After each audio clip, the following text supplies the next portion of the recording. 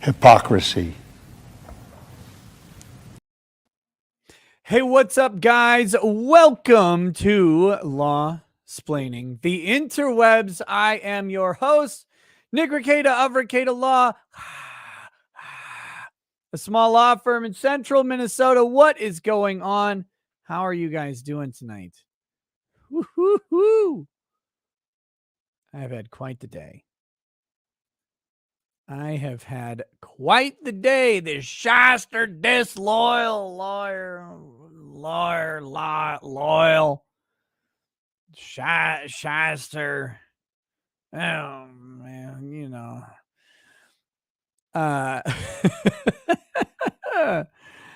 Oh my goodness.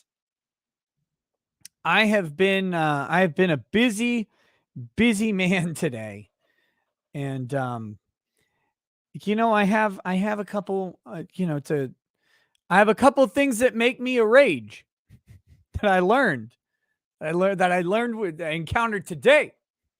I don't know about you guys, but I have encountered today some things that make me a rage. This is the week off from the Johnny Depp trial, and I intend to do some daytime shows this week. I am not 100% sure what that will be. I am not wearing a hypercolor shirt.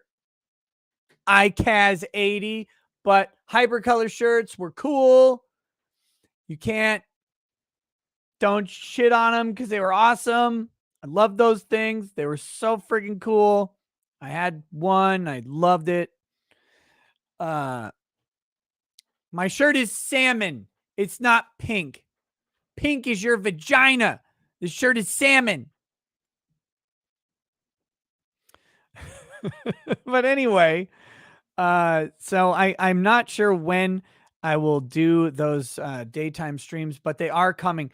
Today I was I was busy straight through the day. I haven't eaten dinner or anything. I had no time. I'm a dummy, and I double booked.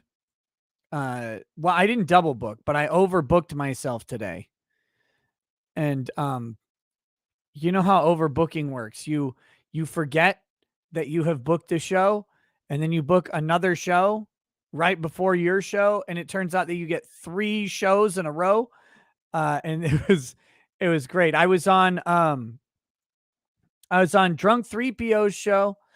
Big shout out to Jay. Super cool, chill dude. Everybody should check him out, of course. We just talked about stuff, man. We just talked about YouTube and the process of YouTubing, I guess. And like, he was just interviewing me, which okay, that's cool. I'm not interested in me as a subject, but hopefully other people are. But it was a lot of fun. Jay and I always have good conversations, like when he comes up on Flashcast and stuff. So you could check that out if you missed it. I think I retweeted it earlier. And then I was on a show named Real Men Talk Shit just before this show.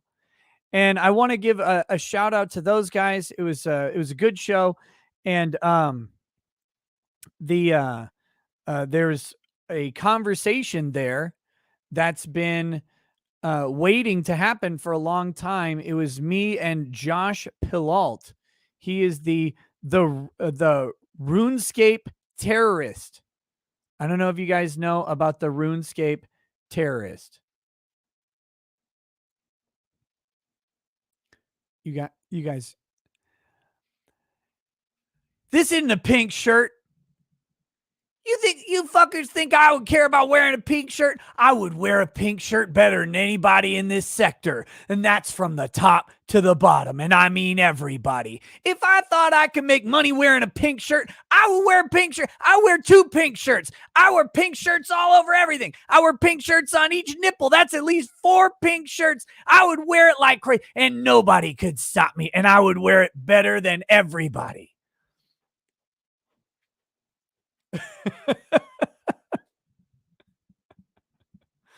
Oh my God.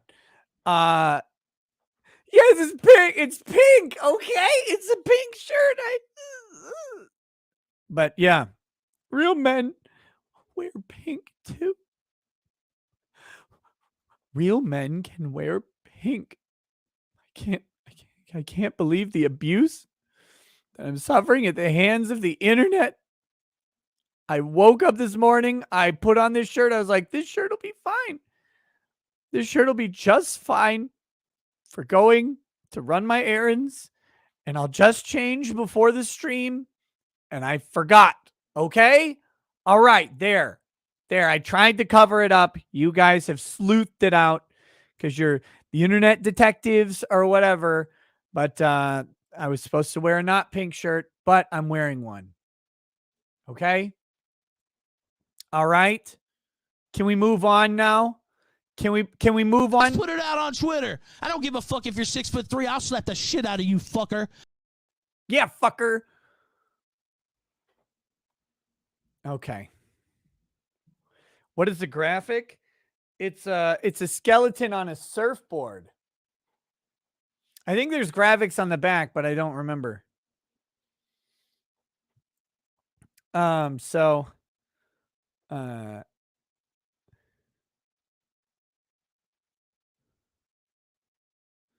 let's see.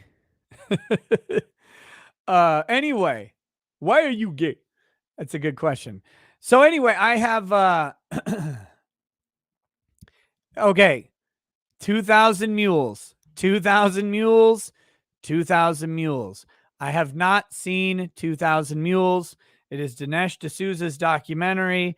Obviously, YouTube is not friendly with 2,000 mules. I have not seen it. I can't comment on it. But if you want to find out about erections, if you want to go find out about erections and how to fortify an erection, you can go look at where everybody goes to fortify their erection. You go and look at Dinesh D'Souza, right? But you don't want to just like pull up a picture of Dinesh. That doesn't do it justice. So if you need full erection fortification, you can hop on over to Rumble or Locals and watch 2,000 Mules on those platforms. They're over there, and you can fortify every erection you've ever needed right there, and that'll tell you exactly how to do it. So that's it. But I have not seen it. I don't know what's in it. I mean, I know the theme. I know what it's about, right? But I have not seen it, so I can't tell you anything about the contents of it. But Dinesh produces he makes well-produced documentaries. People will vary in opinion on the quality of the work. I don't care one way or another if you like his work or not. But if you want to see it, I believe Locals and Rumble are the places to check it out. So that's that. All right. So there you go.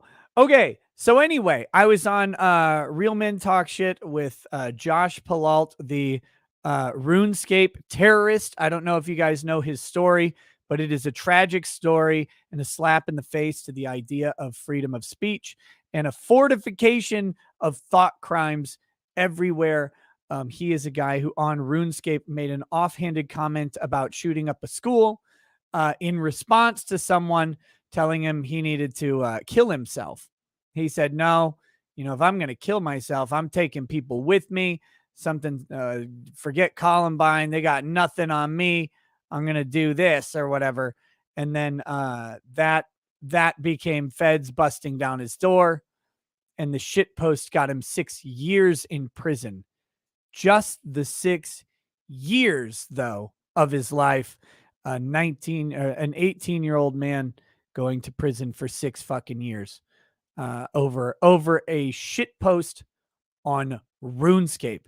And if that is not like the most embarrassing set of facts that you can come up with, like when you look back, like Josh, super nice guy. This is not a besmirch to him in any way, but man, when he looks back on his life, he's like 82 years old and he's like, 6 years.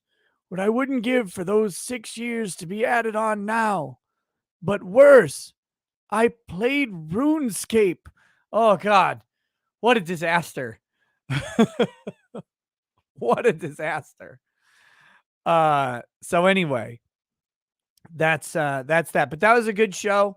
I tweeted out a link to the Twitch show that where they were broadcasting it, but I think they broadcast to YouTube too, but I didn't have that link. So so there's that. As for daytime shows, I want to get a couple daytime shows in this week to talk about Johnny Depp and Amber Heard. You know, I want to feed the algorithm on Johnny Depp and Amber Heard, make sure people know that I'll still be covering it. I'm going to try and grab some interviewees for those shows. We'll see what I can put together. But yeah, stay tuned for that announcement. As for the night shows, we will have night shows every night this week. We will probably do a Twitch stream tonight of some flavor. Raid from Legal Mindset with Drex. Did they do the actual raid? Did they do the real thing? I don't know if you guys know this, but you can do YouTube raids now, apparently. I tried to do one the other day. It wouldn't let me set it up though.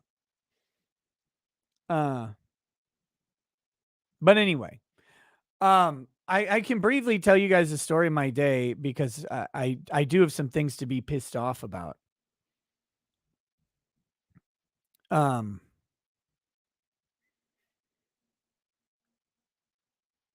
I do have some things. So I mentioned it on Locals, and I'll talk about it here. I procured a vehicle today, a new vehicle. Been looking for a while to get a vehicle because we have our 12 passenger van, which is nice-ish.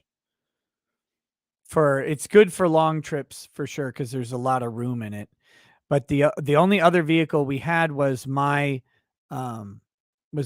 Ford Fusion that I've had since law school. And it was a very nice Ford Fusion. I liked it, but it's a car that can only fit up to 5 people total, which if something happens to the van, if the van needed to go in for service or anything like that, we were SOL on vehicles. And the other problem with the van is it's a rear wheel drive, which is most of the time not a problem. But when we get a really like nasty snow and you have to go somewhere, the van is actually not the best on super snowy roads. Anybody who drives a Nissan commercial van will know about it. Like it's pretty good most of the time, but when it's really slick, that rear wheel drive sucks. So the goal today was to get a 4-wheel drive vehicle that can seat 7 people, which I did. And I'm very happy. I came home with a very nice vehicle, but getting to that point is the most frustrating fucking endeavor on the planet right now. Now, I did not get a Tesla. I got a Lincoln Navigator. I looked at the Tesla Model X. It's super cool, but first of all, I don't think you can just go to a Tesla dealership and get one. You have to go and you have to order them and they're forever out, which is actually a very common thing right now, as you'll find out. So I did not set out to buy a Lincoln Navigator today. I did not. We were looking at a GMC Denali, a GMC Yukon Denali, but I wasn't thrilled with it.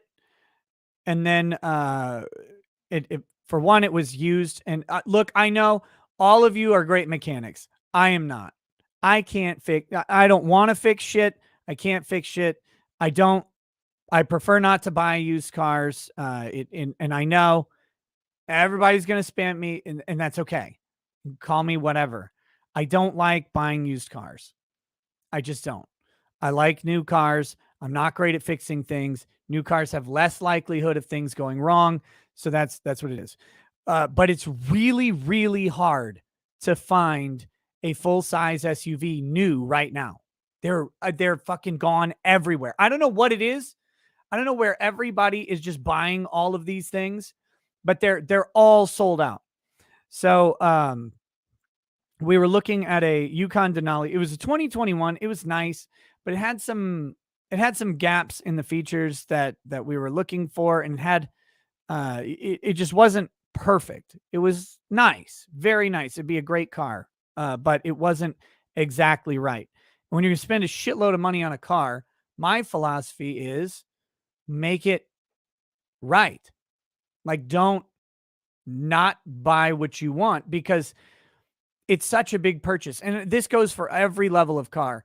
It's such a big purchase that, and you're going to have it for years, that if you buy something other than what you like actually want, you're going to hate it. You're going to hate that choice for a long time. Okay. So we were looking at that one, but then I had found online a fully loaded up Escalade.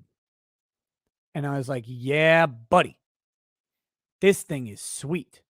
And it was very cool on paper, unbreaded, very cool on paper Escalade. So it was up in St. Cloud. It's like 45 miles away. I don't have to drive all the way to the cities. I can go find one, because you cannot find a full-size SUV in my town. It's impossible. And so I'm like, okay, Escalade. Wow, baller. I can deal cocaine from this car and it'll be appropriate. And so I start driving this morning after my doctor's appointment, and I call up the place because I'm kind of nervous they're going to sell this thing. And I said, hey, I found this Escalade on your website, fully, it's loaded up. I want to make sure it's still available. And the guy says, oh yeah, no, that's not available. That's not it. And I was like, wait, what do you mean it's not available? And he's like, nah, that's a custom order. So that's pre-sold. So why'd you put it online? He's like, oh, we do that just in case they back out. I'm like, why don't you do that when and if they back out, not in case they might back out? And so I'm like, well, shit. Now I don't know what to do, because I'm like, I'm driving. My intention is to come home with a vehicle today. And so I'm like, so do you have any? He's like, every Escalade on the lot is already sold. He's like, I got a nice 2017 for you. And I was like, you can eat a bullet. So then I hang up on the guy, because I don't want, well, no, that's not true. I said, well, wait, so you can order these things. What's the order like? How's that go? He's like, we're telling people a year. Like, so I order a car today and you get it to me in a year? I'm not interested in that at all. He's like, well, that's what you got. So it's like, okay, well, peace. So then I'm driving and I'm on my phone trying to find, an Escalade within 200 miles, and I can't find one. So I'm like, okay, I don't know what to do. I'm going to just start driving towards the cities, and I guess I'll go look at that Denali, I guess, because I got no other choices. But then I remembered that I had seen a Lincoln Navigator available somewhere. Well, available, so I thought. So I called that place. Hey, do you have that Lincoln Navigator? No, it's already sold. I'm like, what the fuck practice is this? Is this just common in the car industry now? Is like you list cars that aren't actually there for the public? And they're like, yeah, everybody snatched all these things up. So then I'm like lost, and I'm just going progressively farther out on the search inventory thing. And I finally call a place in the Twin Cities, and I tell the guy, hey, I'm looking for this car. And he's like, the only one we've got is on the showroom, and I can't sell you that one until we get another one to replace it. And I was like, okay, well, I guess maybe, how long is that going to be? Like, maybe I can come in, look at that one, buy it, or put an option on it or something, and then when the next one comes in, I can buy it. Like I can come get it. Is that okay? And then he says the magic words. Actually, bling, we just got today 2 in. They're not even on our website. I don't even know when these got here. Here you go. 2 Lincoln Navigators. One with the normal length, and then the other one with the extra length for her pleasure. And they're the Black Label Navigators. And like, well, shit. I'm there in an hour, buddy. Hold it for me. And so I go and I go to get I go down there to get it. And I know people are saying like liar or whatever, or it's a ruse. Guys, like these vehicles sell right, like they're sold out. They're hard to get in everywhere. Like every dealer you call, they're out of them. So I don't think they're lying about it, because they want to, like, these cars will sell immediately when people find them. So whatever, maybe he's a liar. It doesn't matter to me when they actually got them in. What they had was one of them in stock that I could buy. That was the trick. That was that's the only thing that matters, is they have one, because everywhere I went does not. So I start driving there. Then I get a call from a Cadillac dealership that's right next door to that one, because I had put my name in on the fucking form, and they tell me they have an Escalade fully loaded. And so now I've got a dilemma, because I've got to choose between these 2 cars. And so I was like, well, okay, I'll be there in 2 hours, because I got the 1 hour to get to the Lincoln dealership. And then I figure it's going to take some time. And then I'd sneak out and go to the Cadillac dealership and compare and contrast. And needless to say, I went with the Navigator after reviewing both of them. Both wonderful vehicles. Amazing. Like truly fucking amazing cars. I didn't know cars had gotten this ridiculous. The Navigator, the Escalade though, was $35,000 more than the Navigator. And I was like, yeah, nah. Nah, no thanks. It was crazy how fucking expensive it was. The Escalade did have one cool feature that it's the one thing that that made me want it, but I didn't it was not worth 35 grand. It had night vision on it, on your heads up display. Like, well, you got your hands on the steering wheel, and below that, it had the front facing camera had night vision. Fucking hell. So the front facing camera had night vision, and if a person were like walking, or a deer or whatever were in front of it, if it would highlight it with a yellow box. It was like this cool feature. I don't know. It seems like it'd be distracting though. Like, because if you're driving and you're looking up at the road and then you look down to see the night vision, it seems distracting, but it was a cool feature. But I mean, like, I've driven for a long time without night vision. It was not worth $35,000. It's like, well, I could just buy another car, right? And I could just I could just push that car in front of the Navigator instead. And if that thing crashed into something, then I'd be fine. So it was nuts. So I did get a Lincoln Navigator today. It's a really fucking cool car, and I'm very, very excited. But man, so I make the decision to do this after I'd been to both and looked at both of these cars, right? Also, that Lincoln Navigator, or the Escalade, it was used. It was a 2022, but it had 3,000 miles on it, and someone had bought it and just sold it right back to the company. So that made me think, Like that makes me curious. And it's used and it still costs a fucking fortune. And I was like, what the hell? So no thank you. No thank you. Demon's Wrath, it's a turbo V6 on the Navigator. That was one of the other reasons I was kind of interested in the Escalade is it had the V8, which is cool. Hey, what's up, Sid Alpha? Sid Alpha in the chat. Dude, I've been meaning to reach out to you. I would love to do a show familiarizing myself with your scenario with Acer Thorn or whatever. I need to I will make it a point to do that, man. What's up? Welcome to the chat, buddy. So yeah. Yeah.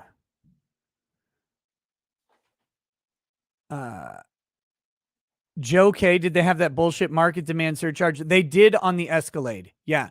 Because the sticker price on the Escalade was not $35,000 higher.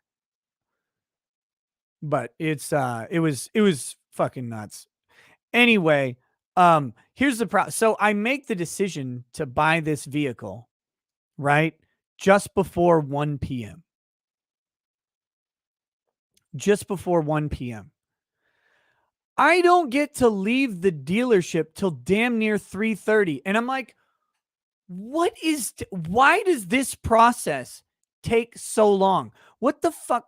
I don't know. I haven't bought a car in a long time. The last car I bought was it was our van. We had to get the van that we had, by the way. We could not fit all of the car seats in our minivan. We had a minivan. We had to upgrade to a full-size van because at the time we had 5 car seats, and it doesn't matter. Like a minivan has enough seats, but they're not big enough to fit all the car seats. And so that was 2017. That was 2017. But it's been a while, and I guess I forgot how fucking long it takes to do this stuff, to go through all the paperwork.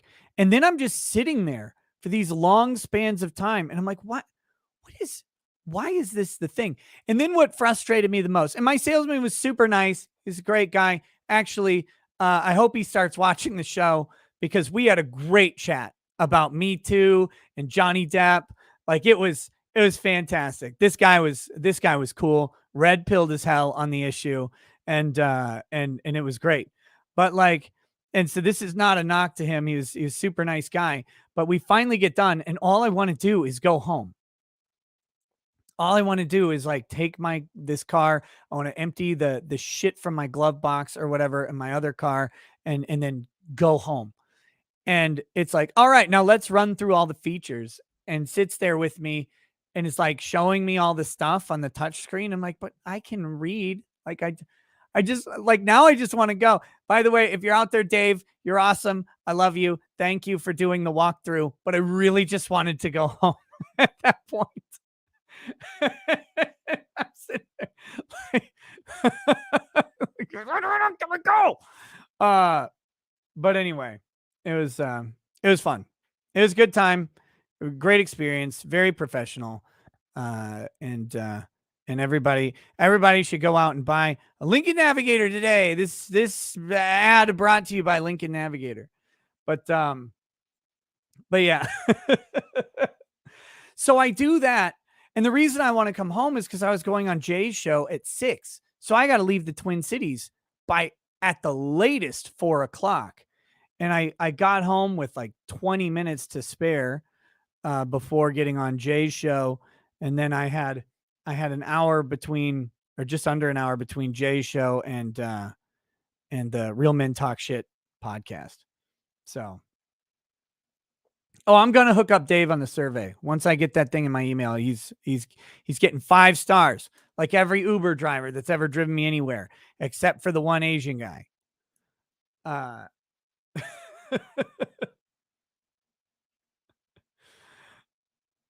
Yeah, the purchase of a vehicle has not gotten any better dealerships. No, man, it's It's insane. I'm like, why this process is so cumbersome. And it wasn't like playing like I get it. If you're gonna like play hardball negotiator, if you're gonna do all this crazy stuff, I wasn't doing anything crazy here. It's like, let's get this deal done. That's what I wanted to do. Get the deal done. There's not much negotiating you can do right now on these cars because they're like, yeah, no, well, we're gonna sell it tomorrow if we don't sell it today. So but Holy Hand Grenade says, remember me when the repairs start coming.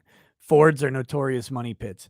As someone who's driven a Ford Fusion hybrid for the past, let's see, 8 years, 8.5 years, has not been a money pit for me at all. So, but I've heard the criticism, but I have not run into it. Oh, but listen to this. This is the last I'm going to talk about this stupid car, and then we're going to move on. But this blew my mind. The warranty, right, that you can get for this car, I have never seen this in my fucking life. 15-year, 1 million mile bumper to bumper warranty. Have you guys ever heard of that? I had to read that thing like 10 times. I was like, there's no way. And it transfers. If I sell it to someone, it goes with the car. And I was like 1 million miles? I mean, technically it's 999,999. That's what's on the paperwork. But I was like, what the what are you kidding? Like that? That's it? This thing is like 9 different computers in it. Of course I'm going to do, and it covers all the electrical. It's fucking insane. So what was the price of the car? A lot. It's an expensive car. It's a very, very expensive car. But anyway. So yeah, it was nuts, man. Yeah, toy man. Paperwork's almost as bad as buying a house. What year is my Ford Fusion Hybrid? It was a 2014.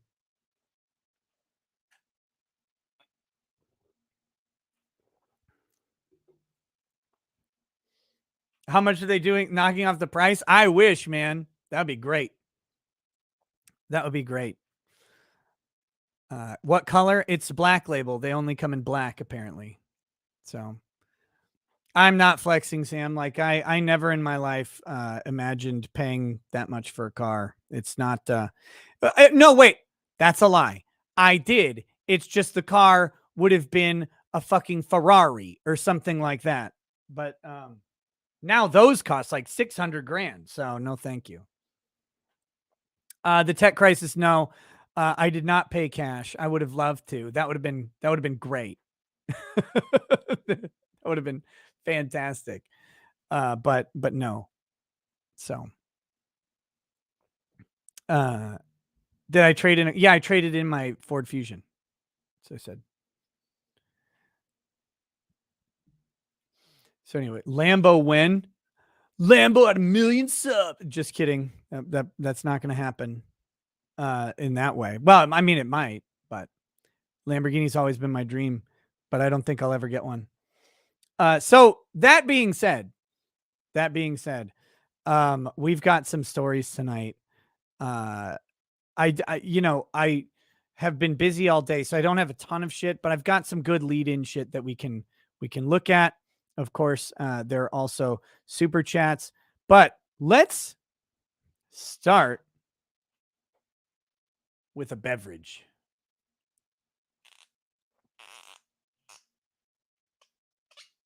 You want to see me get in one just for the clown show?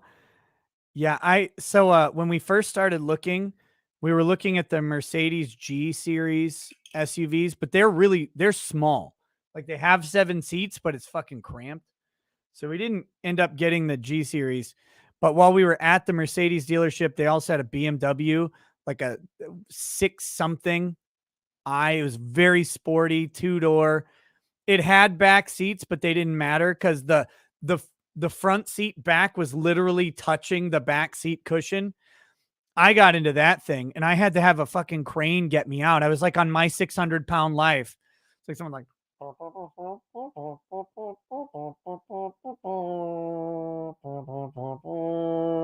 like me trying to get back out of that car. Oh my God, it was a disaster. It's oh. So anyway, that's there. But yeah, we're gonna have a drink today. Cheers to you. Cheers to the chat. All right. With that, we've got the first story. Now I'm gonna bring up the story and I'm gonna let you guys see if you can I'll just let you. This relates back to an earlier story, but I'll just let you guys absorb the headline and then we'll go through it, okay?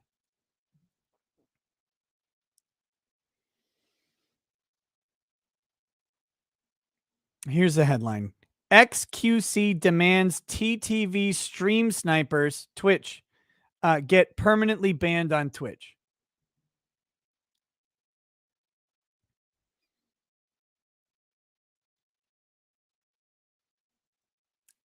That's right. That is right.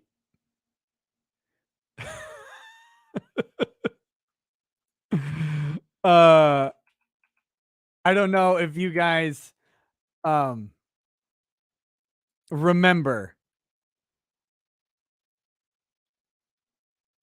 So now xQc is mad that someone is stream sniping him. Yeah, Richard Fitzwell, the fucking balls. xQc, if you don't know this story, what's an xQc? He's one of the biggest streamers on the entire planet. He plays video games. He looks like Hero Hayes' older brother. And he well, like today, right at the beginning of the show, I don't know if he still is, but he was playing some racing game, 30,000 live viewers. Like, this dude is one of the biggest streamers on all of the platforms. I mean, 30,000 live viewers playing some fucking racing game, not a special event. And this is a guy who crushes numbers like this every day, all the time.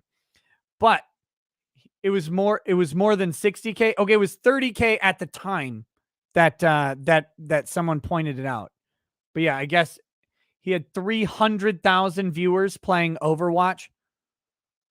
Like, why? Like, I don't get it. But you know, I'm not a zoomer. It's 66,000 viewers right now. Okay, yeah. The Twitch is like a different world than YouTube. And Twitch is because Twitch has a longer history as like the premier live streaming platform, especially for gaming. And so Twitch, they will get these massive audiences on Twitch. If you can crack the top tier of Twitch, I mean, you are pulling huge numbers. The funny thing is Amaranth like makes more than them or whatever with 10,000 viewers and her giant fucking tits out or whatever. But yeah, so here we go. But why this is crazy is, of course, xQc was engaged in the new meta with such illustrious stars as Pokimane and Who the Fuck Cares. They were just streaming television shows, just straight fucking streaming television shows right onto their Twitch channels. They weren't commenting. They're just sitting there watching MasterChef on television. And then whatever other like there were other shows that they were cycling through. And then they got They all got strikes, and they're like, this isn't fair. How dare they strike us for that? No, you can't do that. You can't do that at all. But so they're sitting there just stealing content, and now they're mad that people are stream sniping, which, I mean, okay. So Twitch giant Felix xQc Lengiel has called on the Amazon-owned streaming platform to crack down on stream snipers, especially those who do so to promote their own broadcasts on the site.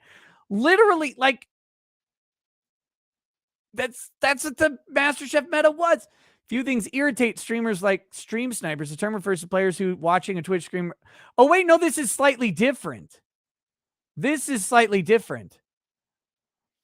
Okay, so when I think of stream sniping, I think of someone broadcasting another person's stream, because that is also the stream sniping term.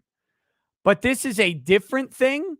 This is them using the thing to go after them in a game.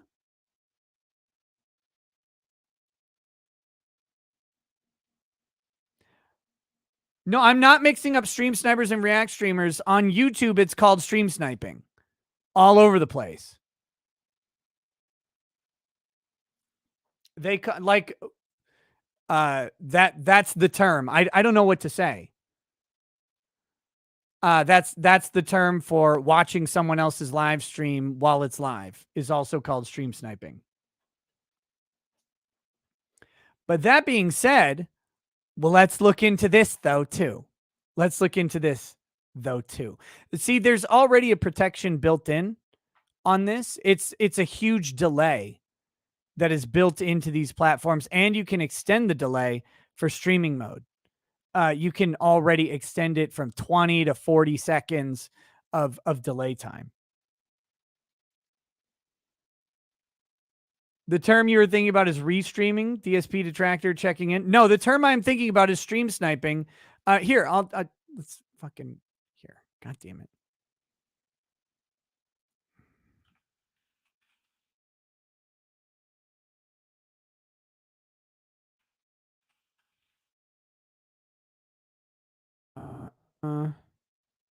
Let's see.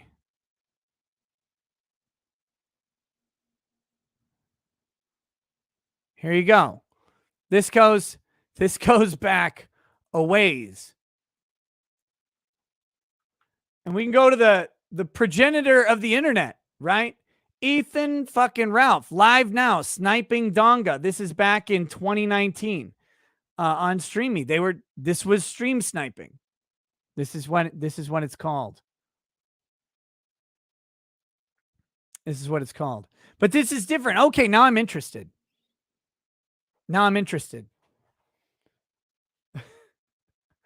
Look, I don't care if he's wrong. It's the terminology that has been around on this for a while. If you talk about even if you go the other day, Flamenco is stream sniping Ralph, Warski's stream sniping Flamenco. They're all stream sniping themselves, jerking off. It's all the same. But this is different. Okay, now I'm interested. Let's see. Does this merit anything? So now I'm in hypocrisy mode. I guess this isn't hypocrisy. Maybe. I don't know. Okay, so unfortunately, it's difficult for game devs to clamp down on, and some call for greater intervention by the streaming platforms themselves.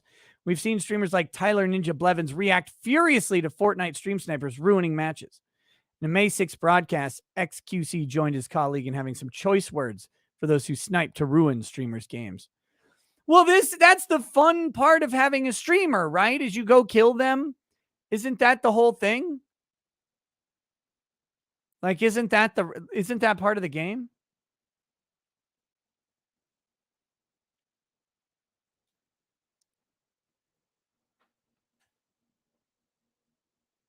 Like that. I thought that's the funny part of having a streamer is you can go, it's like, I'm going to go fucking kill this guy. Dumbass. Try not camping, right? Like, how about that? Why don't you just move around? Because again, streams automatically have 20-second delays built into them. And I think you can extend that to 40 on Twitch without issue. Maybe even a minute and a half.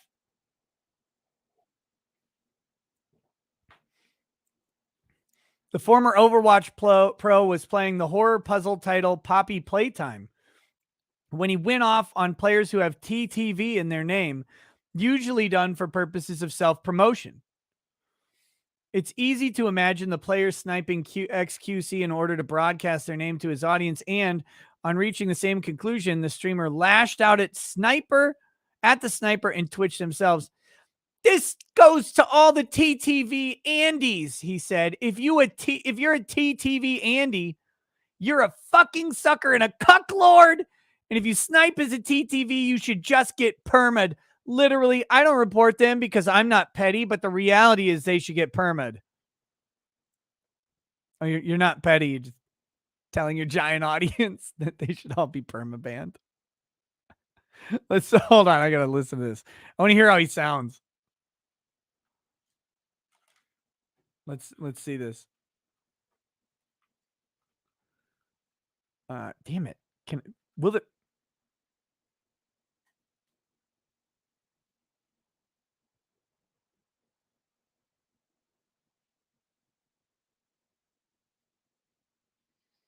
Oh yeah, we'll look up the article you guys are bringing up. You guys are going to rescue my title, if not my dignity. Here we go. Oh, I got to reshare this with audio.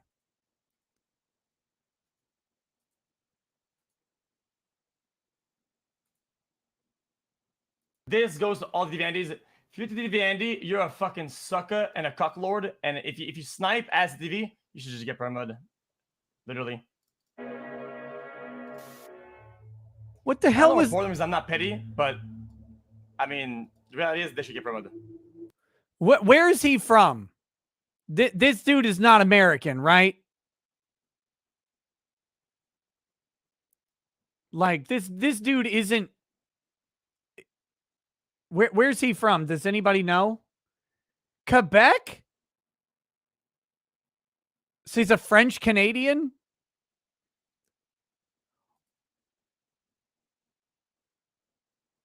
Ew. He's got, I mean, that was some mealy mouth bullshit. I barely understood what he said. Speak America, bro. Hold on, one more time. This goes to all the DV If you're the DV Andy, you're a fucking sucker and a cocklord. And if you snipe as DV, you should just get perma'd. Literally. I don't report them because I'm not petty, but I mean, the reality is they should get perma'd. Okay. All right. So that's that. I mean,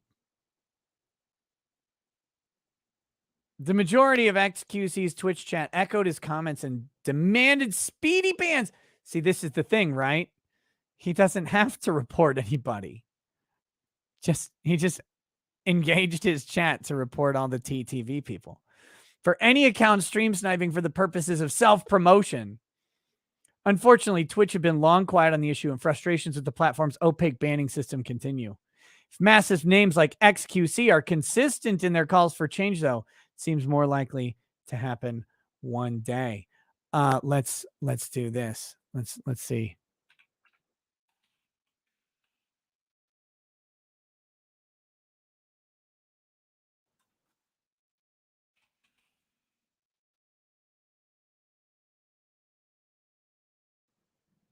Here we go.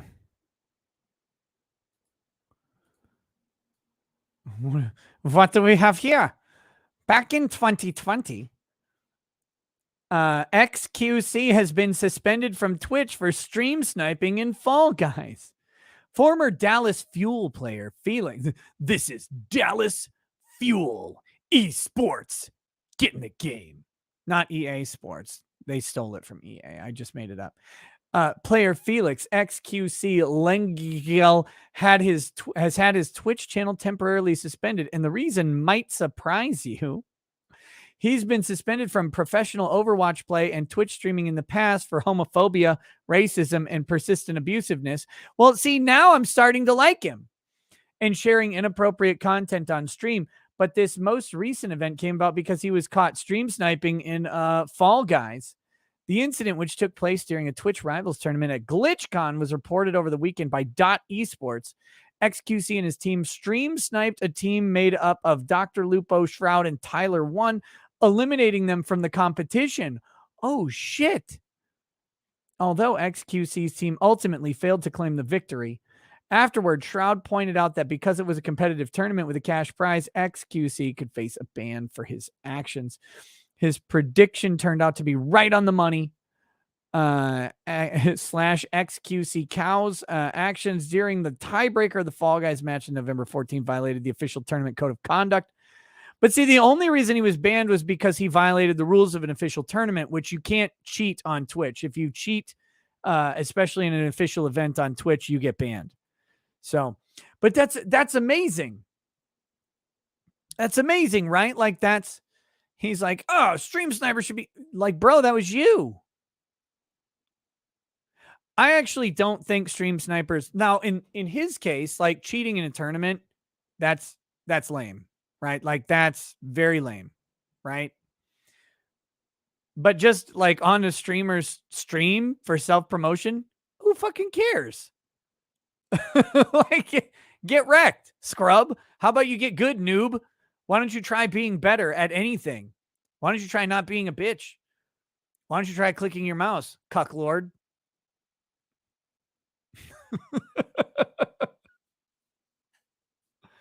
They hoard him to where the game is unplayable. Good.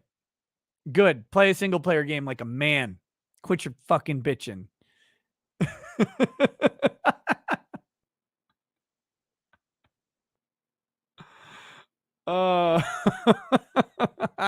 Here's the thing. I don't care. Like, I honestly like don't care about stream sniping. Like, that's the rub. Like you're broadcasting live. That's why the delay is there. That's why the delay exists and benefits you. Utilize the delay. Your audience doesn't need to know that you're a minute ahead of them. That's the whole point. But yeah, what are you going to do? You're going to ban everybody who pops in, grabs his channel. What if they're not actually intending to stream snipe and they just happen to be, playing against him and they go and kill him. And then he's like, yeah, it's a stream sniper. I'm not bad. I wouldn't have died there if not for stream sniping. Yeah.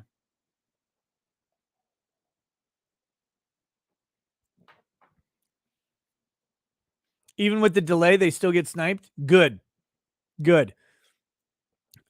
Let's put this out on Twitter. I don't care if you are 6'2". I'm going to slap the stream snipe out of you, you fucker. Stream snipe everybody. Stream snipe him twice. Stream snipe him and make him cry. You're on Twitch playing video games for money.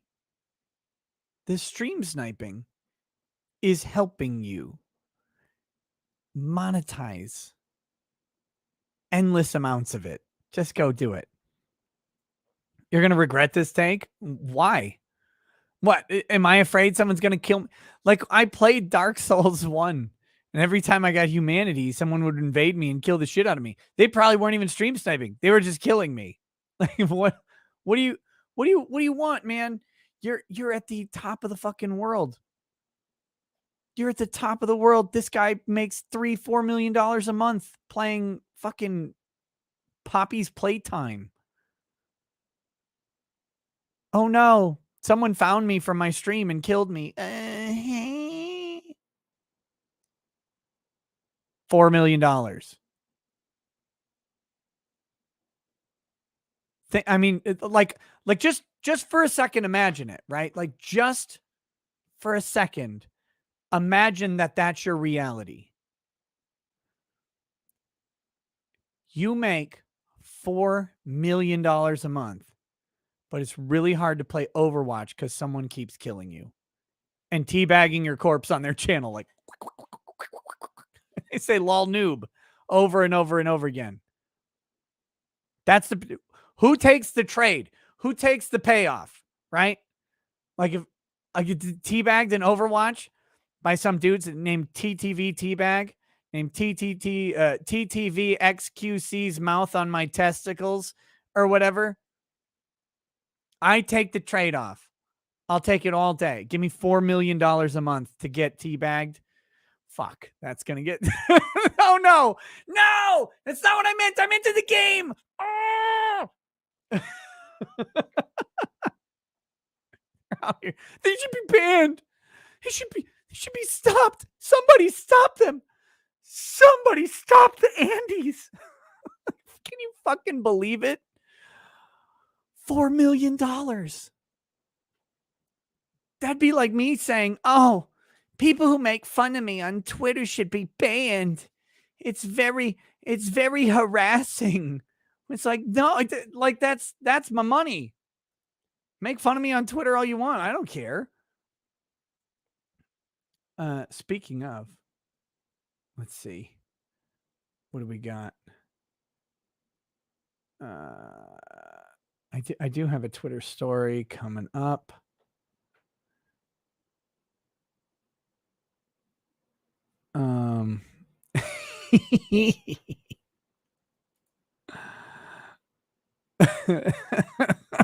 So, here we go. Isn't that how you lost your OG Twitter?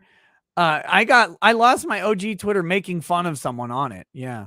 I called them a mutant. Here we go. But see, this is what I'm talking about. I don't know. I did have some Twitter drama over the weekend, and it ended up here.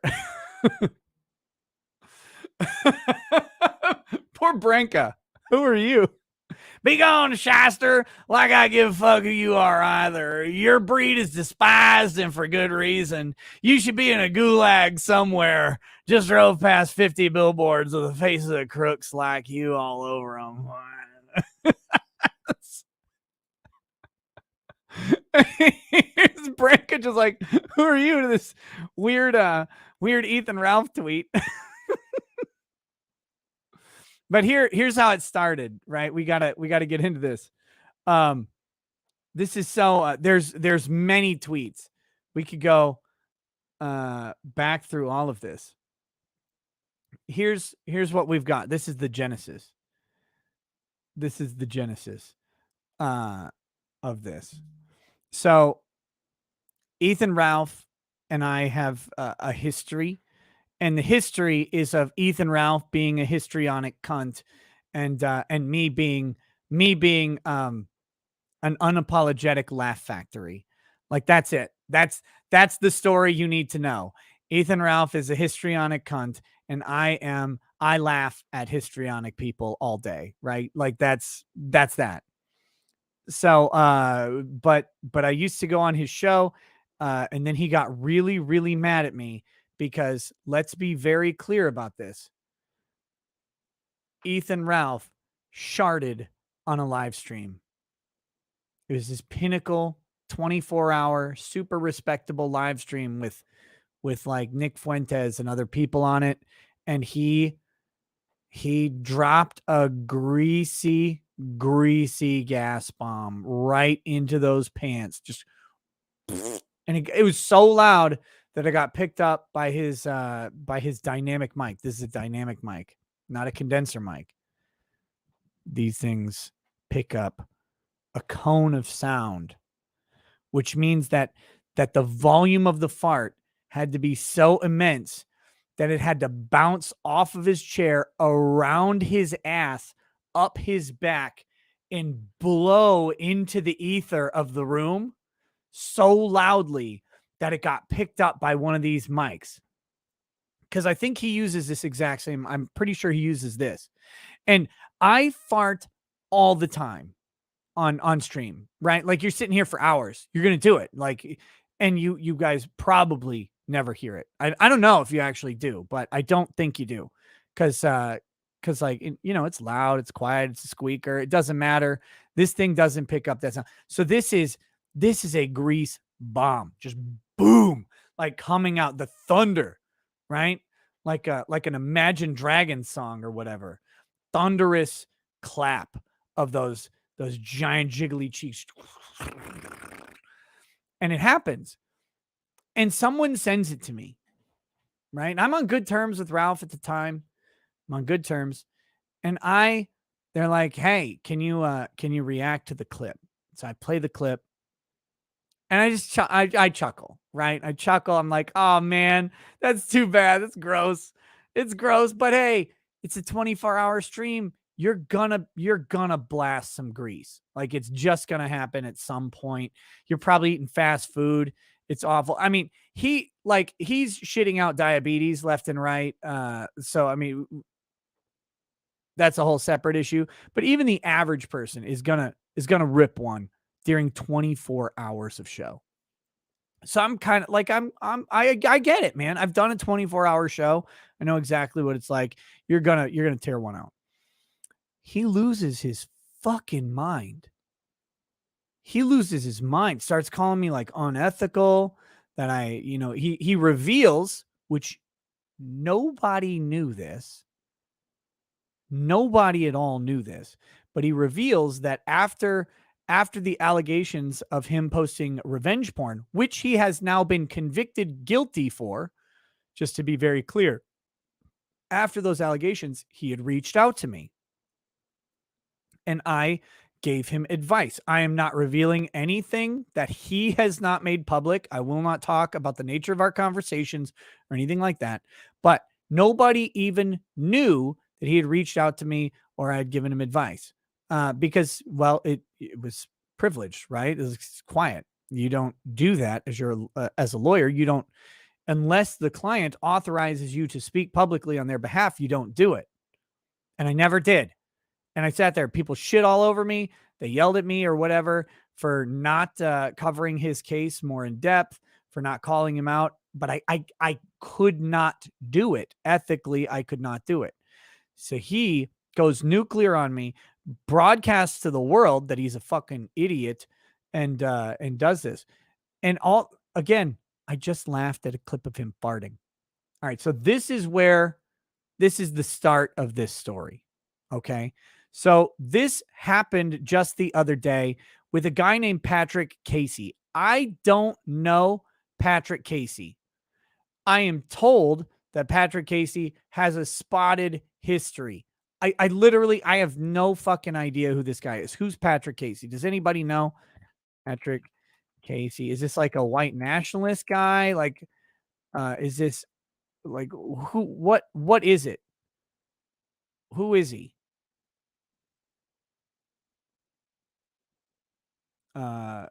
Who's Patrick? No. Restoring America host? Or no, you don't know. Who is he? Like I still don't know. He's a white supreme racist. Okay. Nick Fuentes is old right-hand man. I thought that was Jaden. An ex-Fuentes guy. Okay, whatever. It doesn't really matter to me.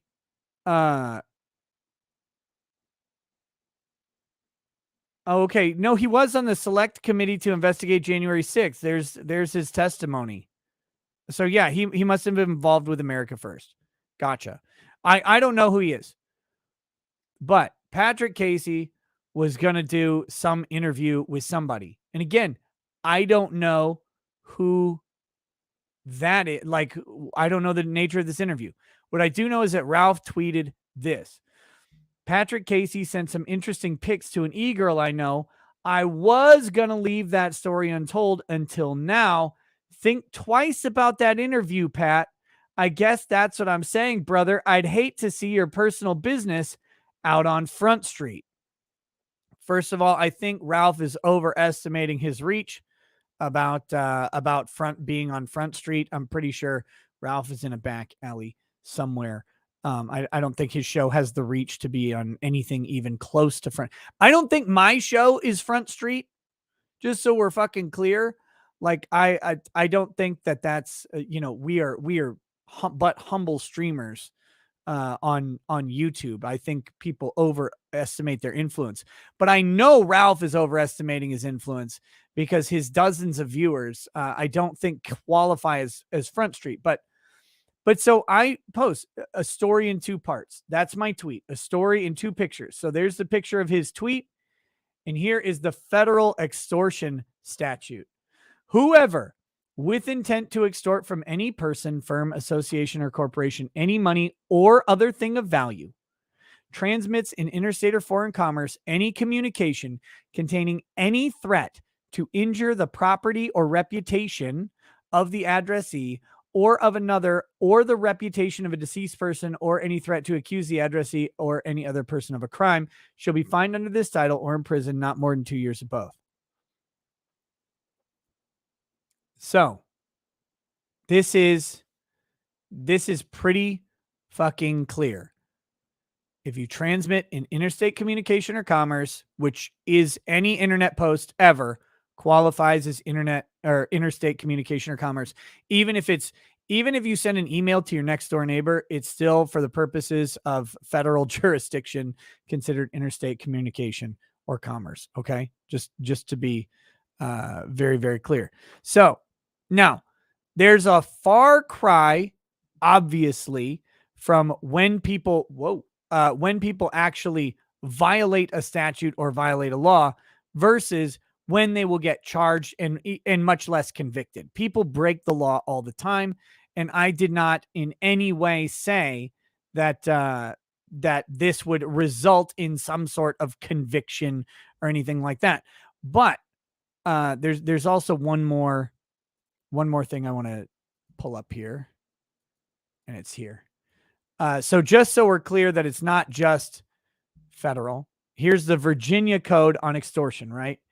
Any person who threatens injury to the character, person, or property of another person, accuses him of any offense, threatens to report him as being illegally present in the U.S., or knowingly destroys, conceals, removes, confiscates, withholds, or threatens to withhold or possess any actual or purported passport or other immigration document, blah, blah, blah, blah, blah, of another person, and thereby extorts money, property, or pecuniary benefit of, or any note, bond, or other evidence of debt from him or any person, is guilty of a Class 5 felony. So we also have in Virginia, pecuniary benefit just means some economic benefit to the person.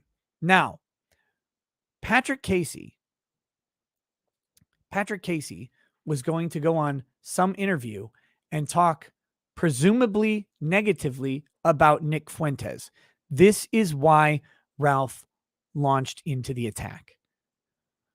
What Ralph did here is probably extortion, because Ralph is on Cozy. A damage to Cozy's reputation through its owner, Nick Fuentes' reputation, is damage to Ralph. It is pecuniary benefit for him to prevent negative press about his catboy boyfriend, right? Like, that's enough for the feds in many, many cases. That is it. Will they do anything? Unlikely. Very unlikely. But this is a guy with a suspended sentence who has to refrain from illegal activity, and his suspended sentence is for uploading revenge pornography to the internet. So it's an internet communications related crime. If I were his lawyer, I would be like, Ralph, what the fuck are you doing tweeting out dumb shit like that? It's a very bad take. Again, highly unlikely that anything would ever happen from it. But it could be the basis for violating his probation for his suspended sentence. So you just avoid being fucking retarded. Right? Like you just go ahead and avoid any appearance of retardation. You gotta not do that. So anyway, so that's my tweet, a story in 2 pictures. Right? Now let's get to the rest of the story. So then this guy says, is that included in other thing of value? It seems kind of like he's doing it for fun. Is that arguable as a thing of value? It should easily fall under don't make fun of the guy who hosts my show on a streaming site. His income and show hosting is directly implicated by negative reputation of Fuentes. So Ralph, keep hoping, bitch. This is one of the more ridiculous things you've ever tried to push. But like everything, everything other legal take you have is bullshit. I have real lawyers that work for me, Ricada. Public defenders, Ralph. I mean, just kidding. I think you hired like your divorce attorney or whatever to take on your criminal case. They got you that sweet deal where you were found guilty of revenge pornography. And then Jay Danks comes in. He's definitely implying Casey can get you arrested. Wonder why that hasn't happened. Well, let's break down that sentence real quick, Jay Danks, for you in the back. The structure of your tweet implies necessitating an action by Casey. Presumably, as the victim, Casey would probably have to report the crime. So the very notion of action, because shockingly, the police in Virginia and the FBI are not monitoring whether or not Ralph is extorting someone on Twitter. But Patrick Casey would have to report this criminal act against him, this threat, this extortion against him, to start getting anywhere.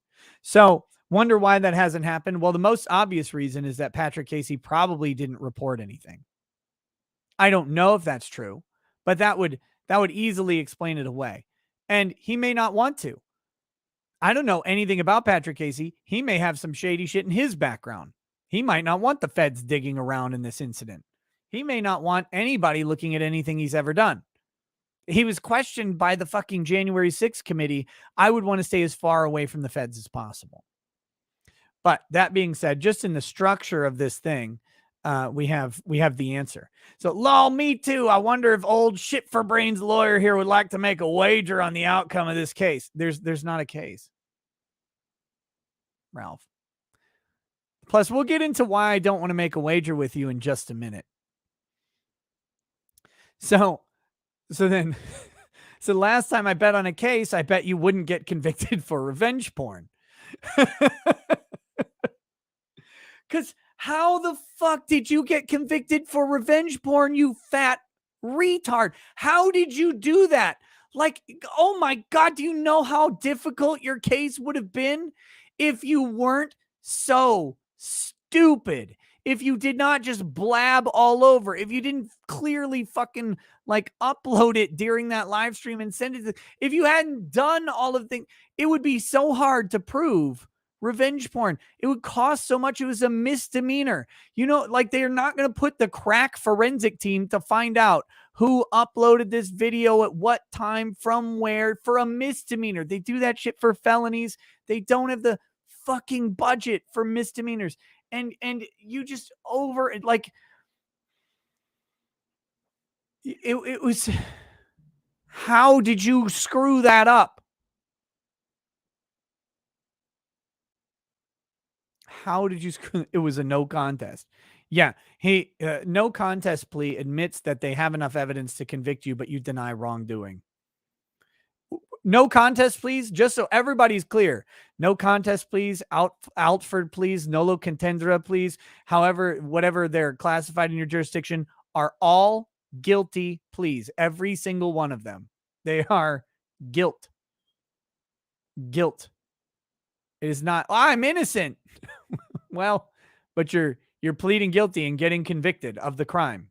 You are convicted. That's the plea.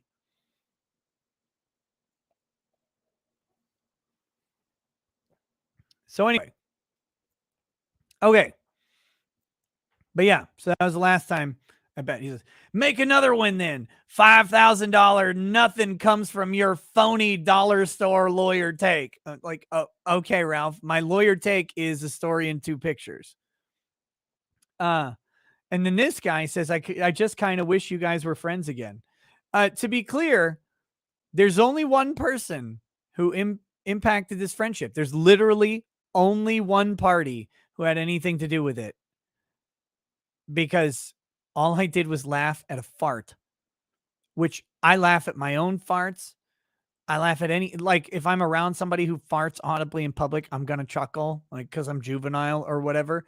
Like what, imagine you're sitting there in like the doctor's office waiting room and some 88-year-old woman's like reading better housekeeping or like Good Housekeeping or whatever. And she's flipping through and you just hear, and she just keeps going because you know she's not going to say shit. She's going to flip the page and look at the next basket weaving article she comes across. But you're sitting there like you know, you know, you can't say anything because she's old as shit. You cannot do it. And like, or the like old man walking like at the gym or whatever. He's like power walking around the track at 1.5 miles an hour. And you just hear that go by, like as he walks by, you're sitting there, you're like trying to get a squat press in. It's just, and come on, man. And he's 85, so it smells like mummy dust and fried chicken combined. Like it's funny. How can, like, you're just gonna laugh. It's a chuckle. It doesn't matter. This guy went nuclear on me, and now, I mean, of course, there's no reconciliation. There's no reconciliation. Ralph has gone far beyond anything where I care to, like, I will forgive Ralph for what he said, but he's always going to be a giant fucking cuck pile of shit. So there's no reconciliation here. But everyone needs to remember who did this. It wasn't me. I don't care. Like it was Ralph who took things personal, because he always does, because he's a rage pig. He cannot control himself because Ralph is histrionic and all sorts of other conditions. But we need to be honest about what we're dealing with here. This is not a stable human being. And so them's the breaks, them's the ropes. That's all you got. And so then he says, some great shows in the past. I don't renounce a kill stream catalog, even with people I now despise being in it. Why do you despise anybody who was on your show, Ralph? You did this to all of them. They didn't do anything to you. It's never going to happen, though. He's all in on trying to ruin me and has been for a long while. This is what really, like, this is what got me. Like, this is fucking magic.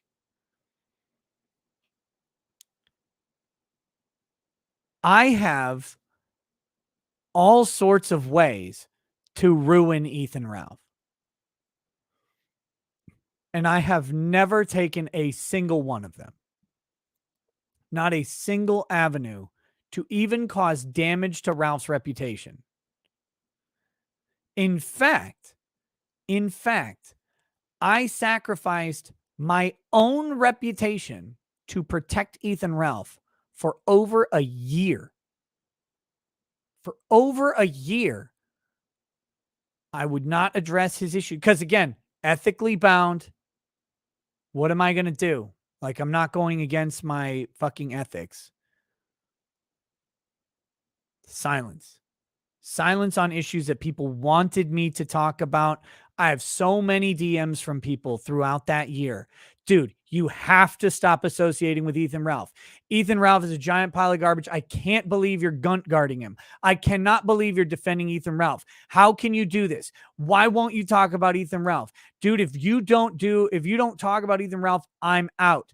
I will unsubscribe. I will stop paying for you. I said, hey, I don't do that to every one of those, or I ignored them. Every single one. Tons of people. A bunch of people.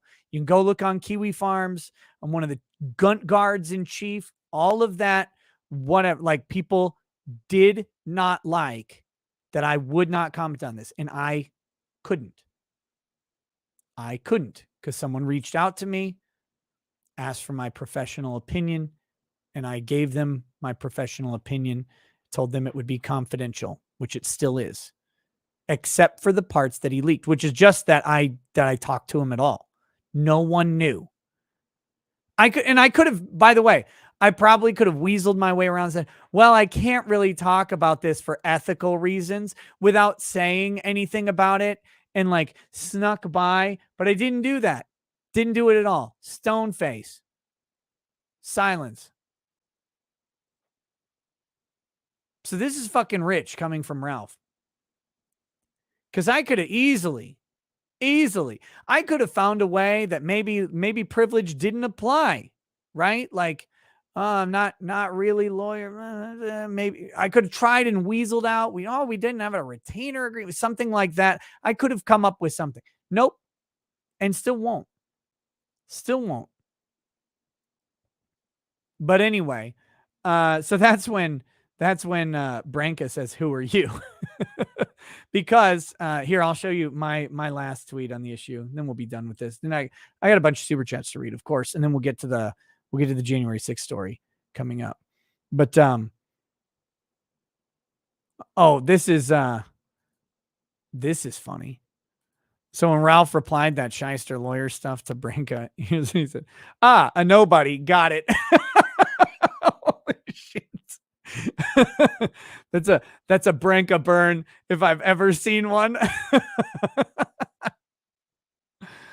Oh God, I love that guy. He's fucking hilarious.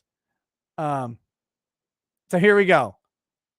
So here's my final tweet on it. This is just that Twitter drama, right? Like Twitter should not be a free app. Twitter, you can have too much fun on Twitter. But here you go. Literally protected your reputation until you got pissed. I chuckled mildly at you farting. I've never tried to ruin you, you fat mongrel. Still don't. I just laugh at how self-destructive you are. And this is the truth. Ethan Ralph doesn't need anybody's help getting ruined. Because Ethan Ralph is always on a catastrophic collision course with the fucking chasm of ruination. He's like in one of those squirrel suits, except all the fins are ripped and he's just plummeting directly towards ruination. And the only thing stopping him are people like Gator, are people like Rand, are people like, for a time, Zidane. People were rescuing this human disaster piece for years, trying to save him from himself, and you can't do it. You can't do it. It's a toxic relationship. Any relationship with Ethan Ralph. It's fucking ask anybody who's been in it, because on a long enough timeline, you're the villain. You're his next villain, because nothing could possibly be his fault. It couldn't be the pill addictions, couldn't be the cocaine addictions, it couldn't be the fucking over boozing, it couldn't be his thin fucking beta bitch made skin, it couldn't be anything at all. It must be someone else. Couldn't be the downright hypocrisy, the fact that his major claim to fame, which is everybody else is doing, but mundane Matt's destruction being Ralph's major claim to fame, is mundane Matt's flagging activities pale in comparison to Ethan Ralph. He is the preeminent lolcow, the preeminent hypocrite. And the thing that makes him the preeminent lolcow, of course, is he's the only lolcow that actually fucking weighs as much as a serious, like a Holstein cattle.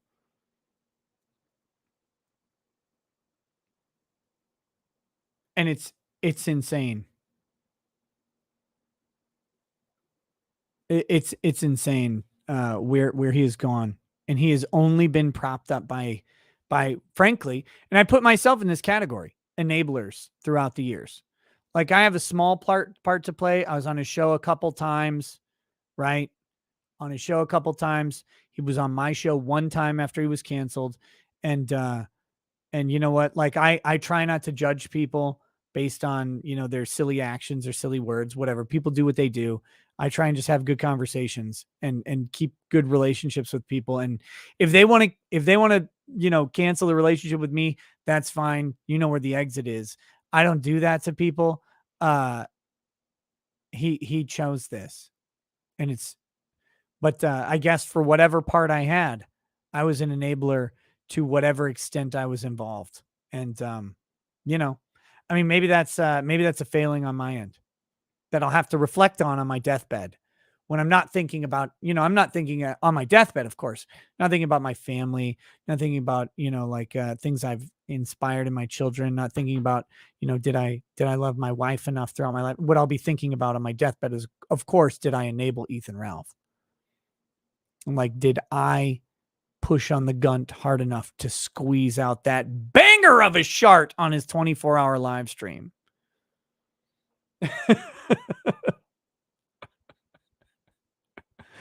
Oh, what a fucking disaster. So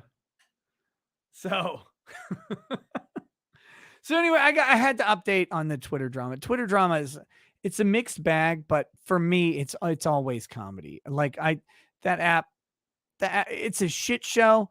The management of Twitter is garbage. Everything about Twitter is bad. But God, it just has a propensity for production of great moments. And I cannot believe this. I am at 98.1 thousand followers. I am almost over 6 figures of Twitter followers. And that is hard for me to fathom because Twitter is a platform that I'm at way more risk of getting banned on Twitter than I am on YouTube at any given moment.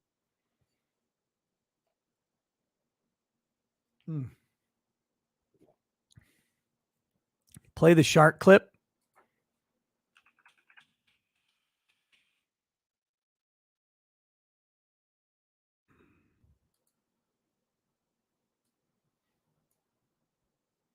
Let's see.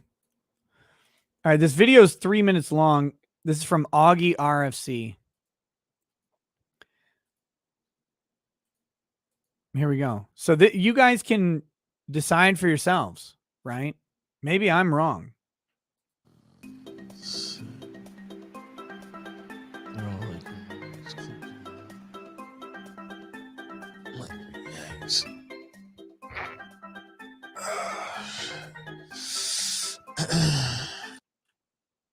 Did you hear it? Did you hear it right there? We can go back.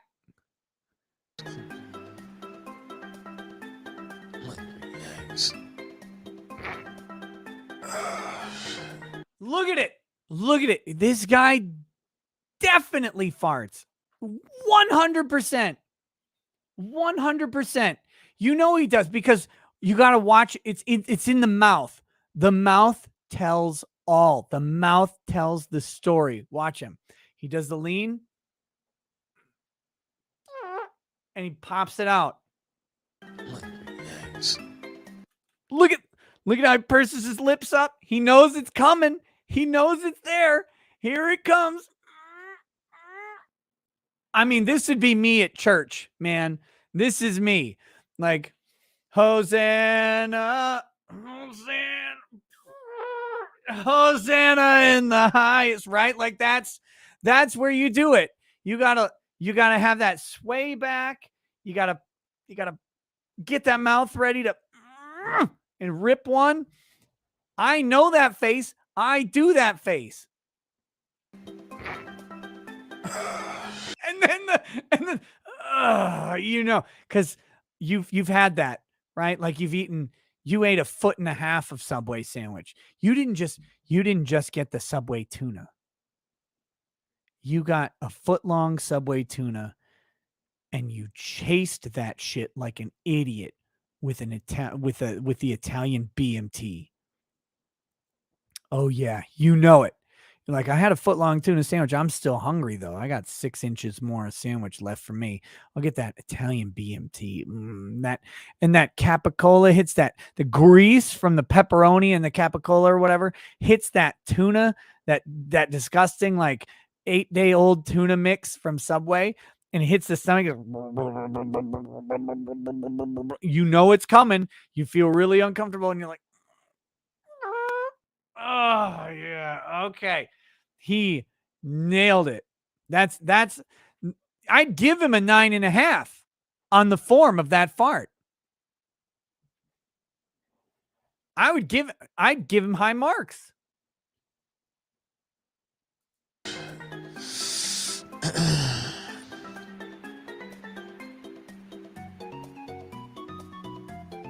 Okay, anyway, that's enough fucking Banjo-Kazooie music or whatever.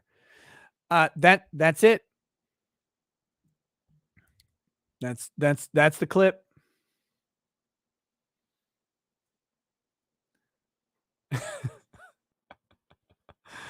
Oh no. So there it is for everybody who's curious. If you wanted to know, and again, I have to remind you the way these microphones work.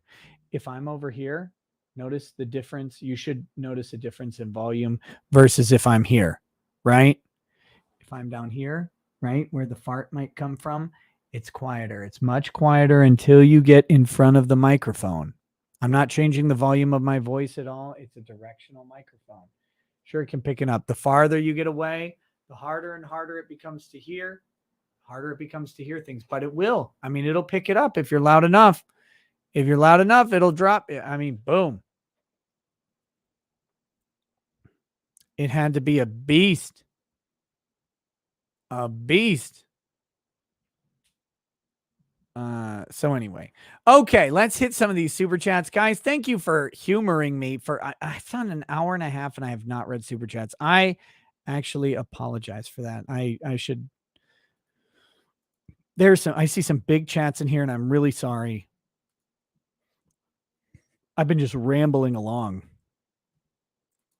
like a jerk, and that is not cool. I need to make sure I give these super chats some TLC. So I apologize. Thank you guys for being patient. All right. Jonah Subtle says, Rackets, did you see Simp? John Oliver did a video Sunday on Roe. Very painful to watch. Perhaps you should add some commentary to it tonight for the stream. No, but maybe tomorrow. That would be great.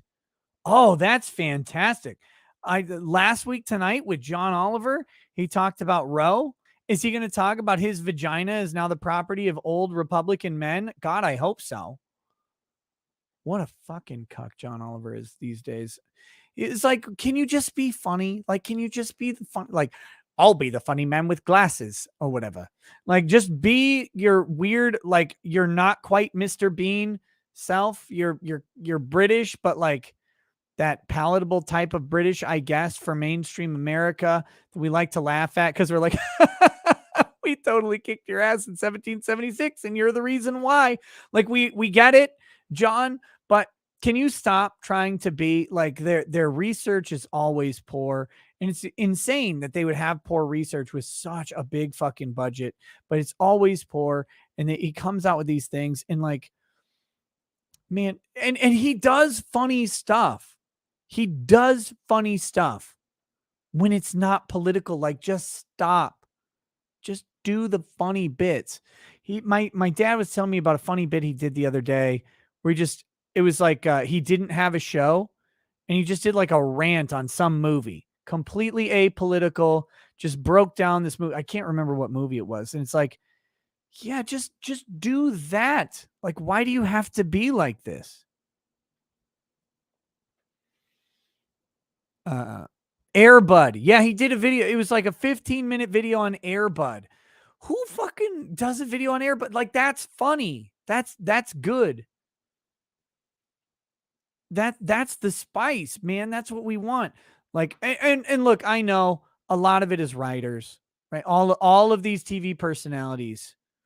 That's actually what disgusts me the most about the American comedian class is that when they get to a certain level of notoriety, the American comedian class is they're reading a script. It's other people's jokes.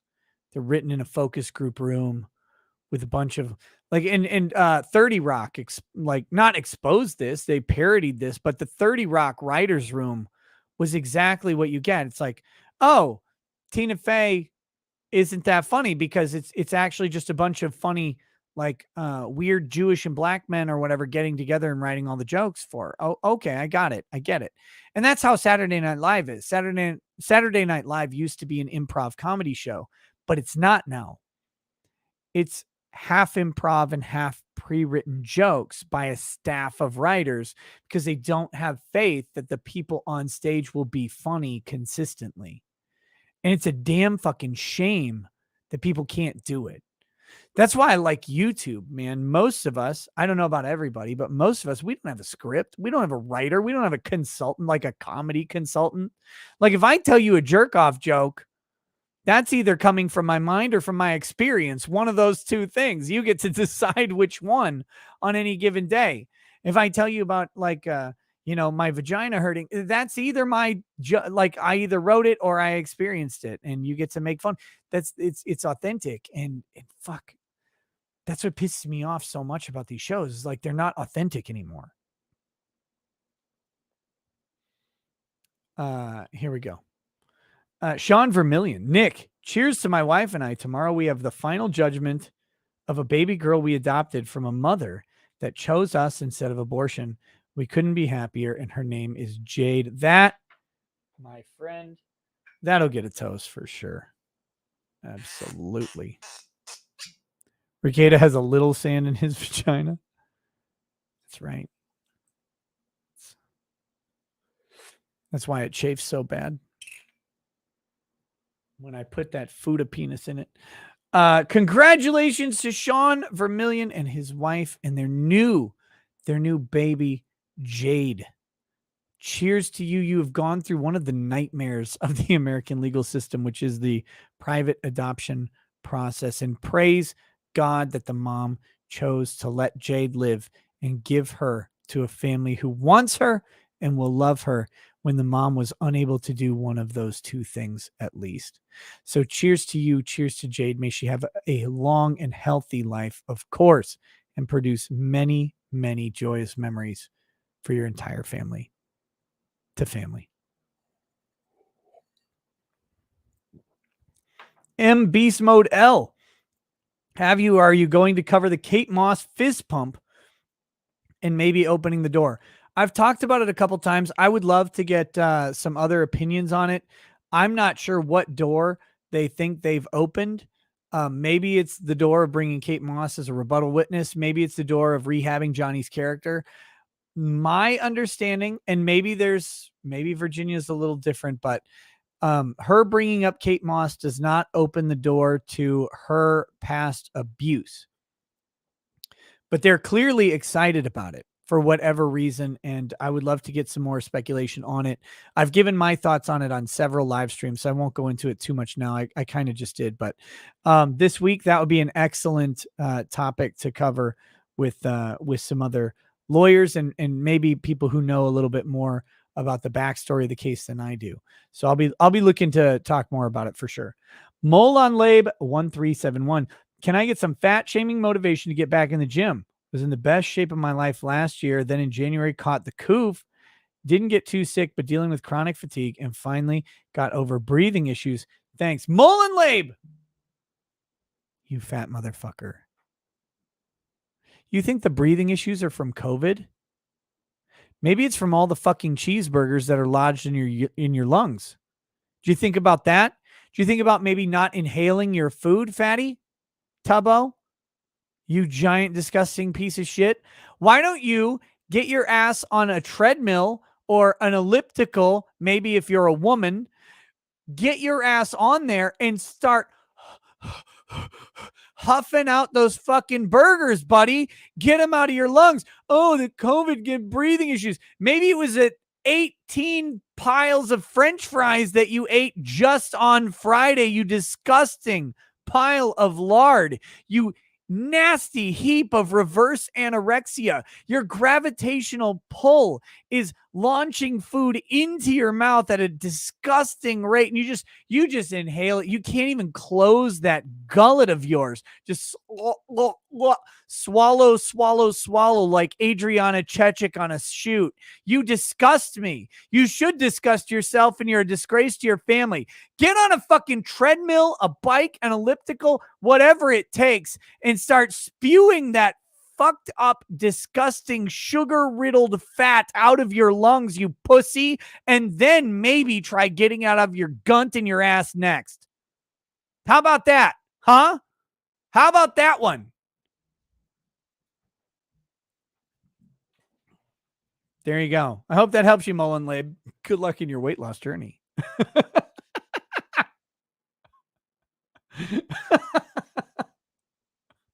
Christine Hanspolis says, "Hey Nick, heard you are in charge of YouTube area at Anime Matsuri. Okay. Could you please invite Amelie, Caleb Hiles, and Jonathan Young, 3 great YouTubers who sing anime covers. Amelie is a VA now too. All 3 very big draws. You look good in pink. Hey, thank you. Finally, someone recognized it. Okay, Christine, is this what did Anime Matsuri announce this on their page? Is that what's going on? Unfortunately, the invitations for people have gone out. I'm not 100% sure who has accepted yet. I would love to invite Caleb Hiles, like not in a gay way or anything. I used to my oldest daughter, who is 8. She's 8. When she was a little one, we would sit and I would calm her down by she loved Caleb Hiles as like a 2-year-old. I think he's been doing this like 6 years. She loved him. And so we would sit and listen to or watch Caleb Hiles covers of Disney songs. Cause she just, I mean, it calmed her down immediately when she was crying. So I think that I owe that guy. Like I should give that guy $100 probably for all the times that he stopped my kid from crying. I would love to invite him. Unfortunately, I don't have any contact with him. But yeah, that'd be great. But okay, I don't know. I guess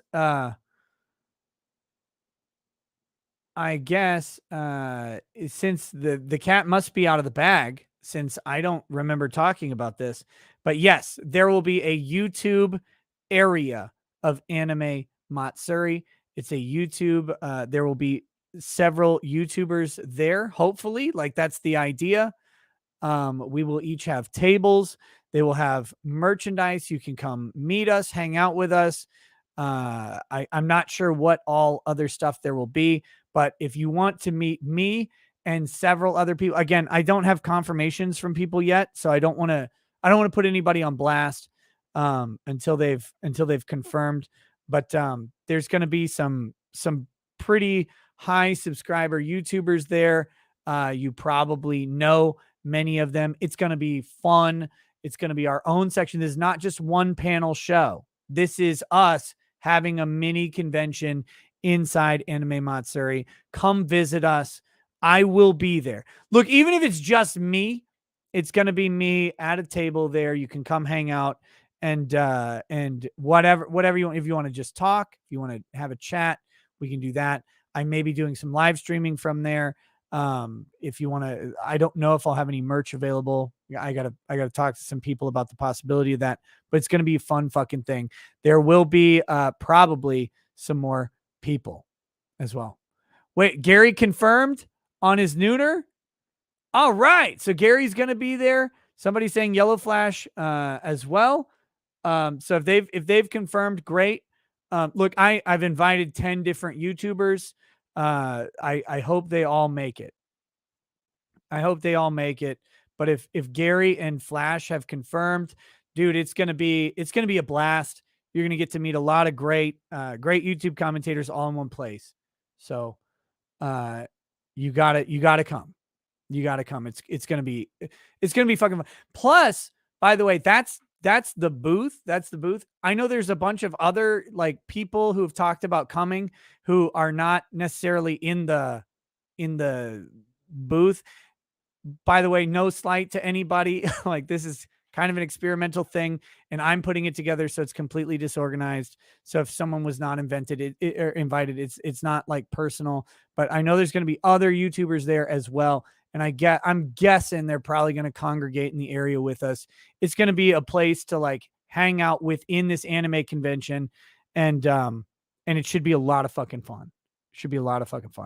So, hopefully we got there. That Star Wars girl dropped by the Anime Matsuri live stream. Yeah, not putting her on blast, but I'm pretty sure Anna's going to be there. Pretty sure Anna's going to be there. So come hang out. Come hang out. It's going to be cool. I'll try and get confirmations from people. I would love, I've been dying to talk about this. I've been dying to announce it. I think it's going to be something great. X Gundam X78. Somebody get Nikki a fucking Snickers already. Oh, I had one earlier. I had a Snickers with almonds. It was weird though. Is Lofty going? I think Lofty's going. He's not in the booth or in the area that we have, but I think he is coming. Man, I love Snickers. Can we drink in there? Yes. Anime Matsuri sells liquor at the convention. Or they did last year. They have a liquor stand. They have Jack Daniels. They have Johnny Walker. They have Jim Beam, I think usually. They've got vodka. They've got gin. They've got, I bought some on a live stream last year. So yeah, if you want to drink in there, come drink, come hang out. It'll be fun. I wonder if I can bring liquor in there. If I can, I will. We'll see. Frederick Little says, "Hey, Nick, thank you for all the great content. Also, I hope that Lady Rackets, her mom, and your mom had a great Mother's Day." I hope they did too. I couldn't buy Lady Rackets a car on Mother's Day, but I did get a car today for her. Not really for her, but for us. And it's been something she's been asking for. Because let's be honest. Let's be honest. This is not a boast. A Lincoln Navigator is a very, very expensive car. I make no issues about it. I'm open about everything, and I'm humbled by the ability to do that. I never thought that I would be able to buy a car like that, much less that I would need one, but here we are. If I had my choice, though, like I said, we went to the Mercedes dealership first. I would have rather personally bought the Mercedes AMG. I think it's a 53S or whatever that was on the floor. It was gray with an orange leather interior. And it's fast and fucking cool. That's what I would buy. That's what I would buy. Lady Rackets wanted a large SUV. So that's what we got. So that's a little bit of Mother's Day for her. Pizek, so many sad toasts lately. F that. So how about a toast to my 27th birthday, Rackets? Thanks. And to many more years of quality content from our favorite Shaster lawyer. Pizek, happy birthday to you, buddy. 27 is an interesting year. You're at the midway point between 25 and 30. You are getting to this interesting place. People are starting to look at you with a side eye. Your life is starting to come together. Opportunities are starting to open. Doors that you didn't know were there are becoming apparent. Your choices are starting to materialize into a path. And man, I wish you the best fucking walk down that path. Avoid the rocks, the cracks, the chips. Avoid the stumbles, but follow that fucker. Even when the grass is overgrown, even when the tree branches are in the way, follow that path to better and bigger things than you could ever imagine, brother. Cheers.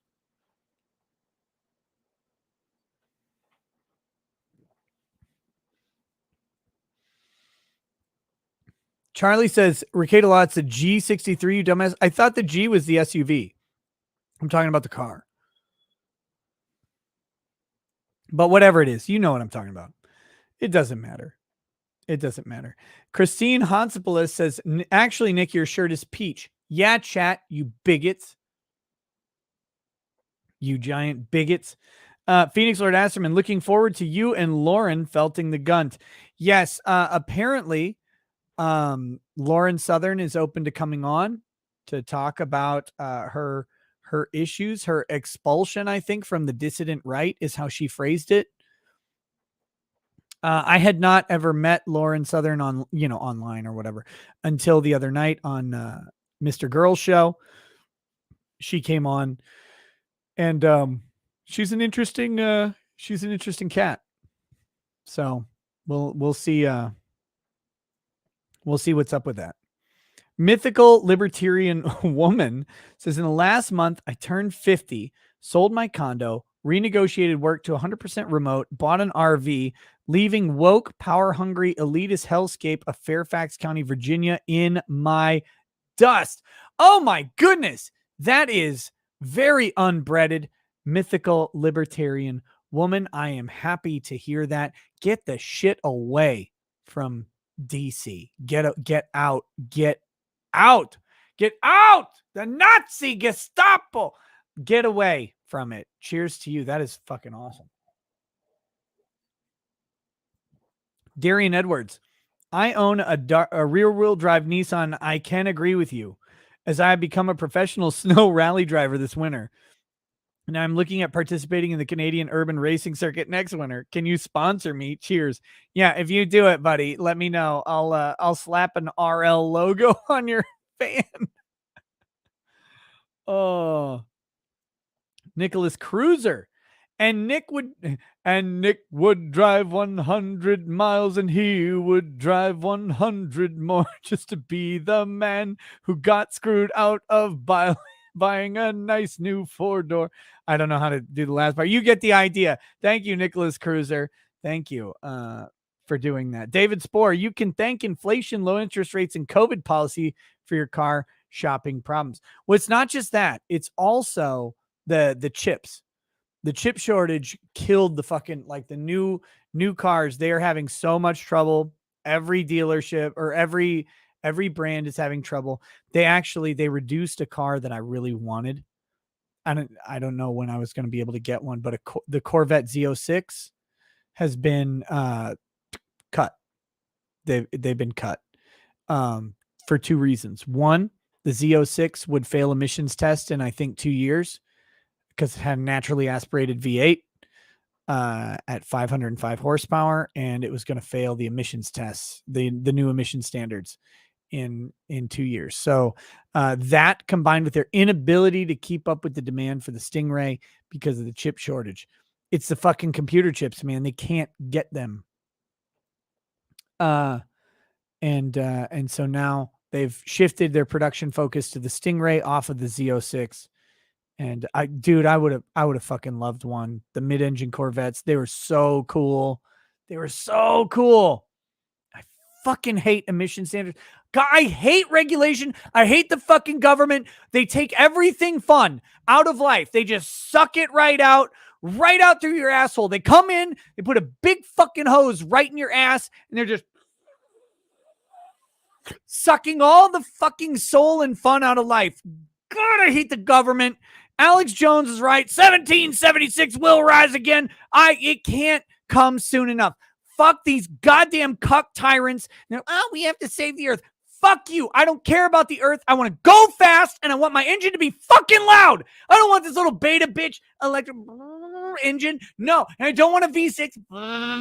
No, I want broom. I want a V8 or bigger. Give me a V12. Put a V16 in my car. Let the whole car be a goddamn engine. I want to go 900 miles an hour. I want fire coming out of exhaust pipes. I am so fucking tired of these pussy Greta Thunberg simps sitting there saying, we got to save the environment. My car does not hurt the environment. My car hurts your pussy, because when you look at it, you're like, God, well, but I drive a Prius. Fuck your Prius. Fuck your Prius right in its goddamn tailpipe.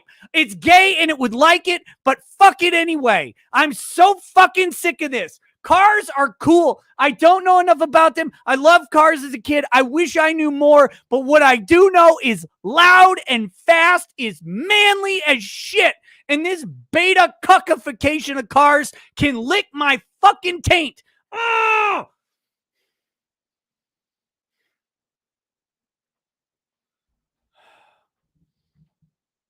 I'm so mad. You have no idea. Like, legitimately, I'm so mad.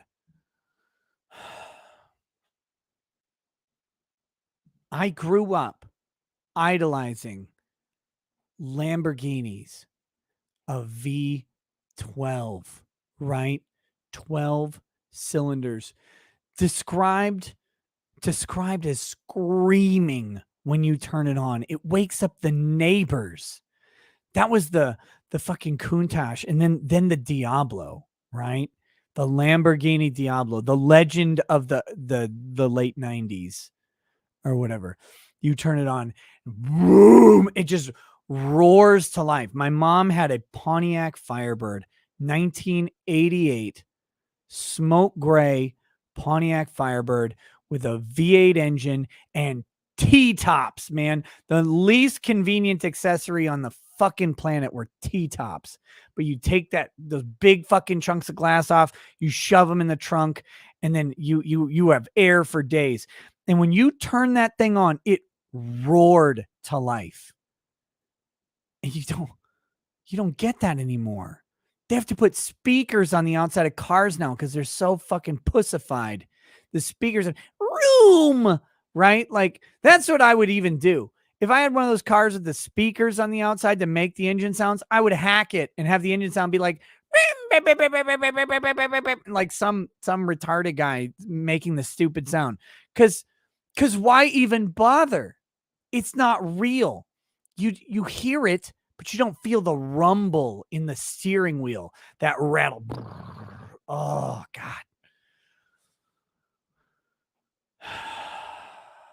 I hate that. I hate that it's gone.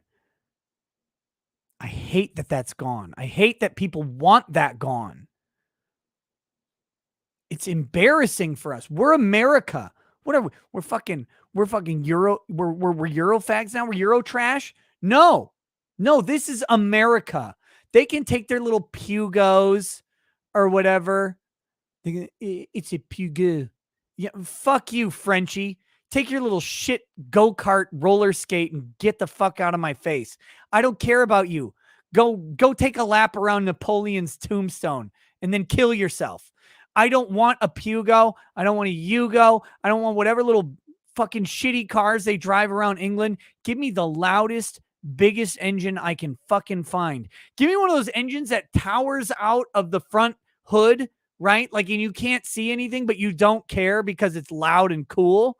Give me that. Suck in the air around you. I want people standing next to my car to die of asphyxiation because the turbocharger sucks all the air out of the atmosphere just so it can make the car louder. That's what I want. And I'm tired of people pretending like we don't want that.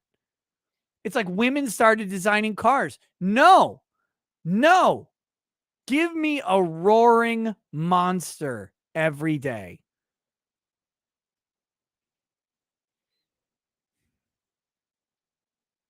Yeah, Garrison Sand says, have you tried buying a shower head recently? Government has fucking ruined those too. No, Garrison Sand, there was a window, and you may have missed it, brother. You may have missed it. Obama put in a shower head gallon per minute limiter, like a fucking beta piece of shit that he is, like a broke-wristed Chicago aristocrat. Oh, I'm Obama.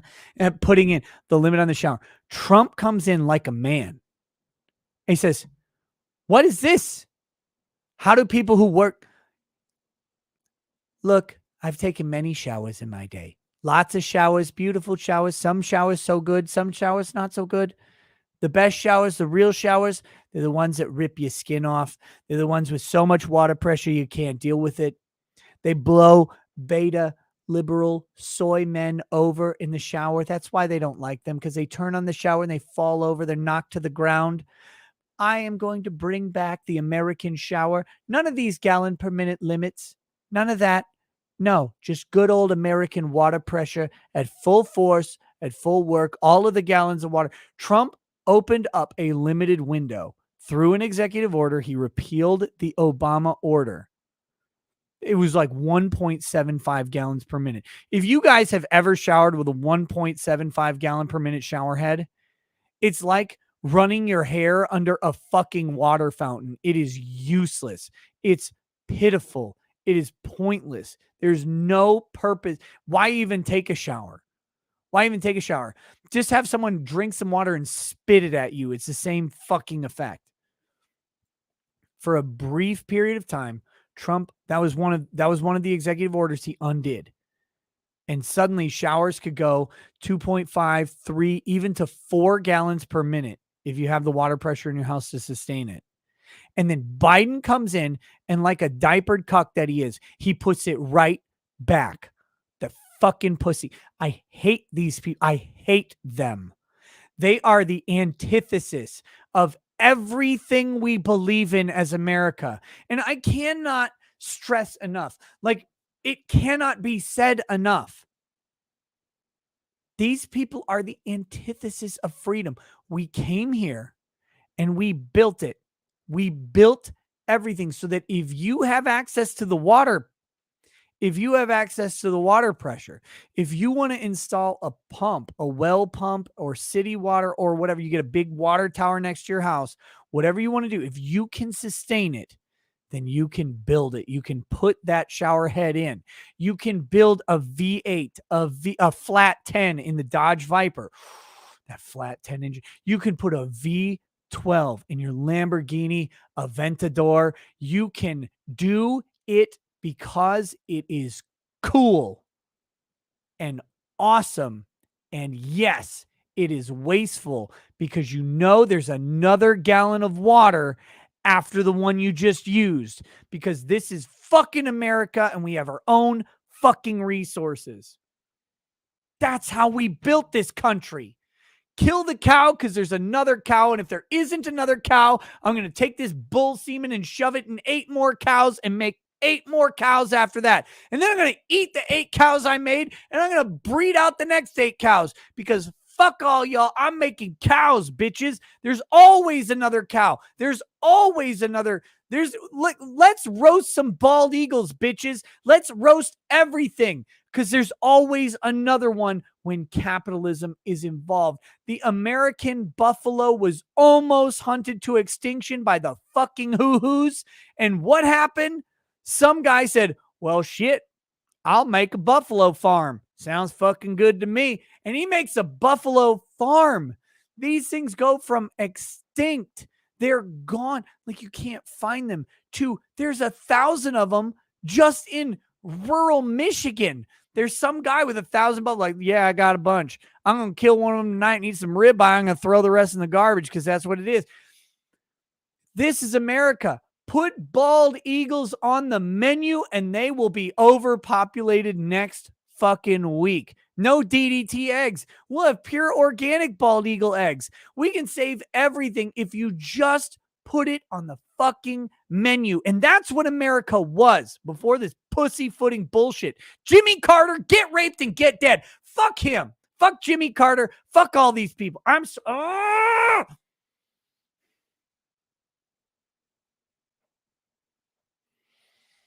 They ruined everything. Everything. You lost me at eating eagles. If you want to save the bald eagle population of America, put them on the menu. Put them on the menu. Anything you want to save, let Americans eat it. Have you seen how fucking fat we are? Have you seen? Go to a water park, man. You put like, it could be the most disgusting animal on the planet. Put it on the menu.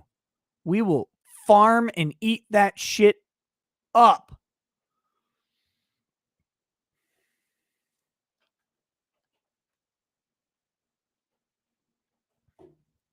We love it. We love it. We love to eat. We love to eat animals. Mark Perales says, I know what you mean about the cars in the lot. Waited a month for my Acura to appear this year in April. Fuck. Also, first chat and been watching since February 2019. Whoa, thanks, Mark. Sorry it took me so long to get to it. Dude, it's crazy how long you have to wait to a car. But you've been waiting since April. That's good. You got lucky, man. A lot of these places are fucking a year out. A year. Arno09. Yeah, the chip shortage made all the older model cars double in price. Had to settle for a mechanic special Denali that was parked behind the dealer's dumpster, and they still wanted more than it was worth. Dude, I heard about this. One of my relatives knew a father-son duo there in business. They had 2021 trucks. They traded in their 2021 trucks for more than they paid for them.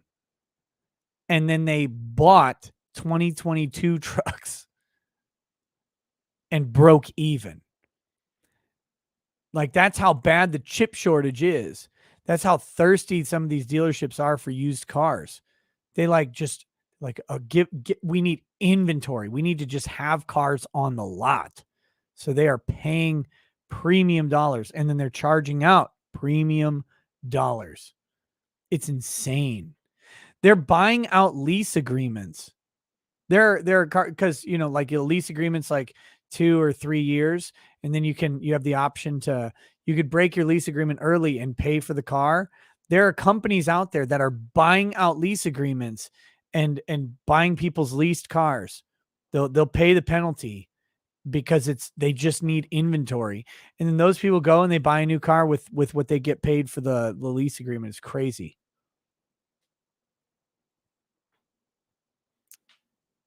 All right. Austin Olson. Wife works for a dealership in Lakeville. They will regularly have a truckload of cars come in, and they will all be sold by the end of the day. Yeah, Austin, man. By the way, big shout out to Lakeville. That's where I spent the second half of my youth. Yeah, it's crazy. It's crazy how fast they're selling cars. And I do think inflation's a big deal. I think car prices have inflated quite a bit, but not as fast as people have increased in money. So many government handouts have come out, all of the stimulus money. A lot of people lost their jobs early in COVID. Later in COVID, everybody was keeping their job and the government was still just doling out cash. Now that shit's catching up to us. But some, durable goods take longer to inflate than consumer goods. So the price of your cereal, your milk, your gas, that shit's all gone up. Cars, I mean, it's gone up, but it's not going up at the same rate. They've been going up for a while. You can call me. Al says, I need help. I have a GoRundMe because I got nowhere else to go. I filed for custody, and in response, my BM filed a domestic violence restraining order. I gotta resolve the DVRO before custody can be fought. I haven't seen my daughter since January of 2022, and her birthday is June 5th. Shit, man. What's your GoFundMe? Share it, brother. I know you can't share the link in the chat, but hopefully you can share it and the mods can pick it up or something. Sid Alpha. Hey, what's up? Sid Alpha says live streamers should be smart enough to institute a stream delay. This has been a long held argument. I hold no sympathy for them. I certainly hold no sympathy for xQc. I mean, this, who was it? Was it him?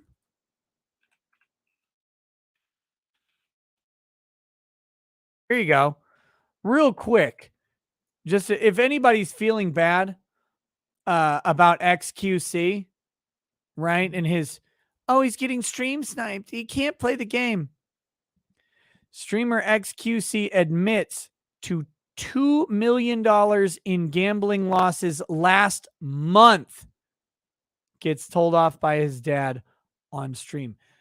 Dude. He gambled away $2 million last month. These guys are fine.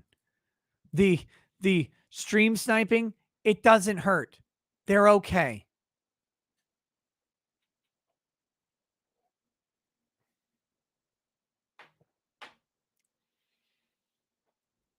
He's going to make it back, by the way, this month.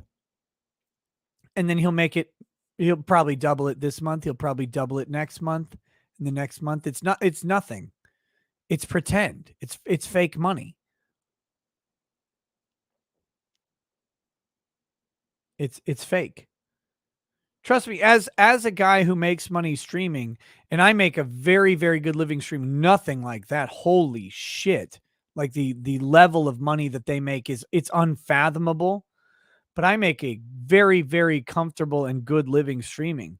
And like, things just, it's like, well, yeah, I'll buy ribeyes today instead of, like a flat iron steak or a sirloin. It's like, yeah, you go buy a ribeye, or instead of chicken, you'll buy beef, or instead of pork, you'll buy chicken, right? Like that's the tiers. You just like, you start to, things become, as your income grows, it becomes less and less. These guys are on an entirely different level, and they're going to bitch.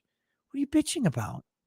Other people should be streamed because they're sniping me and they're promoting themselves. Good. That's capitalism, baby. That's what they should be doing. If I was any good at video games, I would stream snipe and I'd fucking kill you twice. Jake says stream sniping Dark Souls is so enjoyable. Why would anyone have an issue with it? Exactly. Sid Alva says, hey, flat iron steaks definitely serve a purpose. Dude, flat iron steaks are delicious. Don't get me wrong, but they're $8 a pound and ribeyes $18 a pound. Dude, a flat iron steak is my go-to steak and eggs for breakfast steak. When I, like, if I go to the store and I find some nice cuts of flat iron, I'll buy them, man. 100%. I love a flat iron steak.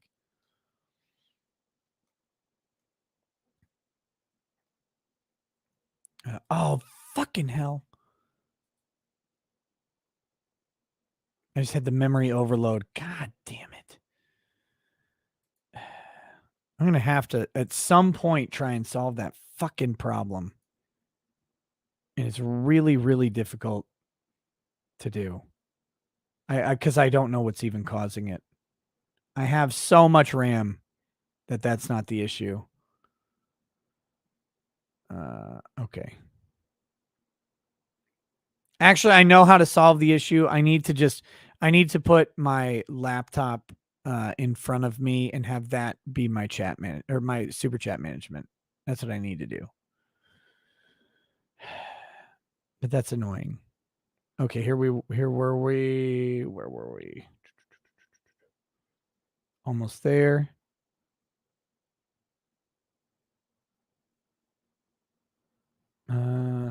Jake says stream sniping. Yeah, Dark Souls. Next, I read that one. The Squid says off topic, but states seeking to prosecute women for abortion in another state can F right off. They're opening the door for California to arrest tourists for owning pew in a different state.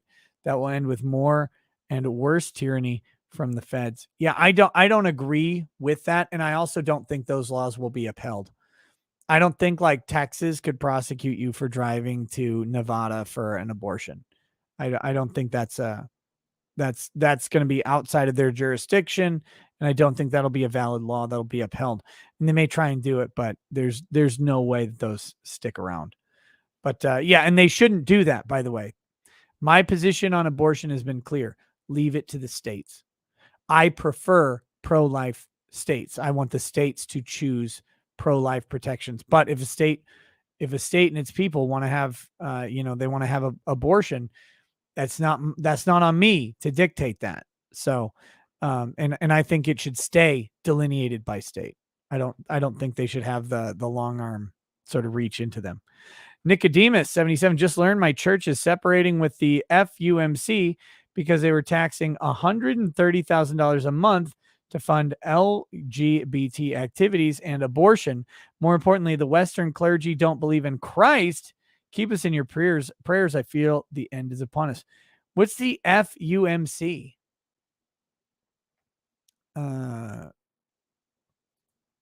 Is that Methodist or something?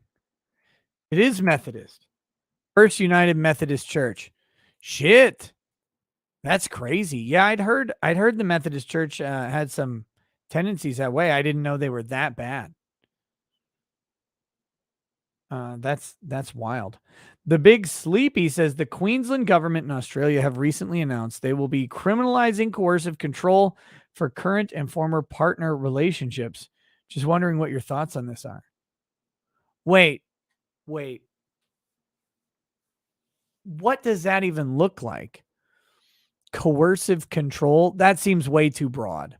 So there's a relationship. One party is alleged to have control through coercion over the other, and it's a criminal act. No, that seems way too broad. I don't know what that even looks like. I don't know how you enforce it. Philip E., my wife gave birth to my third son this weekend, which was possible because unlike Nick Fuentes, I don't stick it into the manhole. So a toast for my new son, Ben, if you would, sir. To Philip E. and his new son, Ben, and his very, very happy new mother, wife. Cheers to you guys as you enter into a new realm of new activity, new learning, and new love. May that love be boundless. May the activity be surprising, and may the learning consistently keep you on your heels. And brother, you're doing it right. Cheers.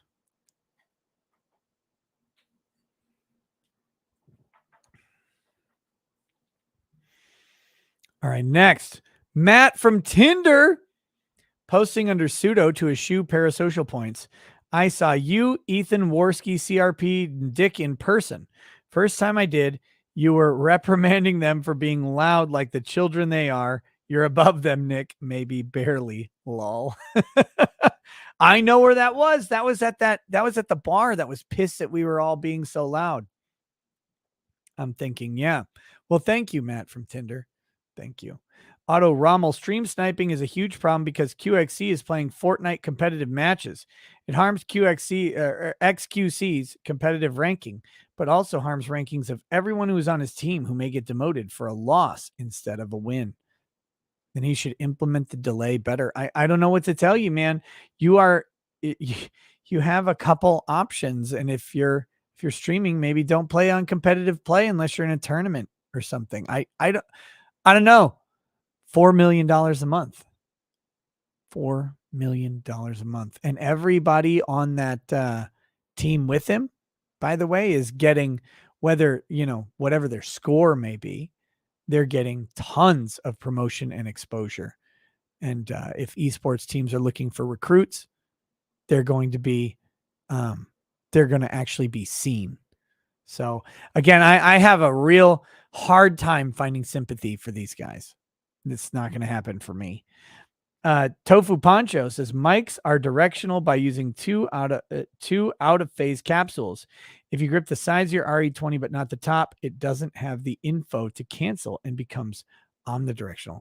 So wait, you're saying if I do this, I no, it still sounds. It sounds like it's still. To me, it sounds. I think it's a little bit more, but it sounds like it's still pretty single directional, but maybe I'm wrong. I don't know. I don't know how it sounds to you guys. I can only hear my monitor. Bad Weather Biker. They reminded me of Jerry Nadler crapping himself next to Pelosi at that congressional press conference. Gross. Lord of Horns just published my first solo project demo for fans of horror and black metal. Look up Lord of Horns on Bandcamp.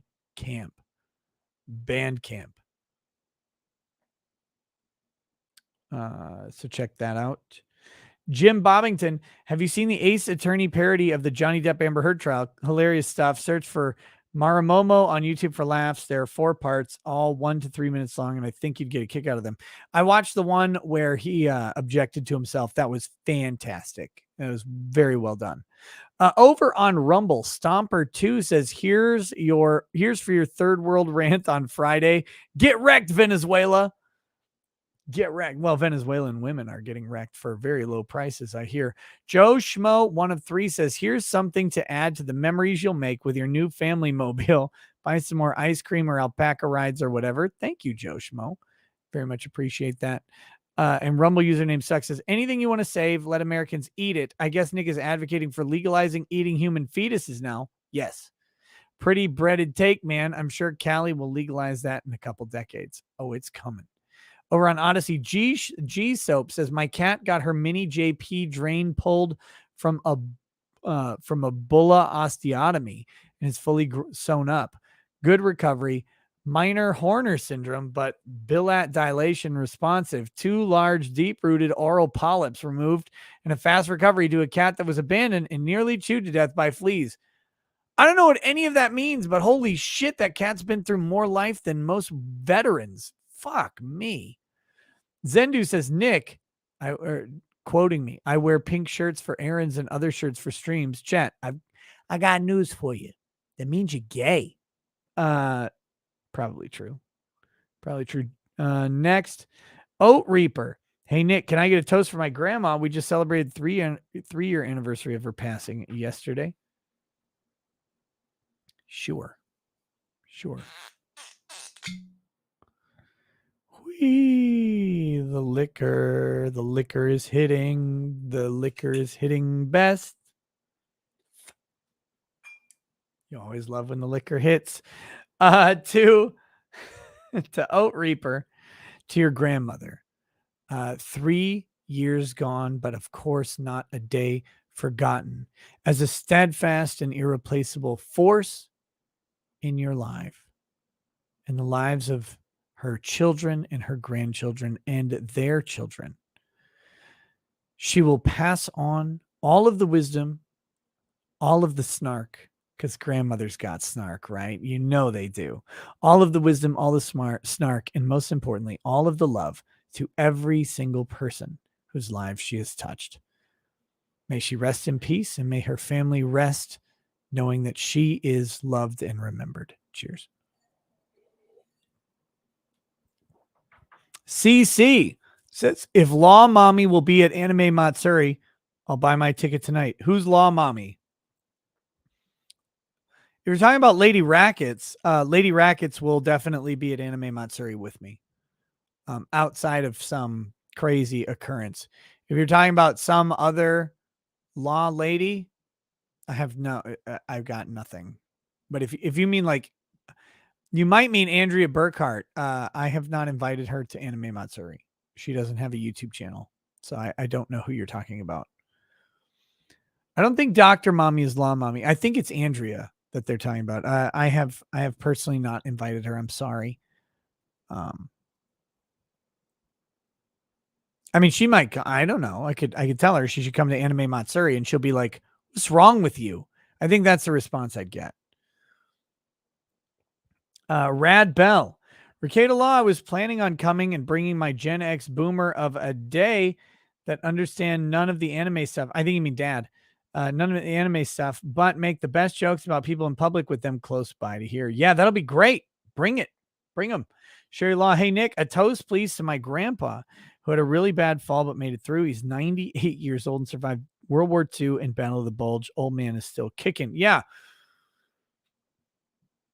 To Sherry Law's grandfather, 98 years old and seen what can only be described as some shit. He was not undone at the Battle of the Bulge. He was not undone in World War II, and he would not be undone by a fall that would have undone so many of his peers.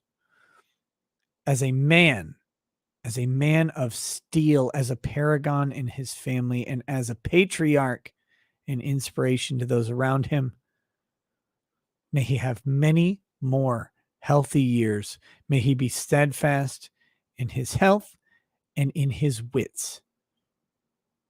Cheers to him. Squizgar says, Nick, did you bother to loom at the date of the announcement of the cancellation of the Z06? Was it April 1st? I mean, the article I read didn't read like a joke, but maybe. Amenti says, super chatting just to tell you the Z06 is not canceled. False story. The LT6 naturally aspirated V8 is going to be the most powerful naturally aspirated V8 ever produced. High revving, 8,600 RPM and 670 horsepower.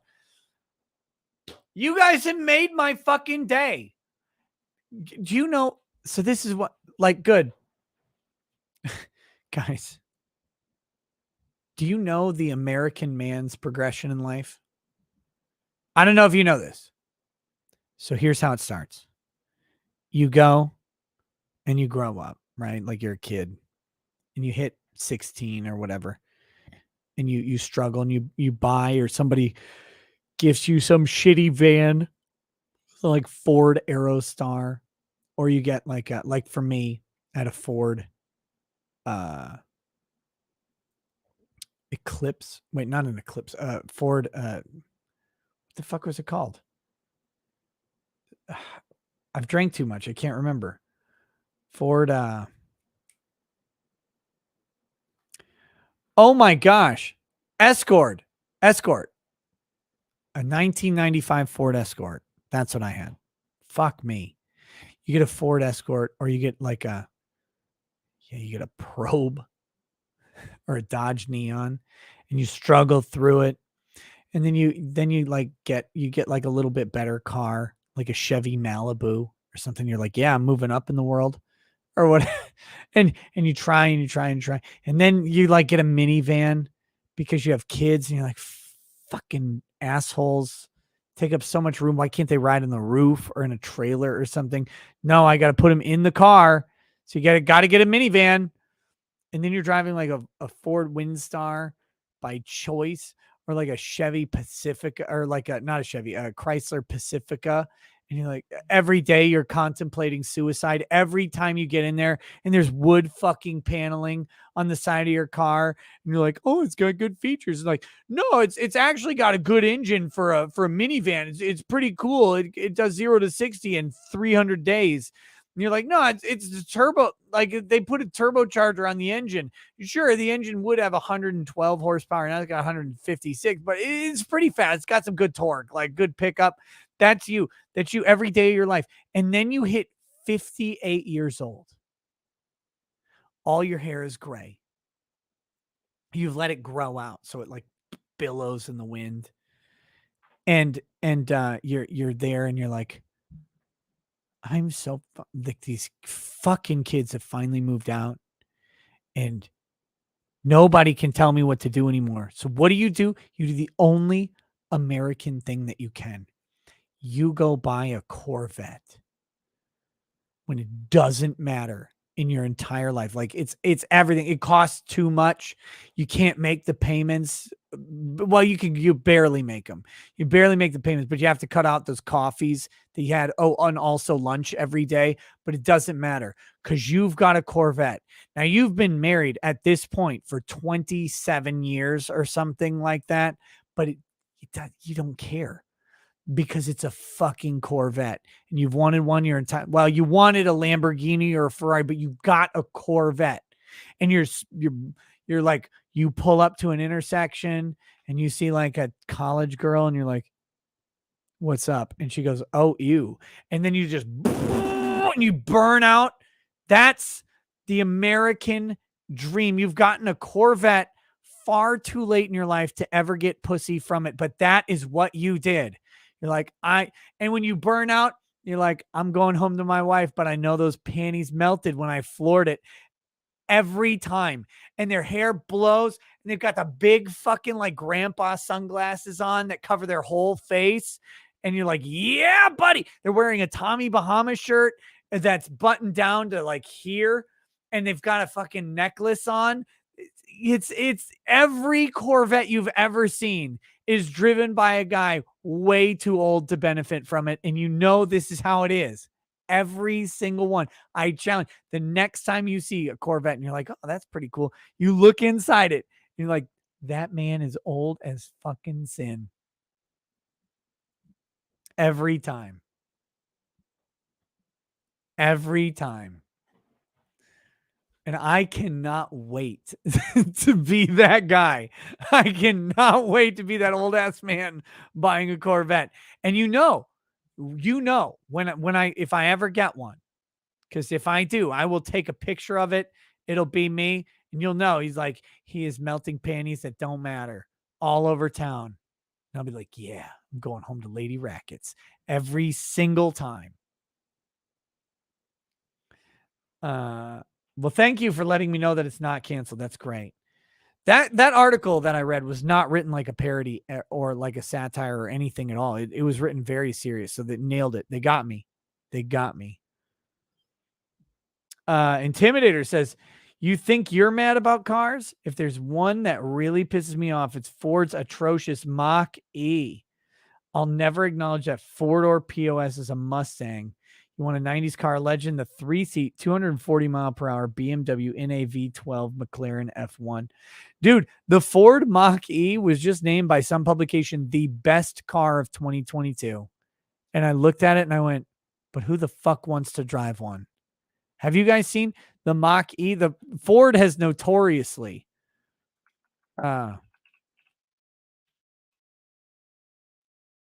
Ford has gotten rid of all sedans. All sedans.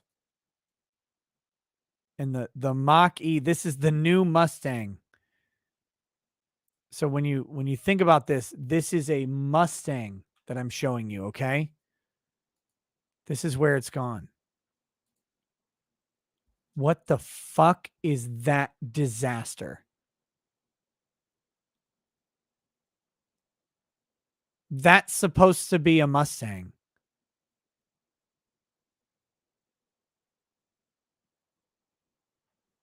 That is hideous.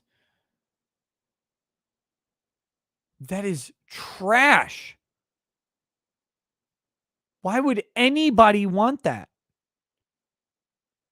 Like, so the last time I was in Maui, I make it sound like I go to Maui all the time. I don't. But the last time I've been there my entire life. I think I've been to Maui 3 times. Always, well, this time was on my dime, but all the other times were on, my parents wanted to bring our family out. And so we did. This time was just me and Lady Rackets. No kids, no in-laws, no parents, just us two. And it was an anniversary trip, and we did the adventure trip. We did as many things as we could. We did helicopters, we did horse riding, we did wine tastings, we did whiskey tastings. We drove to every restaurant we could on the island. We did everything. We did parasailing. It was a blast. Zip lines. It was the adventure trip, hiking. And so I rented a Mustang, and I got to the rental place and they said, we have 2 Mustangs. Do you want the 5-liter Mustang GT or do you want the other one?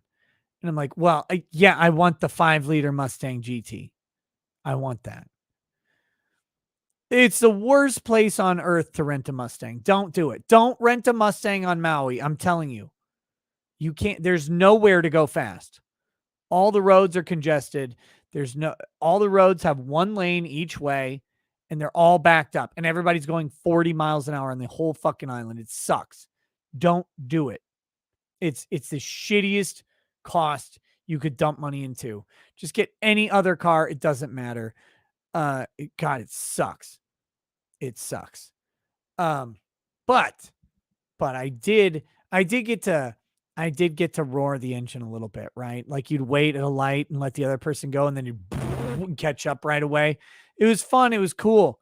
This fucking SUV bullshit. No, thank you. That's not a Mustang. That's a piece of garbage. I hate it. I hope they all catch fire. They're terrible. All right. Thank you, Intimidator. What a shitty car that is. Felipe Move says, Nick, you forgot to take the Ritalin today. I'm not on Ritalin. My family has a history of heart disease. I can't take Ritalin. Keith M. Hi, Nick. Love your show. Your motivational weight loss program is hilarious, but I have the opposite problem. I struggle to eat. Weigh only 117 pounds. Scleroderma sucks. Would appreciate a good roast and a laugh. Keep it up. What's scleroderma? Systemic sclerosis, group of rare diseases that involve the hardening and tightening of the skin. It may also cause problems in the blood vessels, internal organs, and digestive tract. Oh, I'm sorry, Keith M. Is your body too fucking weak to eat? What, you can't have a sandwich? Can you even eat broth? You're walking around 117 pounds. What, your little skeleton? Can you even walk? Can you even stand? Or do you have to be pushed around in a wheelchair by a woman? What is it? What's your deal? Why don't you try just eating anything? I don't know. Start with 1 noodle, one cooked noodle. See if your body's constitution, which is embarrassing, by the way, can sustain you on one cooked noodle. And then after one, double it and have two. Oh my God, suddenly you're in calorie intake land rather than in calorie queefing land. You giant, well, not giant, you minuscule little vagina. Get your fucking ass together, put some rice on the plate, cover it in olive oil and Parmesan cheese, and start eating. What is wrong with you? Get fucking big. Get big. You're going to, oh, I've got an ailment. Hey, why don't you eat the ailment away like the rest of us do? Oh, I've got depression. Eat. Oh, I lost my job. Eat. Oh, I've got scleroderma. My skin's too tight and my organs don't work. Eat. Eat. And if it's a salad, I hope it's a salad full of glass and razor blades. Try eating some fat and protein, you pussy. There you go. Hopefully that helps, Keith M. I hope that cures your scleroderma. That sounds like an awful fucking that sounds like an awful fucking thing to have. Jinx McNinja, I want both a nice fast, loud car and a sweet coal rolling diesel. All the emissions crap chokes all the life out of these vehicles. Climate alarmist losers can suck on diesel smoke. Yeah, they can put their mouth right on my exhaust pipe and I will rev all sorts of emissions into them. Tofu Poncho, another $20 for being so unabashedly gloriously based. Hey, thank you. Outlaw Josiah, not a car, but I ordered a Fender custom shop guitar in October of last year and it still hasn't shipped. Dude, my desk. I ordered a desk in fucking March of last year. Still hasn't shipped either. I'm with you, buddy. It's a sitting and standing desk with motorized parts and Bluetooth speakers and wireless charging and a heating pad for coffee and shit. And yeah, I'm fucked with you, man. It's insane. The chip shortage. The chip shortage killed us all. By the way, I saw Elijah Schaefer lurking in the chat. What's up, brother? How you doing, man? Speaking of guys with pretty cool cars, Elijah has a nice one. He took me in the back of his car and did unspeakable things to me. And, that's just in line with his characters, I guess. But I'm still sore to this day. Arno 09, the chip shortage also is showing these idiots what is a desirable car. That's why if you browse lots, you'll find nothing but the homogenous econo cuck boxes that all look literally the same that no one wants. They're fucking awful. They're awful. Nobody wants these cars. You nailed it. Renee Villarreal, why is it that overly educated people lose almost all common sense and have the strangest sense of self-importance? Those that maintain normality are too rare. Who's that, Renee? Who's overly educated and has lost their sense or has gotten a sense of self-importance? I'm not sure what you mean. I hope it's me, but I'm not sure if you're referring to me. What do you mean? Lizard, because me, I'm like, again, I'm just a guy with a microphone every day. Like that's literally it. I'm just a guy yelling at a microphone. I have fun doing it. But other than that, I don't know what else to say. Lizard American, can I get some prayers for my great uncle? He's 94 and just had a heart attack. Still drives himself and walks where he needs to go and is still with his wife of 70 years. Just want a couple more years with him. Don't we all, brother? Don't we all? Great uncles, grandpas, great aunts. All we want is a little more time, because when you get old enough, you realize their wisdom and their experience is something that you can't find. You can't buy it. You can only grab it where you find it. And I do hope he has many more years for you, brother. Bob Pivel, just arrived home from my Monday night dive bar. Shot and a beer, repeated often, and horrid billiards. Have to say, your off-the-cuff toasts are batshit brilliant and always meaningful. Ain't a skill, but a gift. Cheers. Thank you, Bob. I really appreciate that. Jesus Christ, home slices. I'm 24 and I own a Corvette, specifically because everyone my age owns a Civic, Mustang, or Camaro.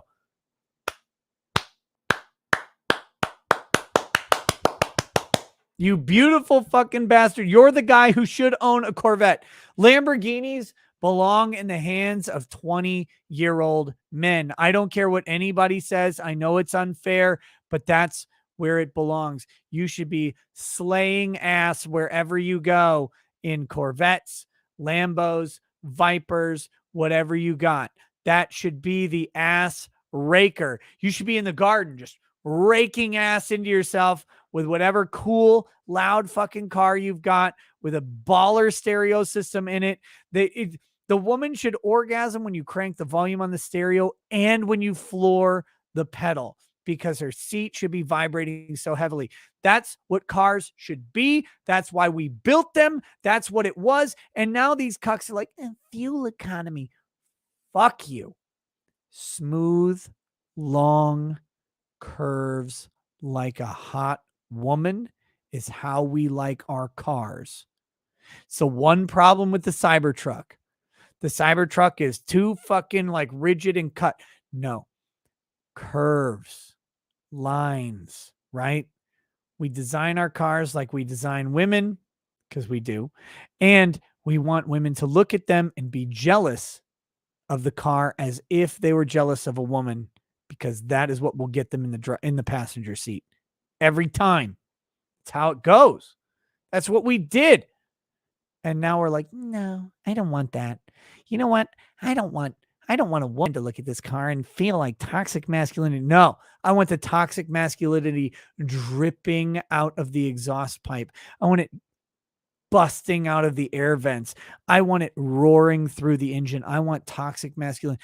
I want my car to scream, fat bitches, as I drive down the road. That's what I want. Because that is what we built. That's what it is. And if you don't understand that, you don't understand masculinity. And I'm sorry that the American education system has failed you, but I will save you. I will say, I see Cynthia saying, OFFS. Yeah, Cynthia. You know it. You know it. You hear an 800-pound car roar and you would melt. And you know, you wouldn't have, it's not your choice. It's not like you're like, oh, I really want to hear an 800 horsepower car. That's what I want. No, Cynthia, it's not up to you. It's a biological response to awesomeness. You get in, you're like, and you, oh, what happened to me? Oh my God, what is this? Every single time. I said 800 pound. I meant 800 horsepower. I'm a little drunk. Okay. Leave me alone. Contrarian 420. Nick, can we get a toast to the Fed and the concept of central banking generally? And now its powers are guaranteed in the Constitution and the Bill of Rights. Oh, wait. The word bank is never mentioned in those. Cheers. To the Fed, to the central bankers, to the central planners, to all of the people who make control and domination over your life possible, predictable, and unpreventable. May all of them gargle on a handful of razor blades and die because something bored their asshole out so hard that they literally couldn't live another minute. May rectal bleeding claim every one of their vapid, useless, communist fucking lives forever.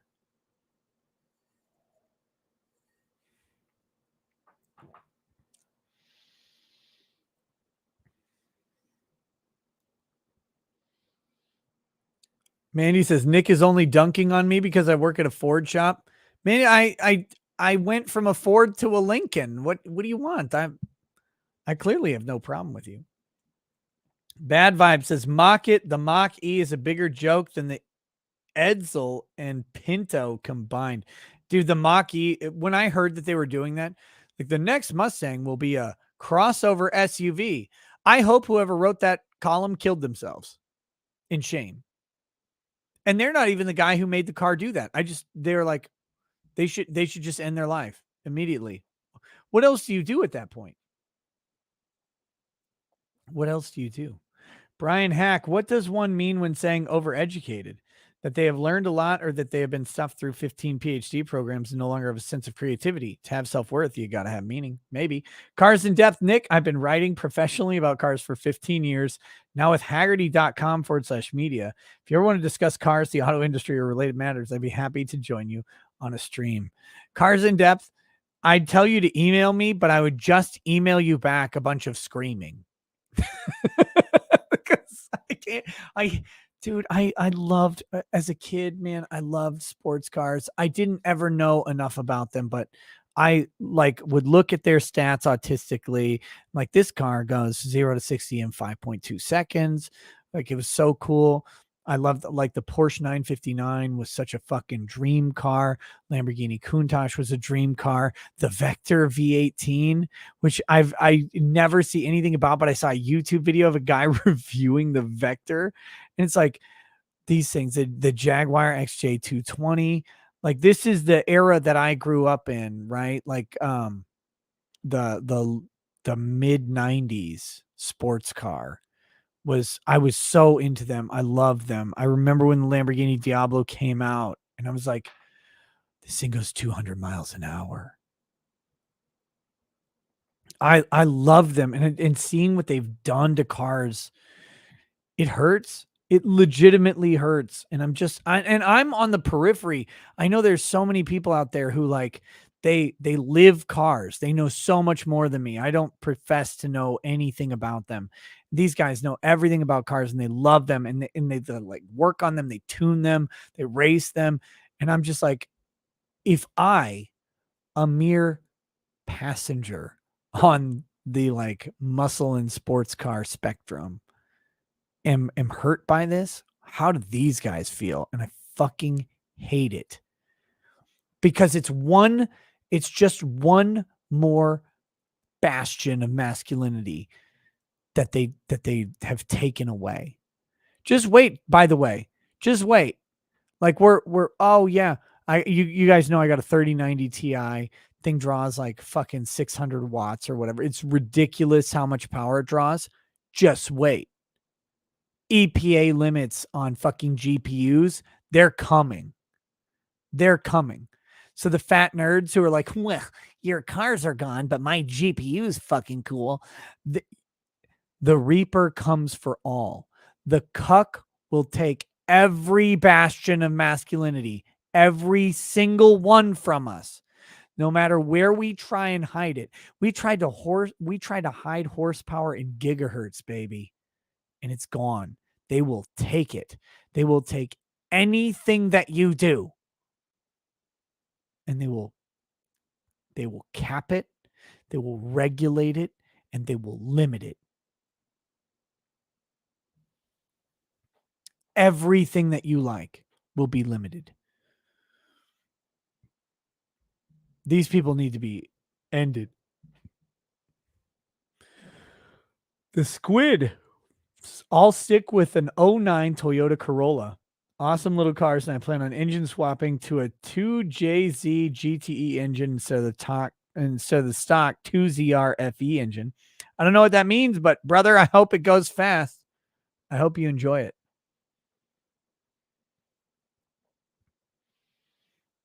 Bad Vibe says she's hotter than a $2 pistol. Slightly offensive. Oh shit.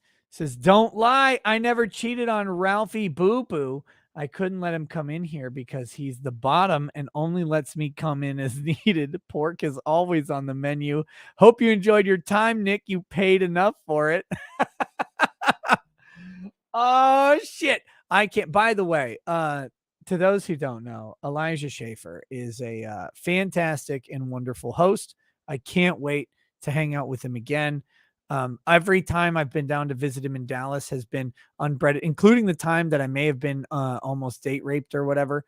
Not by him, but by everybody else at that bar. But he's a fantastic host, and you should all check out the Slightly Offensive podcast. Even if the future of You Are Here is questionable at the moment, check out Slightly Offensive, because that is still going strong and is a great show. Poorly Redacted, rant this. Forget these wussy automotive companies. Get in the garage and weld up your own supercar like a real man with tools in your bare, blistered, and bloodied hands.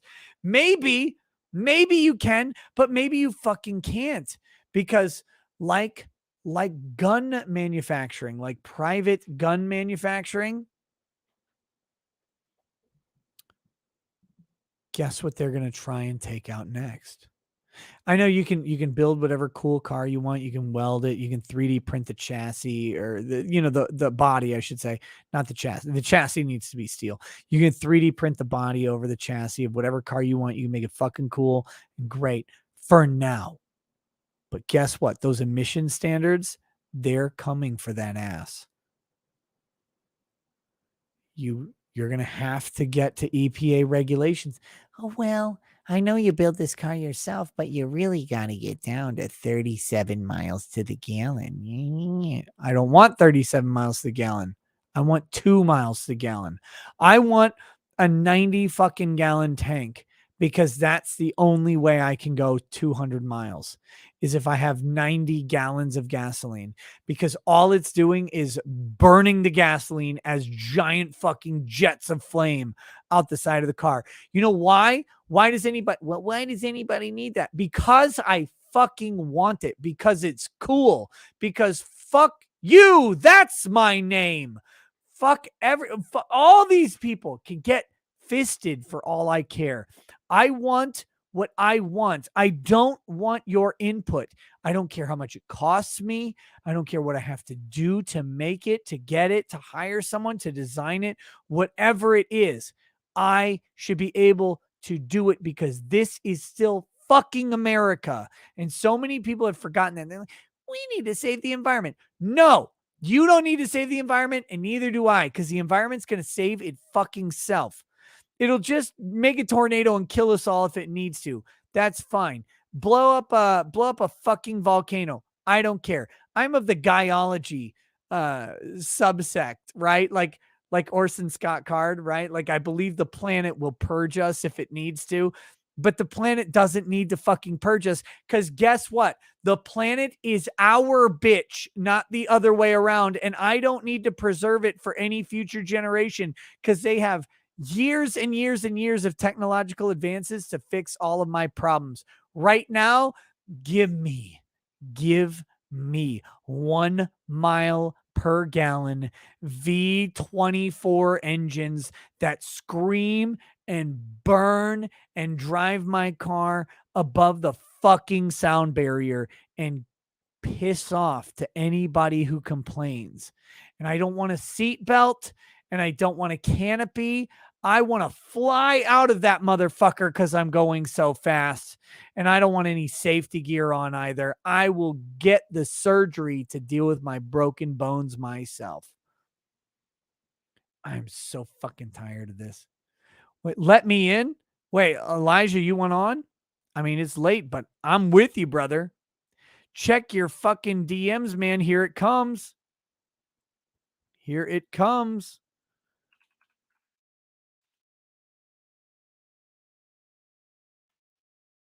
Check your DMs, brother. I have sent it. You are now on blast. I didn't want to do this. But you are on blast. You pop in here whenever you want. Next, Himplan DTX. Himplan DTX. Lamau, my husband's traded $200 of toy car parts that he cut on his CNC machine for his C5 Corvette. It was sitting in storage, so he had a bunch of work to do, but not much. He hates that I love driving his car. It's amazing to drive over 100. Oh, it's weird. You can drive 95 all day, but you push it to 105 and suddenly it's amazing. I don't know what it is. Something about 3 digits. 3 digits will do it. Renee Villarreal, it's not you. It's someone I went to school with who looks down on some of our old friends and his parents because they didn't go to college and they work the trades. Also bring back sexy cars. Look, college people are not more educated than tradespeople in any way. Stop it. Anybody who thinks that way is insane.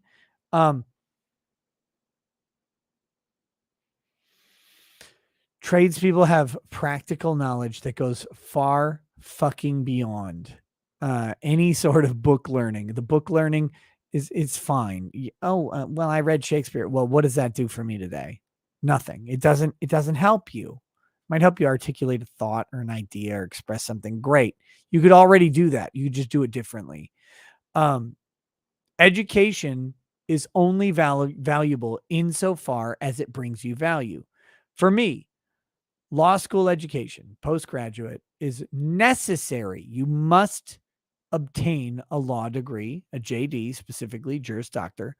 You must obtain a Juris Doctor to become a lawyer. There's no way around it. You cannot not get a JD, become a lawyer, except for the weird, like, the apprenticeship programs. Here we go. What's up? Oh, look who it is. Back at 1:57 a.m. Central Time. I am back in the studio with Ricada Law. So what are you doing here? I literally was just like sitting in the room with Kez, and it's my wife, and I was like, I'm gonna go on with Nick right now. I'm gonna just tell him I want to go on because he's talking about cars and things I'm passionate about. And she's like, what? Cars? And I was like, I'll see you later. Yeah. Peace. By woman, men are talking now. We've got horsepower to talk about. We've got no seat belts, and we've got ball melting acceleration to deal with here. You wouldn't understand. No, the only reason why, so people don't know this. So being from LA, one of the best things ever is going to Mexico.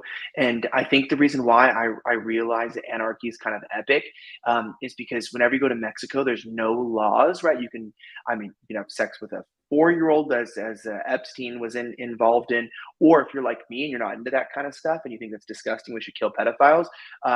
I took advantage of the lawlessness, not by being a crazy creep, but by just, getting in like SUVs with no seatbelts on, doing donuts in the middle of cities, going over rocks, sitting in the back of trucks, like with like people with guns and getting in the policia and the federales and just walking around and like chilling and living the good life when like we could just, go there and you could just buy cocaine on the street and have the fun times before it got like bad.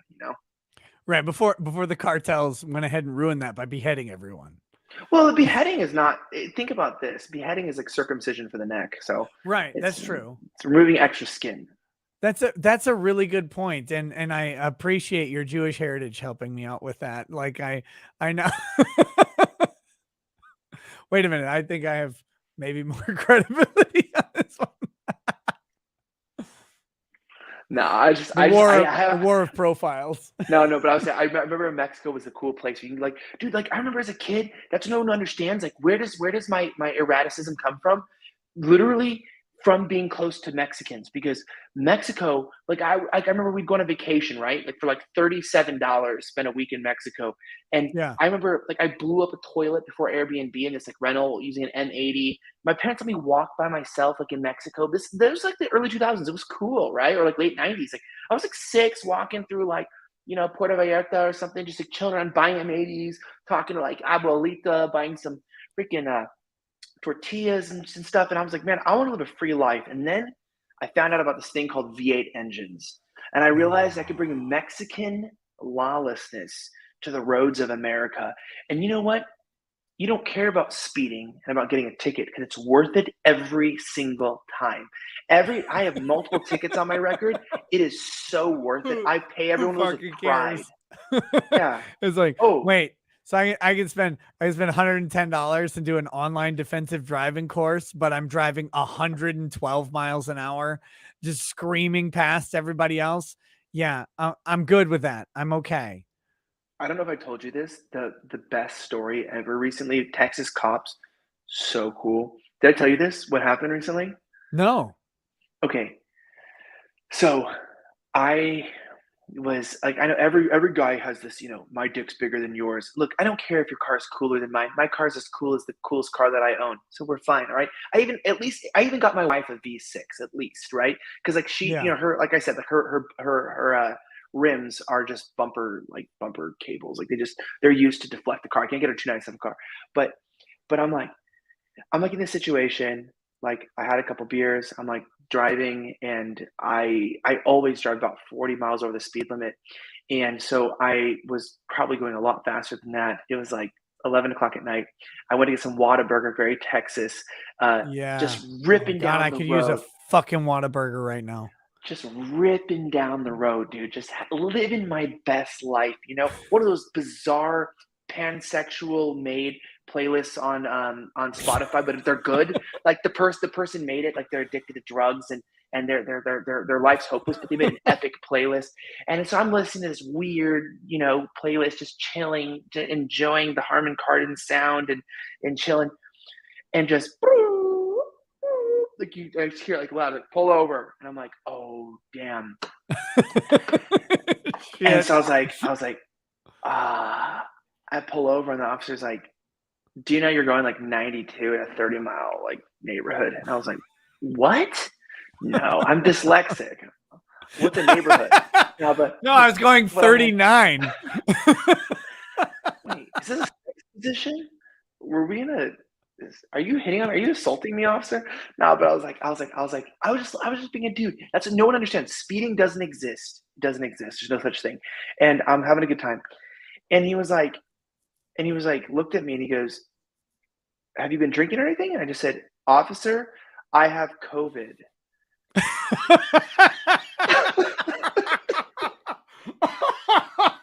God damn it.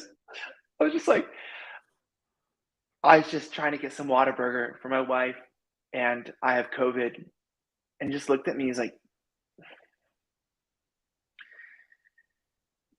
and he just like comes like, wait a second, comes back. He's like, here's a warning. Like threw a ticket. Like he didn't give me a ticket. He just like threw it in the car. And he goes, okay, you're just gonna get off with a warning. And then I was like, but here's the thing. My wife wasn't mad at me because even she showed up. She's like, she thinks she doesn't even know what speed limits are. She lives in kilometers. Like she's qualified. She's not even qualified, right, as an Australian to drive. Like she literally pulls up with groceries, asking me to get them out of the car, and she pulls up, and a cop pulls up behind her, and he goes, "Hey, you're going like 60 in a school zone." And I was like, baby, you know you can't like speed in a school zone. She's like, I didn't know there were signs. So I feel like it's a family thing. I can't get mad at her. But that was the perfect excuse to get out of a ticket. Like I was not DUI or anything. Like I was fine. But like that could have been like, dude, like going that fast. It was like 1:30 in the morning. Who cares? Yeah. But at the same time, it's Texas. Like we don't have laws. Like there's 4-lane highways now. It's one giant like fast lane, right? So he was explaining that, and I was just like, dude, say you have COVID and they just don't want to talk to you and you got to leave. Dude, when I was in, so I was just down there, I was on You Are Here, right? And then I went to Tyler right after that because I had a family. Well, I went to go to a charity event where we got to meet Kevin Costner, which was super cool. And then I was hanging out with family for a couple days. And so I knew I was going to drive from Dallas to Tyler. So I rented a Dodge Challenger from the rental place. Okay. And unfortunately it was just a V6. They didn't have the Hemi, but it's still a snappy car, right? It's still a snappy car. And so I'm flying from Dallas to Tyler, driving like 105, 110 most of the way, as much as I possibly could. People don't realize that's a good chunk of time to actually get between the two cities. Yeah, it's about an hour and 45 minutes. Unless you're driving 105, 110, then it's a little quicker, but I'm going pretty fast as much as I can. There was a lot of traffic at the beginning, but once you get out on 20 a little bit, you can really open it up. So I'm doing that. And then I get to the toll road by Tyler, 59, Texas 59. And then I'm just flying the whole way, which is amazing. No, I didn't get pulled over at all. I'm in Tyler though, and I'm driving down Broadway. And Broadway goes from 55 to 40. And I didn't see the first sign, but I saw the second sign. And so I start slowing down. But by that time, it's too late. Cop radars or lasers me. He's like, yeah, I got you at 58 and a 40. I'm like, I was in the 40. I had no idea. So he comes up. You're like, wait a second. Oh, I'm sorry. Speed limits. That's a thing. Yeah. Huh. So he pulls me over, but here's how Texas cop this way. He's on a bike, right? He's a motorcycle cop. There's no way you're not getting away from this guy. So he pulls me over. I pull into a parking lot and he comes up and he's like, hey, got you at 58 and a 40. I said, all right. He's like, you got license and insurance? I'm like, here's my license. My insurance is on my car in Minnesota. This is a rental. And he looks up and down the car. He goes, this the V6? He's like, yeah. And he goes, man, I wish they would have had one of these when I was on vacation. I said, hey, brother, sometimes you get lucky, right? At the rental place. And he's like, yeah, you do. And he walked back to his bike and he comes back. He's like, yeah, man, I'm not going to give you a ticket or nothing. You know, here's the warning. Because it's like all this guy's thinking is like, this is a guy on his vacation. He's got a Challenger. You know, he's hitting the gas a little hard and it's fine. He didn't hit anybody. It's okay. All he was looking for was, do I have drugs? It's like him saying, hey, you know what? Look, the lady boy you got on your Thai vacation actually finished the surgery. There was no surprise. I didn't get as lucky. So, you know, like, I'll let you go. But like, dude, look, that's the key thing. Like, and that's why I had to join, because I'll tell you this. So I'm obviously, people don't realize I am certified expert in masculinity. I actually have a degree in male behavior. But I find it very funny because dudes are so insecure. And I know this because I'm like, people can tell I'm from LA. I've got my own vibe, and I never realized how insecure like dudes were in general until I got into media, because like I always said this, like, you know, like besides being in a relationship with Ethan Ralph, it's the gayest thing about me is the fact that I have gay sex with a fat guy regularly. But other than that, I'm pretty straight and good, right? I mean, we're fine. But I also, like in LA, like you didn't have these competitions for masculinity. Everyone's a pussy. That's just straight up. That's what's going on. And then I got into the conservative media world, and I'm like, oh, dude, like people are really like, oh, you wear tight pants, you're a girl, or this or that. And that's fine. I love all of it.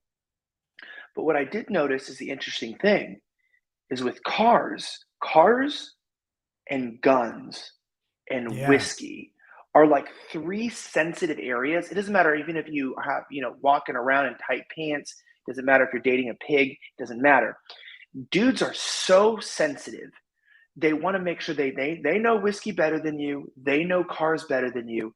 And also they know guns better than you. And that's cool. And I like that. All right. I'll F with that. I'm from LA. So I'm here. What I find it so funny is two things. Number one, a lot of people have opinions on things that they have no ability to access, which I always thought was really funny. Like it's like a dude in Chicago will be telling me about how my AR sucks. Bro, you can't even buy one in Chicago. You can't even get one. So you know about it, but you can't even get. You're in Chicago.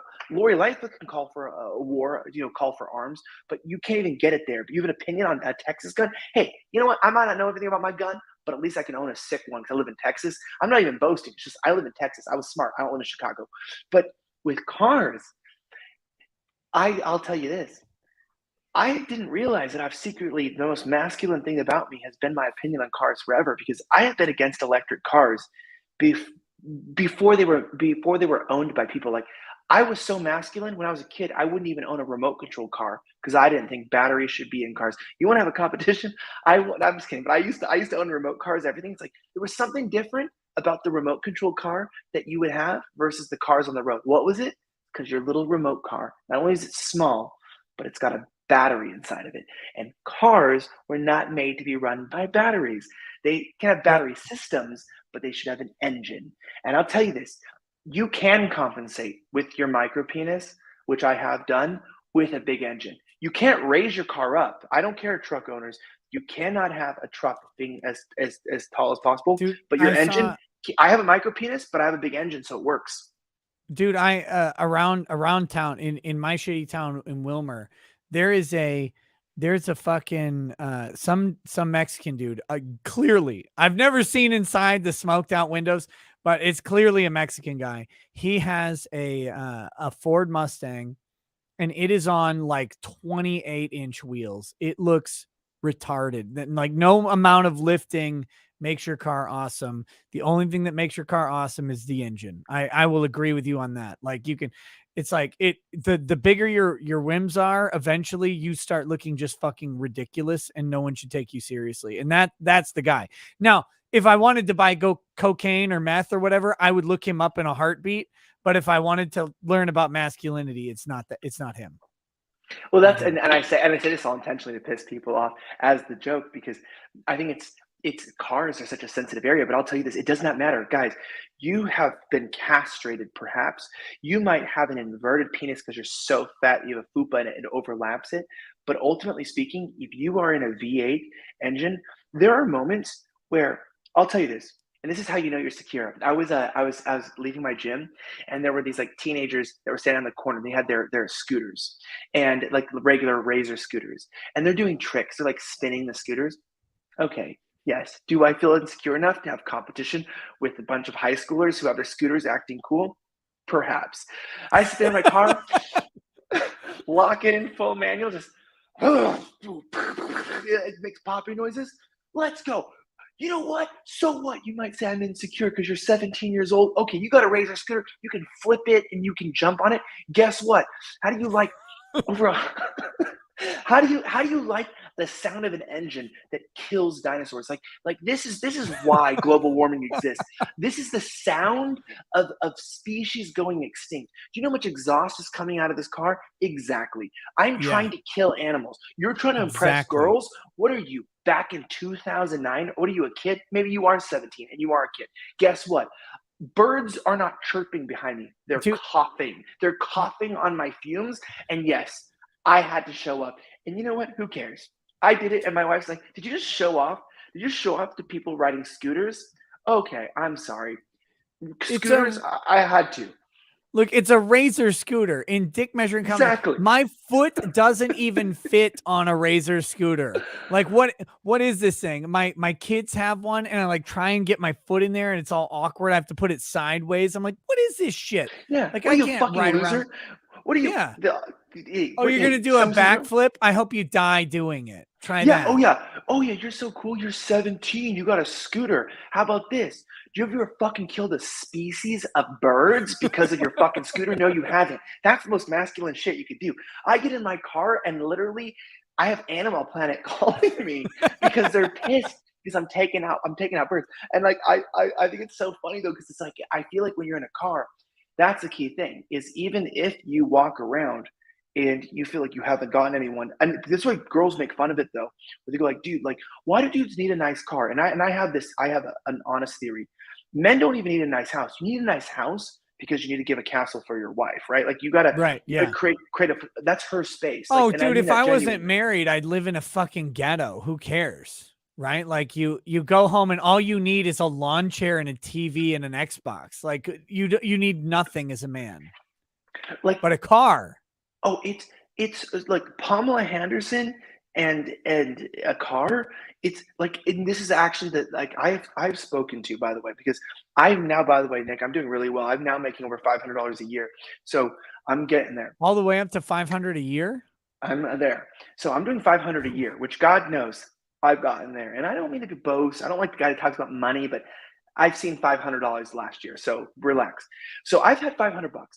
And I've spoken to people who have made 600, and yes. So I've spoken, but realistically speaking, I've spoken to some of the richest motherfuckers that exist in the world, and many people have. And you know what's so funny? That's what you even know, even with Warren Buffett, right? They don't care about their house. Like I talk to any guy, it's like, yeah, my house is cool, but like I work and I mostly have my office. Every guy in their house, all they care about is their office. That's it. Yeah. If you're like me, I put like a Philips LED bulb in my lamps, and I'm like, dude, the room's epic. This is so sick. I can make the light blue on my phone. Like we're so simple. Like it literally is the simplest thing. But I'll tell you this. I was talking to a friend who was like trying to buy his dream car, and I said, dude, I don't care about my house. My yard, yes, but I don't care about these things. My yard makes me angry. Weeds make me angry. But every time I get behind my car, I feel good because my engine is louder than any woman that I know. And as long as your engine is louder than the females in your life, you've made it. Dude, it's real. Like engines, it's primal. It's men love them. And if you don't if you're a man who doesn't love engines, I think maybe you haven't experienced one, because it doesn't matter who you are. You get a dude behind the wheel of a car that will roar when you press that pedal, and they'll go, whoa, it's awesome. And it's funny because it starts small. right? Like if you've only driven a 4-cylinder your entire life, and then you get in a V6 and it like you press the pedal and it like goes, and you're like, oh my God, this Nissan Maxima is so fast. And it's like, wait till you try a real car. And then suddenly you're in a V8 and it screams when you press the pedal and it launches off of the fucking line. And you're like, oh my God, this is cool. I don't even know why it's cool. I can't use this most of my life, but it doesn't matter because you could if you had to.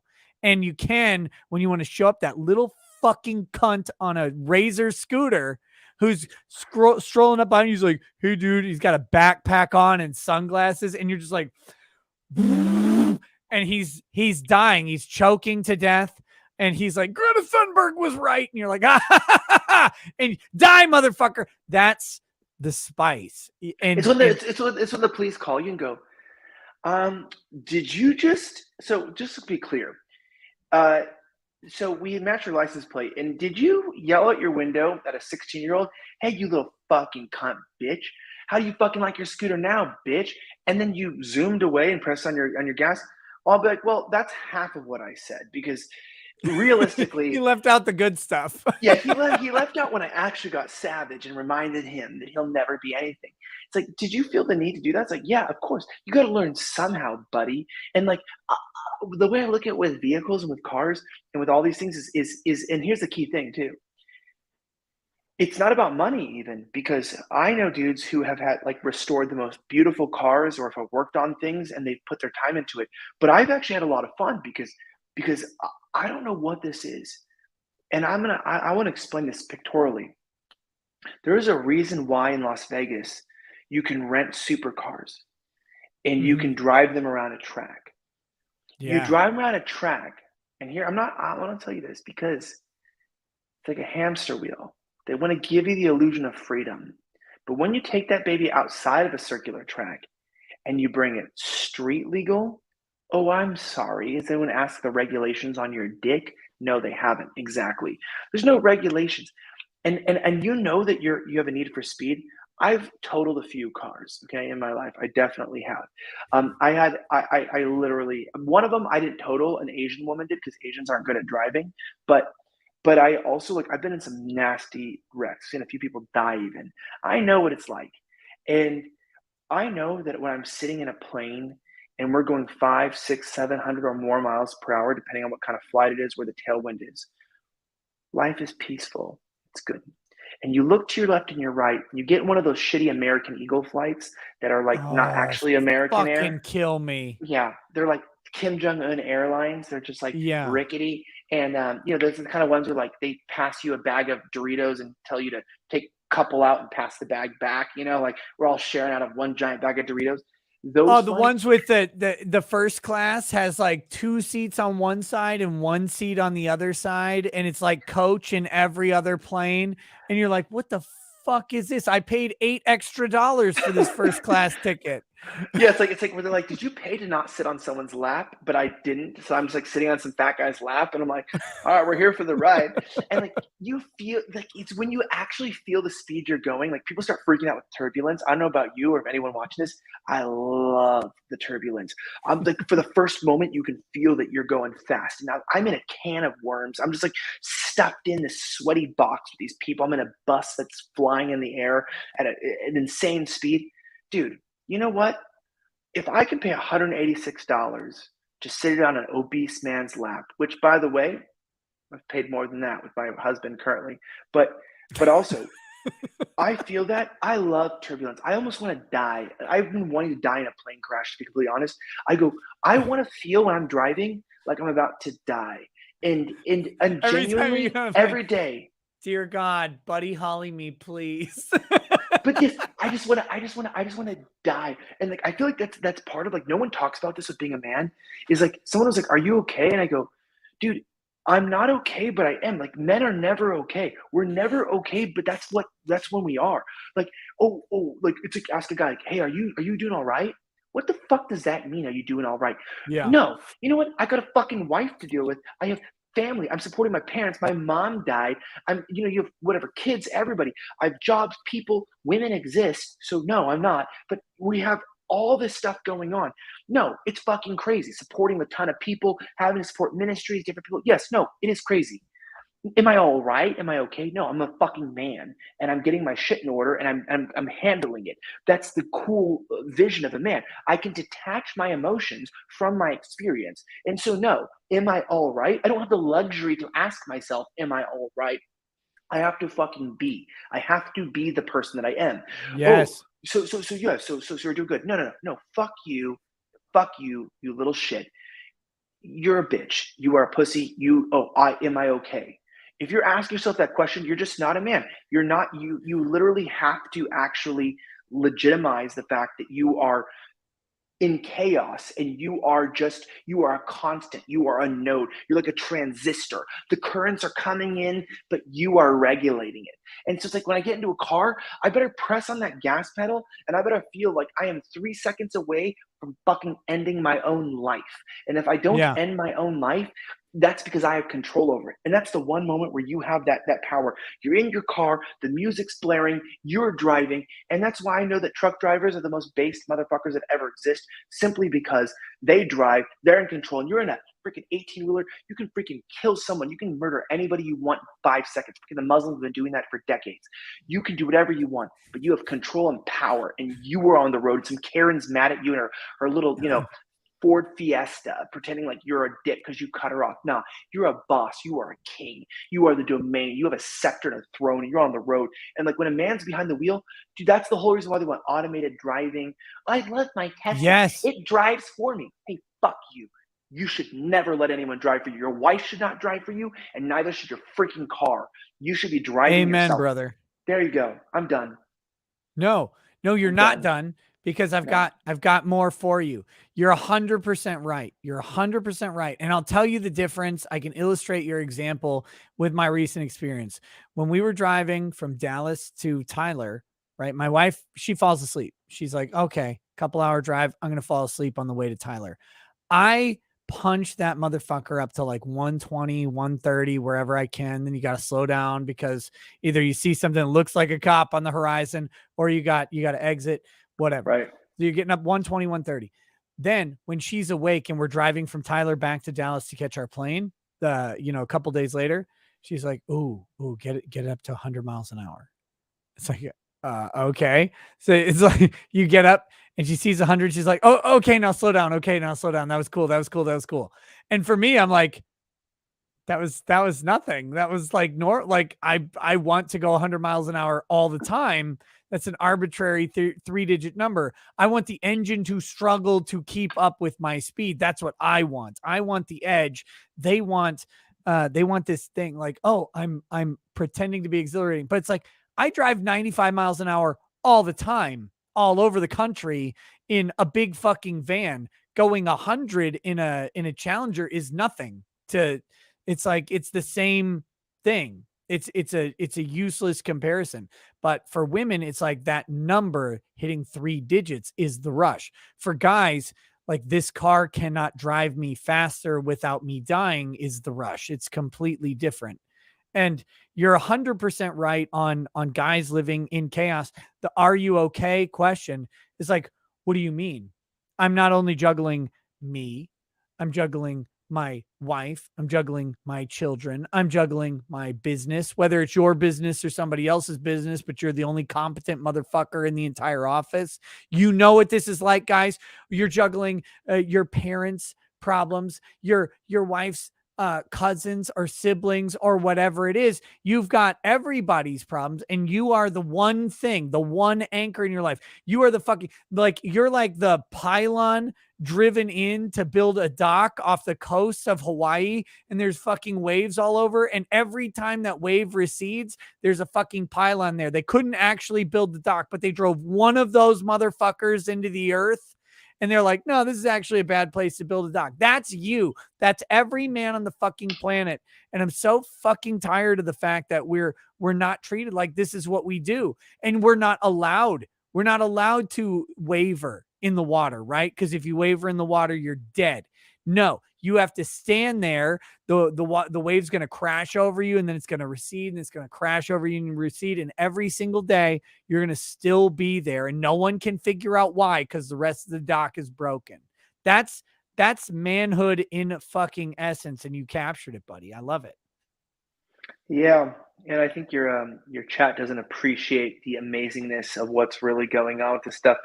The problem is that you don't have to do coke, you don't have to do drugs if you have a fast car, but also you also need to go fast in general because with everything going on is like with staying up late. Everyone who's up right now, just something's fucking wrong with them. Like literally, this is why I like the nighttime because people talk shit and everything. I go, dude, you're awake right now.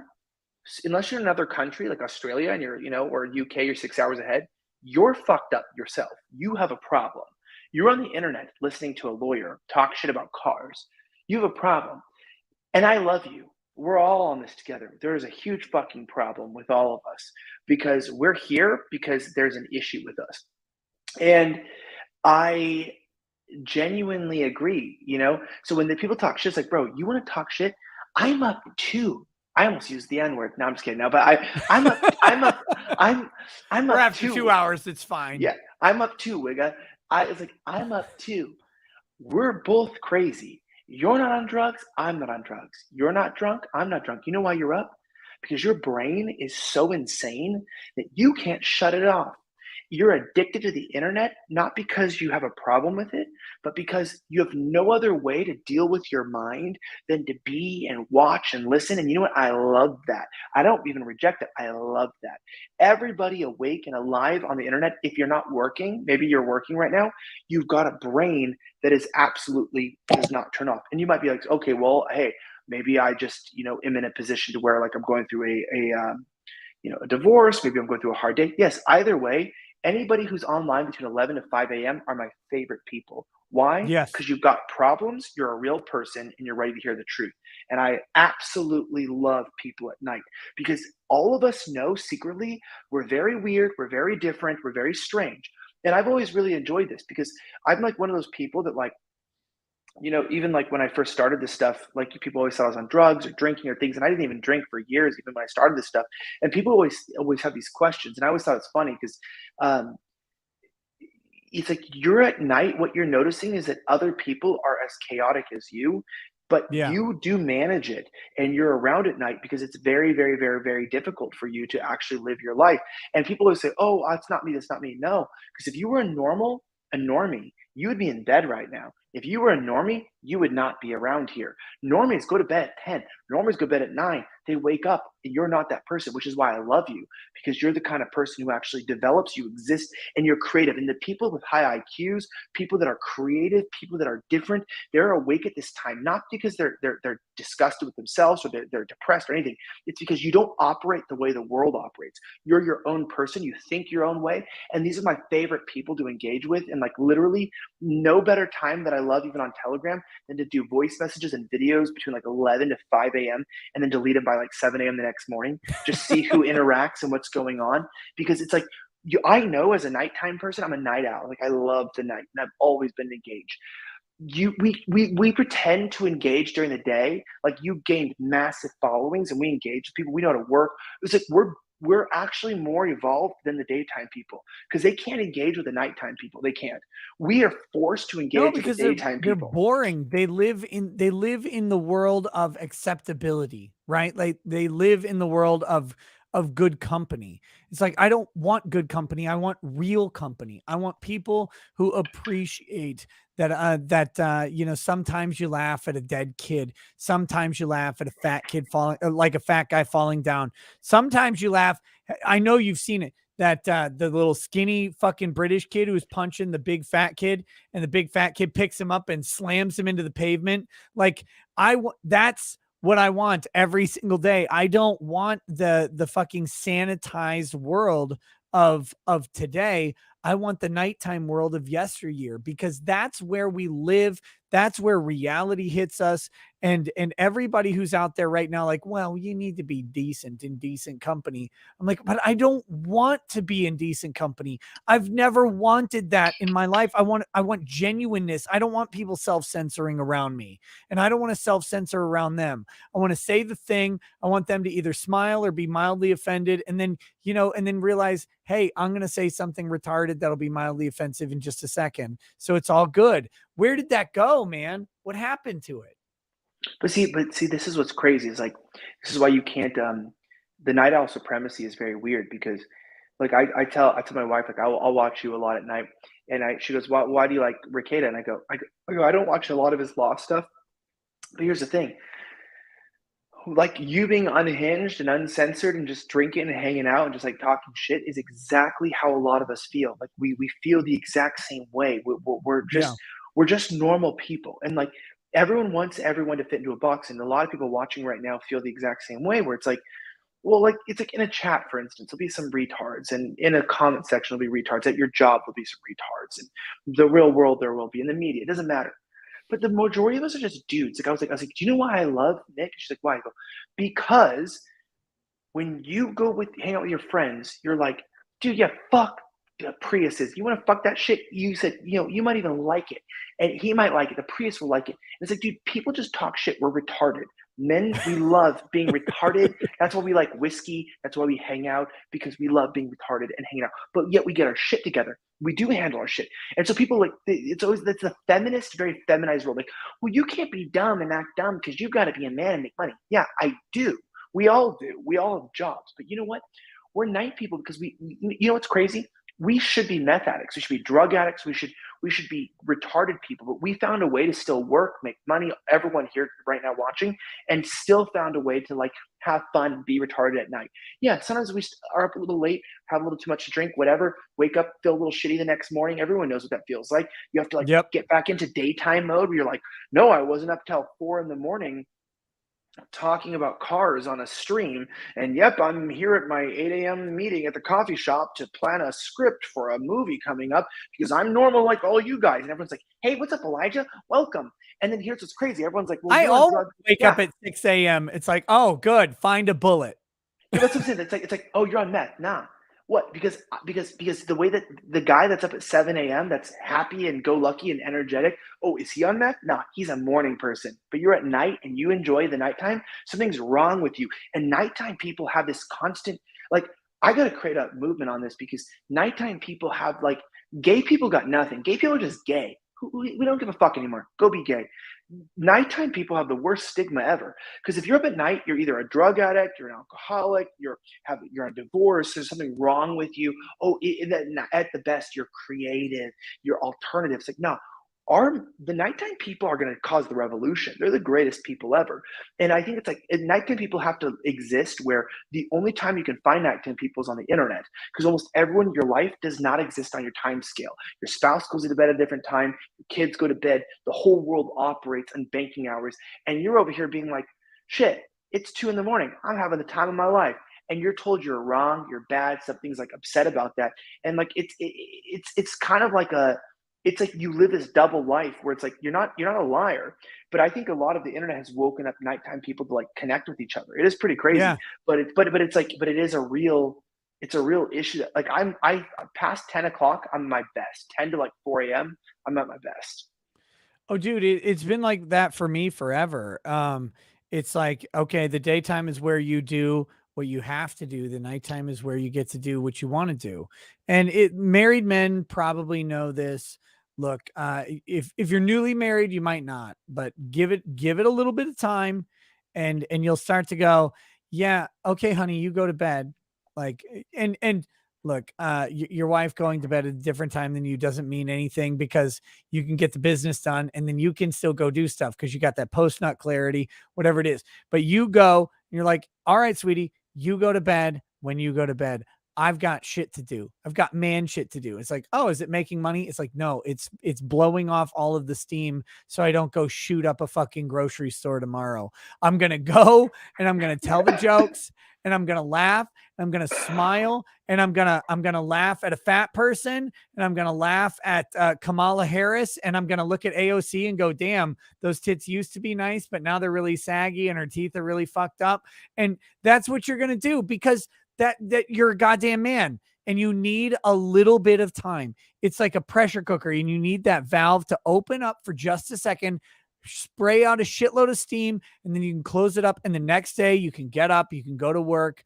Guys, I worked in banking and finance for years, and it was the exact fucking same. Every day you get up, you go in, you're like, okay, this is my very PC job at a bank. I'm the only guy in a group of women, and we'll do this. I can't make any crass jokes. I can't make anything. But then when you get home, you get to 11 o'clock, 12 o'clock at night, all the kids go to bed, the wife goes to bed, and now it's go time, baby. And now you can get on and you just say, retard faggot, retard faggot, retard faggot, over and over and over. And it's all good, because that's, and like, you know, the person on Facebook reviewing your post, like, yeah, but it's at like 12:30 though. It's fine.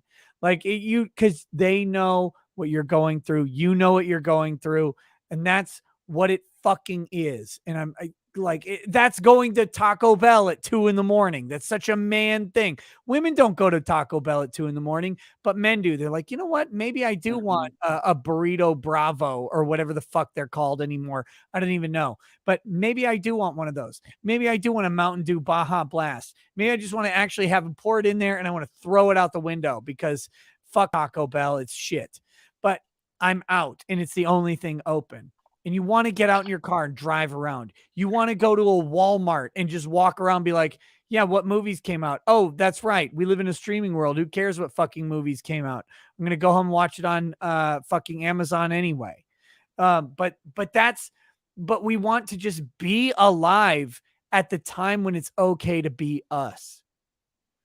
Dude, and that's why I think too, it's like, you know, it's like I have Mark Wildliner coming on my show coming up, and he's like a bodybuilder. He's a dude's dude. He's a man's man. He's, you know, he's buff. He's, you know, attractive. He's got money. You know, he's whatever. And like, you know, and I respect that. I like that.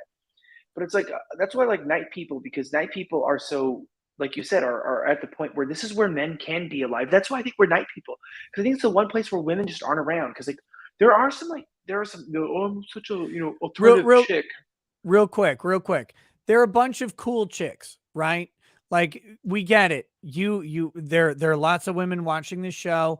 You're all cool. We got it. But as a breed, as a gender, like, you know what we mean when we're saying there are a bunch of women aren't awake. But they know, but Nick, this is what I'm saying is that I'm saying they're cool. Yes, we all know them. I know alternative tattoo chicks. They're all cool. What I meant is that nighttime is the time when men who want to act like men can actually be men. And I mean this fully. That's why even my last show was trying to make it a nighttime show. Even my show's slightly offensive. I don't know what's going on. I mean, it's doing, by the way, it's crushing, but I meant, like, I've always tried to make it more like a fun nighttime feel, is going, dude, look, man. Like, we get to finally feel what it's like to be without an HR department. I don't know what it is on YouTube, but after 11 o'clock, it's totally fine to say a lot of shit. Between 11 and 6, like the alcohol laws in the South, it's like you can get away with a lot. But you say this at 2 p.m, you'll get in trouble. But here's the problem, is that I genuinely believe that with what's going on the internet, is that, you know, we go out there and like people, you know, like someone is even joking. They're like, hey, you know, Madison Cawthorn face fucking his guy naked. What do you think about that? I go, you know what? I have no idea, but I'm actually shocked that he can thrust that hard, because I thought his hips didn't work. So that's like, what I was thinking. I was like, damn, that guy can thrust. The video of the dude like grabbing his dick, I'm like, what are you doing? That doesn't help him at all. Like, right? He can't feel that. He doesn't have feeling down there. You're like, maybe sussing a boy out. That makes Madison Cawthorn the absolute best bottom, right? Like, because you could just pound the shit out of that thing and he never even know. But that's my point. And I even not complaining. I'm just bored. That's why I even said, I said on my show today, the Supreme Court is the first thing that's leakier than a gay man's bottom, right? Like, officially, like, we're here. And so like I never know. But I'm saying at night, like I go, but like, it's like, dude, we don't have to explain this. And I get into this point to where, like, you know, people love to talk shit on the internet, and that's fine. And I get a lot of judgment from people, and I should. But I also go like, dude, look, man, at night, like, I am highly inappropriate. Did you see Paul Joseph Watson, that like clip going out about out of context? You know who Paul Joseph is? I know him. Imagine my shock, right? Like I know who he is, and Yeah. I remember there was a story about him recently, but I don't remember what it was. What was the clip? Okay, so I'm gonna word this carefully because last stream a lot of stuff got taken out, which I thought was funny. And apparently I said stuff that people didn't know was true, but it's true. Um, is so he was basically talking about Israel, right? Which Very, very dangerous. Very, dangerous very stuff. dangerous. I mean, I've lost opportunities for saying things about Israel and stuff, which is like it's like, oh, let me show you there's no conspiracy about Israel, but every time you talk about it, you get in trouble. Okay, fine, good ploy. Right. Make sure there's no gay they only agenda. have But if the you criticize them, there's a problem. look. I love Jews. Like I really do. I think they're hilarious. I think they're wonderful, and I love that they run my bank Me too. account. But the thing with Jews is it's fucking funny because every time it's like they're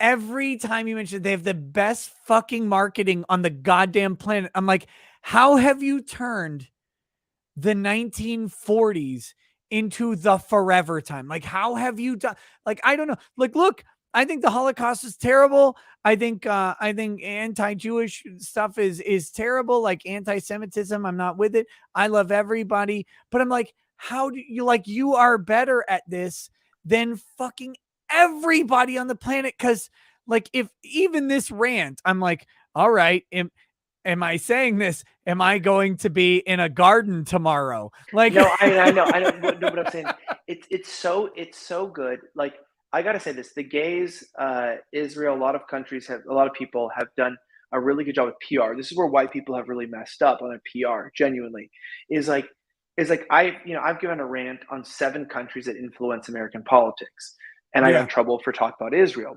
And that goes into with gays too. Like it's you like, could what about the other 6 countries? well, yes, so that's my point. It's a genius thing because, like, for instance, like you look at World War II. We spent more on fighting COVID than World War II, right? America did, so we spent more money.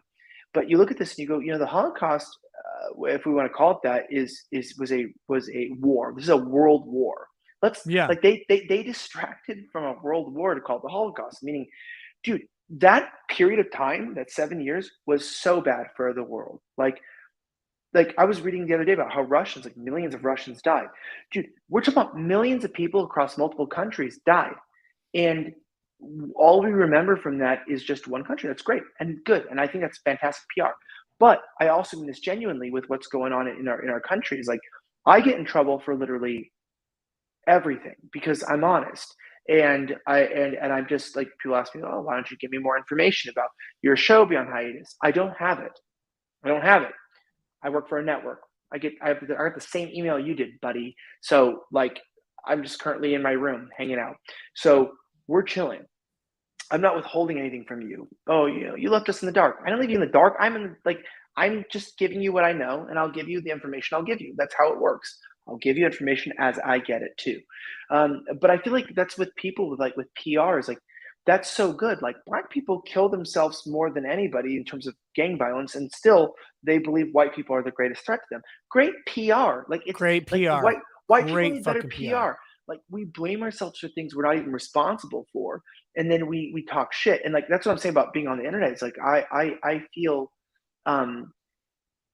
genuinely like I don't mind people talking shit because I would talk shit on me too because I'm just Yeah. myself. And that's what I was going to say is that nighttime people don't have good PR. Is that we're always on the defense, and this is what I don't like. Like, and I mean this genuinely because I love people that talk shit on me because I'm inserting myself into the nighttime. The nighttime is honest. It's brutal. It's real. It's not this fake, Christ is king, fake bullshit. Like people at night are fucking brutal and they're honest and they're savage with each other. And I love that. And people want to, I'm fair game. But when you come out your genuine self, you're like, what, it's a coming out. I'm a nighttime person too. I'm outside and I'm speaking. It's like, do you know how hard it is to be a person that not only has to run a show or like life or your job, everyone watching this, that goes from 9 to 5 or 7 to 3 or all day, but you're also can't go to bed at night because you can't shut your brain off. That's a Yeah. superpower. You have a superpower because, and no one gets it and nobody understands you. And you're like a black sheep in your own people. And like, it's kind of a cool place though. Cause it's like all people do is just like basically like, and here's the best part of nighttime people is just like the gay community or like even the Jews, self-hating Jews, all these victim communities that create themselves as being victims, they shit talk each other and they compete. The nighttime people, all they do is tear down their own people and fucking talk shit on each other. And you know what? It's part of our culture. It's our culture. We embrace it. I love it. But I'm also going to say this so I can save your show. Be careful when talking about certain countries and people because they'll find a way to be a victim no matter what. I've seen with Paul Joseph Watson. That was my point. There's like a 30-second clip going on about him where he literally just, I can tell the context. He was like some Palestinian person wanted him to talk shit on the Jews. And he was like, dude, I don't care about Israel. He literally said that. He goes, I don't care. I don't care what they do. I care about Britain. You know, whatever, fucking do whatever you want. He told the person, wipe them off the face of the earth, do whatever you want. And he's clearly talking to a Palestinian person about like, you wipe the Jews off the face of the earth because you're Palestinian. Palestinians have problems with the Jews. You go do whatever you want. It was taken out of context. And it's just Paul Joseph Watson basically calling for Israel to be eradicated. And I'm getting asked for comment by people. And I'm like, dude, it just sounds like sarcasm. It sounds like bullshit. And like, I think that nighttime people don't fucking care about the bullshit. Like, I don't care. And that's just the key thing is like, that's like to my wife, I go, I don't care because, you know, you read 10 comments on your stream. Oh, you're so mean to this guy that's skinny. You're so mean to this guy. Dude, I want you because most guys out there are like, dude, I just want to be around some motherfuckers who think and talk like me. Like, I don't like, yes. I'll talk shit on Nick. Nick can talk shit on me. But like, let's not fucking bullshit. Let's not pretend we're Catholics and fucking not be. Let's have a real life. Because like every guy, by the way, for all the shit talking of women, every guy out there in 2022 that you meet in the wild is a potential fucking woman. Like they are as dangerous. They are because the simpery knows no fucking bounds. Every guy you meet is a fucking minefield. And it's like, I don't know if I can tell a joke around this person or if they're going to report me to the thought police or whatever. And so, no, it's 100%. It's 100%. You got, you need to just have, all we want is a space where we can, I did a rant on this on Friday. It's like, just let us shit post. Please just let us shit post. That's all we need. Is a little valve to blow off some steam so we don't take up an axe and chop up a church. That's all we need as men. We will endure fucking everything on the planet, war, famine, rape, prison, high suicide rates, shitty run-ins with the criminal justice system. We will endure everything. We will build all the roads. We'll do the most dangerous jobs. We will find oil for you. We will die giving oil so that your shitty Prius can get 39 miles to the gallon. 52. Not when I'm 52 miles per gallon. Not when I'm driving. Just let us shit post once in our fucking like a week. Just one gimme a week on like I can call someone retarded. I can call them a racial slur. I can call them a gender slur. Whatever it is, just give me one a week of leeway so I don't kill my neighbor. Like, can I do that? That's all we want on the fucking planet. Fucking brains out. Like, and this is what people don't understand. It's like, dude, look, man, like, this is where a lot of people care. Like, I don't give a fuck what you say or anything. Like, you know, enjoy yourself. It's part of being a dude. You shouldn't like me that much. You shouldn't like anybody that much. In fact, if you're a dude, you should fucking hate everyone. And that's when you become a streamer called Ricada Law because you fucking hate everyone. So you just get on a camera and you talk shit. But it's also like, dude, you've been in some hot shit with these people. I was gonna say I have to hear some unbreaded shit in a second. We need to read Unbreaded. Yeah, we need to. Wait, can I? You gonna read it with me? I'm gonna grab another Coke Zero, and then I'll come back, and then we have to do. It's a very hard beverage. Coke Zero. It's a nighttime beverage if I've ever heard one. And someone's like, "Why? Wait, what did it say? Why is Elijah talking in his pants in the room?"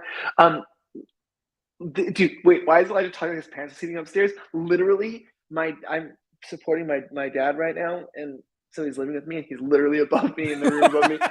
I'm like, people don't realize my mom died. This is Elijah Schaefer. Elijah Schaefer, ASMR with a Coke Zero. Hold on, guys. I have to go get another hard beverage. Let me get that Coke Zero. There's no sugar. There's no Okay, caffeine, do but you it's want to put some all whiskey in fun. it? Do you want to put Trust some me. whiskey in it? Do you want to put some whiskey in it? Do you want me to do that? Whatever Okay, I you will. want. No, but what I was gonna say is like it actually is kind of funny because people say stuff like, "Why are you talking like your parents are upstairs?" Like it's crazy that uh when you end up in a place where you're supporting your own parent, but it's also like if anyone knows when a parent dies, like, sometimes you end up in bad situations. But also, like it's like I'm currently supporting like 4 people, like me, like in like my family and stuff. Like it's crazy shit. And you know what part of me, man, is that people talk shit like, "Hey, yeah, man, fuck you, you're a fucking faggot," and you're like, "All right, cool, man. You ever had to like keep a family together after the cornerstone of your family dies, and then also too like keep people from blowing their fucking brains out, which is exactly why we have to go on live streams. I'm gonna tell you this. I have so many contracts and things that keep me in a position to where I have to pretend to be stable. Like someone even asked me about secret recordings. I'm like, if people knew the way I really thought about everything and what's really going on, like in my thoughts about everybody, it would be the end of the like. Not only would it be the end of the world, not for me, it'd be the end of the world for them because my Elijah is personal speed opinions. running his way into talking to himself into prison. Yeah, like I'm about to like shit post to the FBI and go to prison. But give me 5 seconds. Maybe it's more Diet Coke or Coke Zero, and we'll fucking go. I'm gonna get ready for the unbreaded thing. Yeah, like can we do that? Yes. All right. Oh let's go. yeah, 100%. All right. Oh, what's up, chat? Here, let me read some super chats while we wait for Elijah, and we'll do unbreaded when he gets back. Debbie, I used to work in a male dominated geek industry. The men got expensive new cars every year. No matter the car, the men were still geeks. Only the other men were interested in the cars. Seriously. Yeah, that's because you're in. Look, Debbie, I know you are a female in a male dominated geek industry, but you are in a geek industry. Trust me. Women love cars. They do. It's repeatable. The car has to be sufficiently awesome and most importantly expensive, and it has to look expensive. But you roll up to a lady in $100,000, $200,000 car. It's on. I'm telling you, it's a numbers game. Maybe you hit the random female programmer, but for the most part, you hit the beach bunny and they are in your car with the top down. And I don't mean the fucking roof. That's just how it goes. Next, Not E says, check out the video that is on your Odyssey tweet for tonight's show. What is going on with the left? I have no idea. The squid 2JZ GTE is the best straight 6-cylinder ever made for making cargo fast. It's the fastest one on the quarter mile. Is on 89 Corolla and is under 6 seconds and over 200 miles per hour. Holy shit. Mr. Ricada, I want Oh. to hear more, but I'm also back, but I'm also very excited. I got a Coke Zero. I'm hanging out, and also I'm down to hear unbreaded, but I'd love to hear the rest of the super chats. Okay, we've got a couple more, and then I'll do unbreaded. Fadi LDD, holy shit, Nick, have you been getting enough sleep? Yes. You're right, of course, but you do sound manic tonight. RX Joe, I had an asshole in a semi-truck hit my car last month and totaled it. So I now have a 2022 Hyundai as a commuter and a 1973 Plymouth for fun. It's a boy. Get it. Those 1970s cars, man, they rev up. Fatty LDD, been to Mexico, Playa del Carmen a couple months ago. Every couple blocks in the main avenue, someone would approach and quietly say, cocaña, marijuana. We have. So that didn't change. Johnny Arbor says, Mexico, Texas in the 70s. First car was a 1970 Challenger with a 440 I put in myself, 1100 from the junkyard. Now I have an SRT 8 Challenger, but I love my 1999 Suburban. Lol. Call me John.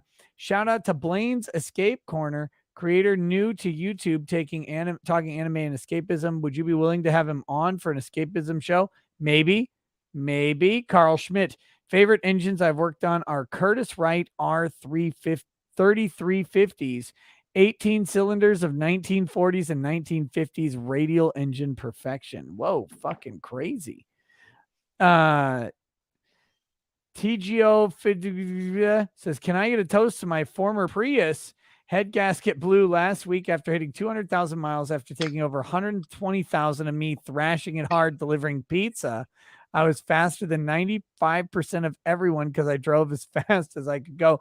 Cheers to your Prius, whose anus got blown open by a man willing to push the pedal.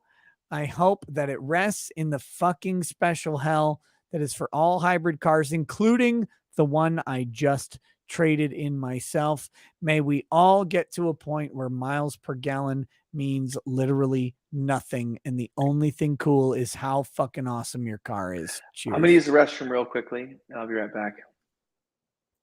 Sounds good, brother. Bean 175 says, Nick, you mentioned cars.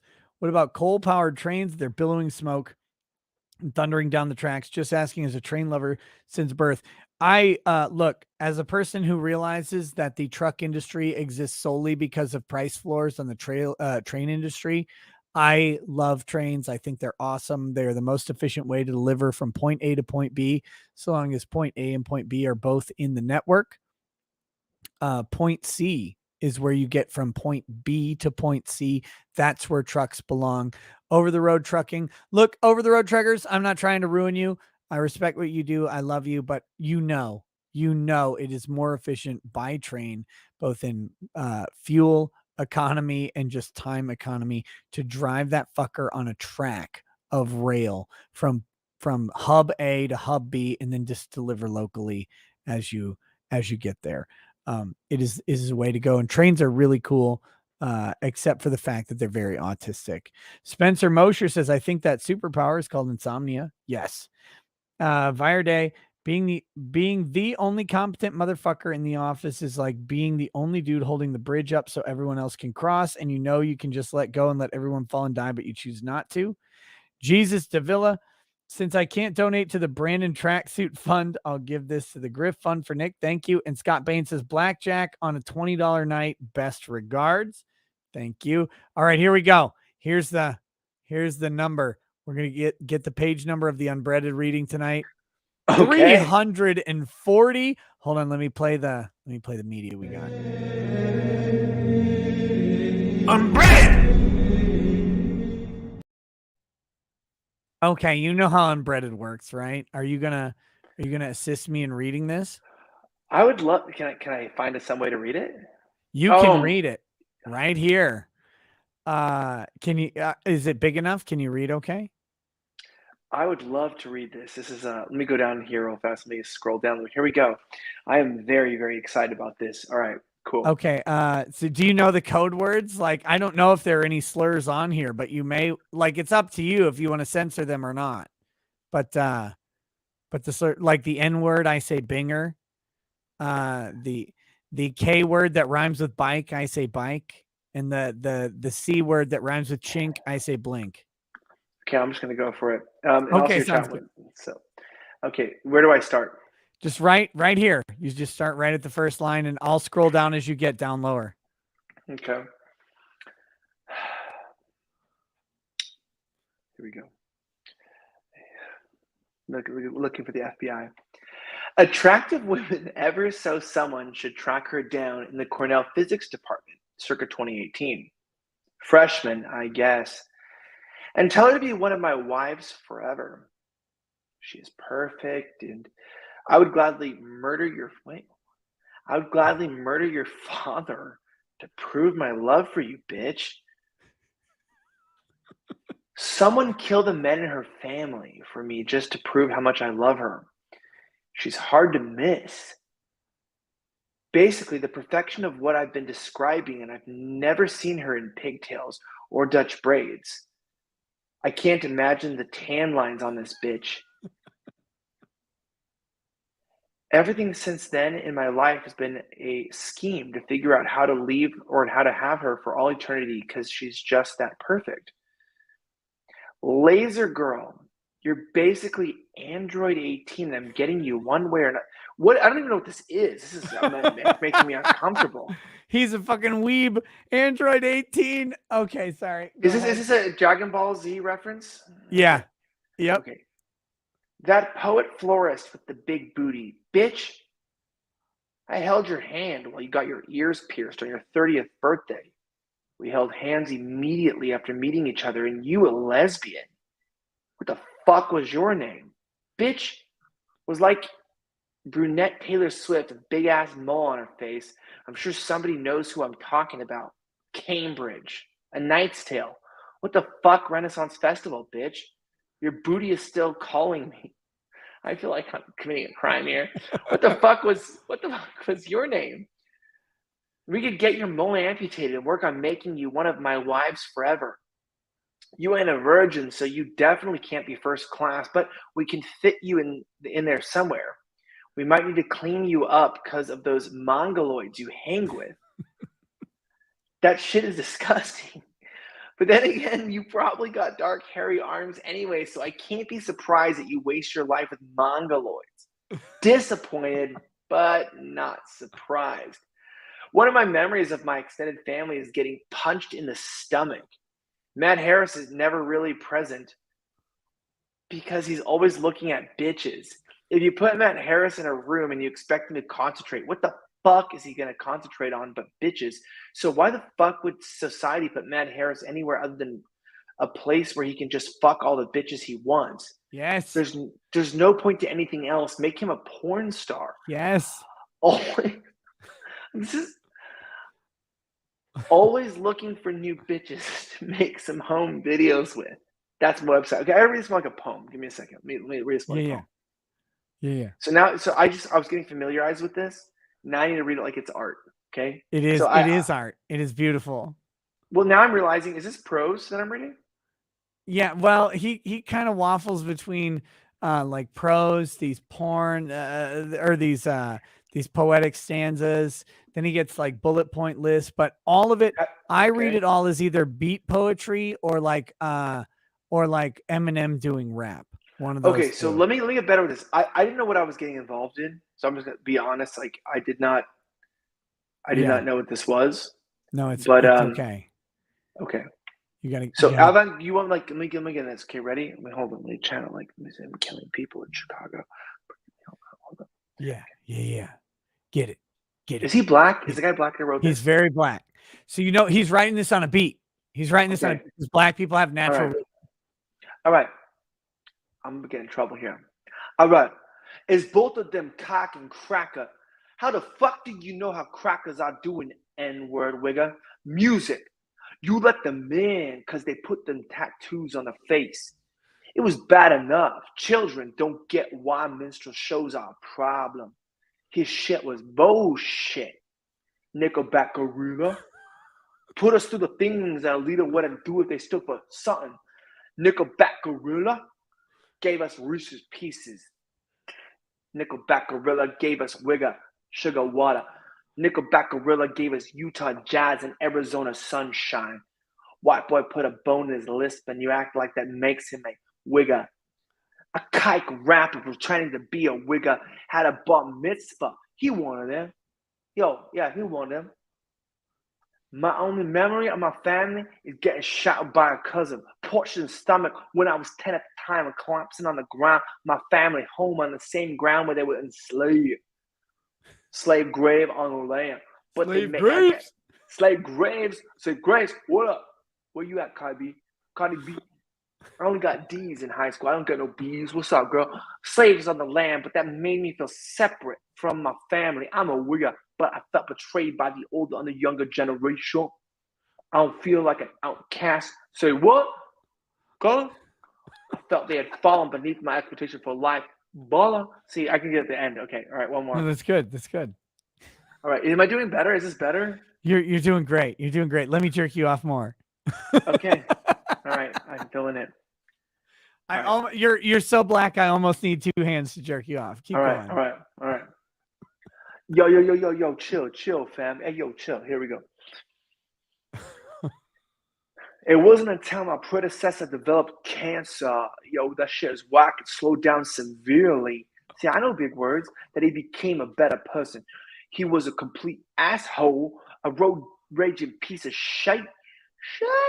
Until the cancer showed up. What's up? He was a bully in his own home and in the world because he was terrified of the white man. I'll never regret standing up to him, but it says a lot about Uncle Tommy's as a whole, that they fear the white man and take that aggression, wigga. They don't want, wigga, to have better conditions. They want to reach that wigga or teach that wigga how to swim. There you go. That's Unbread. there we go. That was unbreaded for today, page 340. Thank you for participating. Have you read that page before? Nope. I've been very blessed. I don't know. Someone said I had one repeat, but I don't know that that's actually true, but I may have had one repeat so far. Mostly it's all new. It's all new. Someone said, "Don't ever let me read again." Yeah, I have no idea. I will say this though. I have someone's like, "You might lose the show after being on here." No, slightly offensive. People that don't know that show, that show's always been a lot better ratings than my other show in terms of like just overall per episode downloads and stuff. It does really well. The other show was a lot newer, but that show's got a cult following, and the people, the SOBs, slightly offensive backers. I mean, the amount of news articles, my whole life has been ruined because of that show. Like people think I'm bad here. That show has to be pre-taped right now because we can't control what goes out, and Yeah. it's so bad. I had Dave Landau on, and he was laughing because it was like, I remember being asked, "So, did you and Dave Landau really joke about mass genociding trans children on your show in Texas?" And I went, "It wasn't a joke." That's the funny part. Oh no. No, but I was like, yes, we did. And, no one thought it was funny except for us.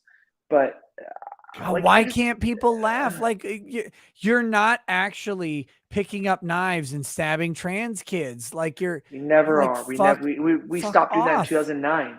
Exactly. That's when it became unpopular. Yeah, it was like when it wasn't politically correct to do so, we stopped doing it like everyone does with everything. But I meant like it was such an interesting like prerogative because like having him on the show and what we're doing is just it's just kind of weird because he's a good friend. Obviously, like he works for Crowder. People forget this. Like Steven Crowder and I work for the same network, and we have the same teams and people that like promote our stuff and work on us. Like, and people are like, "Oh, you have the same people on your shows." Well, yeah, we kind of it's like wondering why Laura Ingraham and Tucker Carlson are the same guests. It's just kind of how networks work. But Dave Which Landau is why surprised me. that the fact that I haven't been on Crowder is a nut punch for me. I'm feeling it, Steven. By the way, I'm coming for you. I'm coming for you, Crowder. I'm coming for that ass. And I don't care how many like weird inflated rib problems that you have or whatever weird surgeries you go for. One night, you're going to sleep face down, Crowder, and you're going to catch these balls slapping against those, and you're going to know what happened. Steven Crowder. See, and that's the thing too. Is I'm not independent, so I have to be careful. But I would say I would pay to watch that. Like I'm not much into cucking, but if I had to watch some cucking, I'd watch that one. I gotta say, like I'd pay to watch that. No, but realistically speaking, but Steven's busy. He's a busy dude. I mean, like let's be honest though, and I mean this genuinely. There is nobody who's got a bigger following and like influence. Like people like to talk shit on Steven for a lot of reasons. But bro, like that's crazy. 5.4 million subscribers is like thing that's insane. And also too, like, he's out here in Texas as well, and I really like him a lot as a person. But he's got a lot to carry. He's got a team bigger than I would know what to do with. But I also know like I keep my team really small intentionally, and I really enjoy it. But I feel like you should genuinely get on Crowder, but that's why I want to bring you on.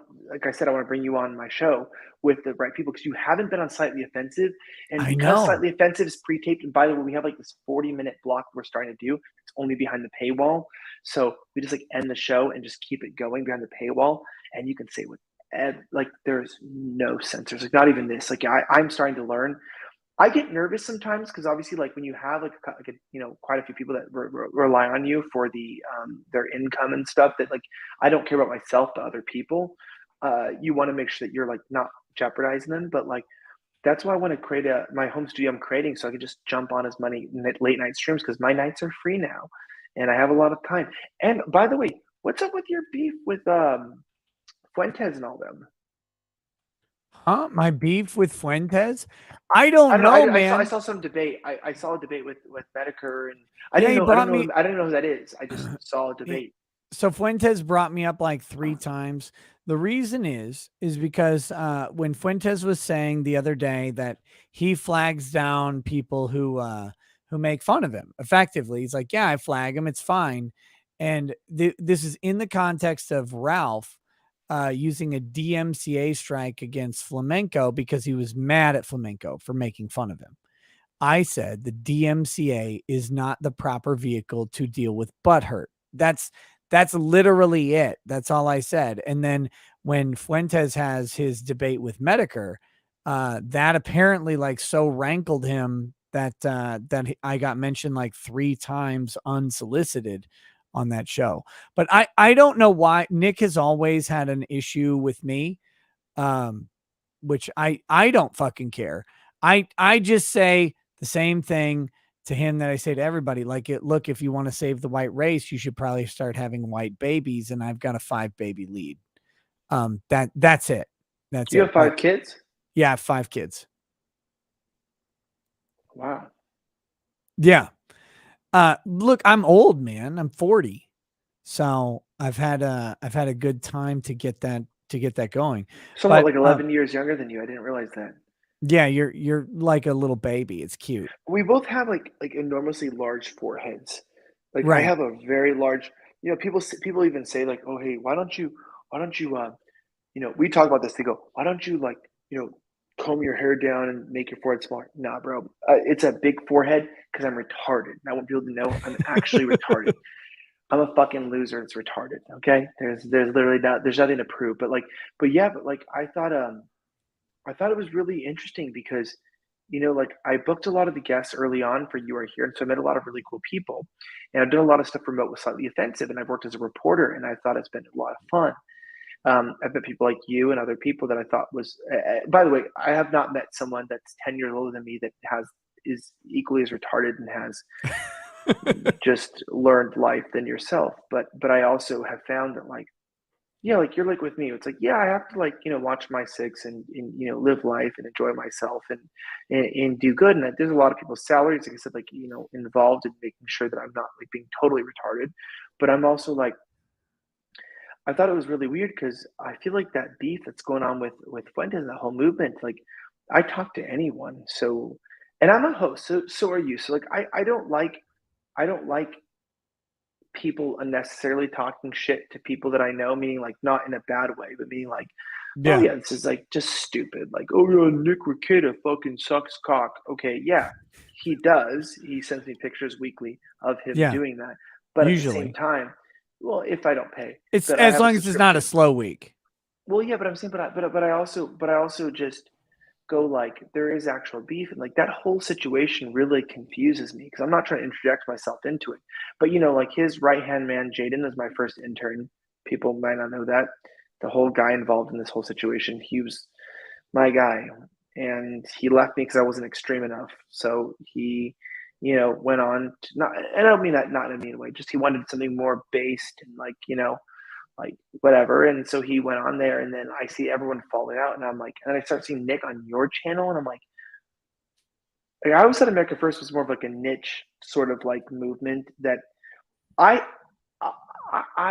hate the establishment because they would be we can't talk to Fuentes, we hate Fuentes, and I'm dude, why are you afraid of a kid who has a podcast? That makes no sense. That's really weird. Why would you be afraid to have him? I even had some episodes with him. I think he's a nice guy. Behind the scenes, by the way, Fuentes is a very nice guy, very kind, very normal person. But the breakdown, I mean, I've been pretty shocked by what I've been seeing. I mean, it's been pretty crazy. You went pretty hard, genuinely. And I mean this, obviously Fuentes has been an asshole to me on my own show. I've had him on my show, and he's created, videos talking shit on me. I'm not a Nick simp, right? He's genuinely done shit to talk shit on me, right? Genuinely. So I'm not defending him. I just usually leave it be. But like you guys have been going pretty hard, and I didn't know what you guys know that I don't know because I'm like not that aware. I am a responder. I'm never at odds with someone until they're at odds with me.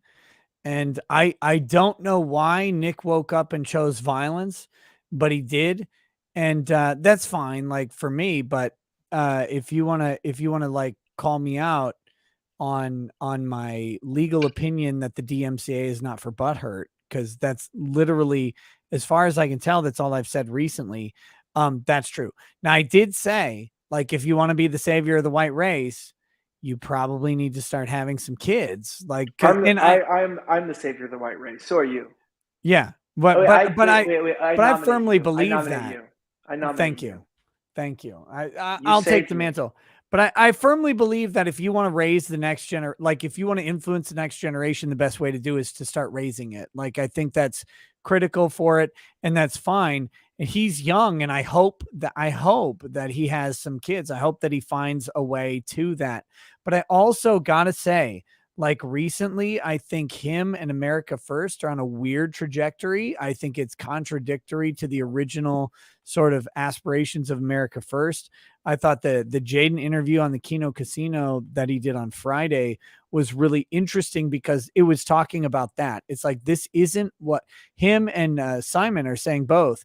This isn't what we signed up for, and we don't know why it's going there. And we're like basically concerned that Nick is doing is going kind of off the rails. Whether he is or not, I don't know. I have no idea. But the reality is for me, if you want to talk about like the white race or the Western culture or whatever you want to say, like, you better start having fucking kids, because if you're not raising the next generation, then what are you criticizing? And then two, look, this all started, the whole beef started this way, like for whatever reason. And I have no idea why, but someone was on his show and or super chatted his show or whatever and said, "Hey, would you talk to Nick Ricade?" And he said, "No, that guy's lame." I was like, okay. So that's when I said, well, if I'm lame, that's great. But if you want to save the white race, you better start having some white babies. Like, if that's what you want to do. That's where it started. As for where it progressed from there, I don't know. I have no idea. I don't care. Like, I'm not opposed to various America First principles. I'm not super familiar with their platform. I want them to have a political voice just like anybody else.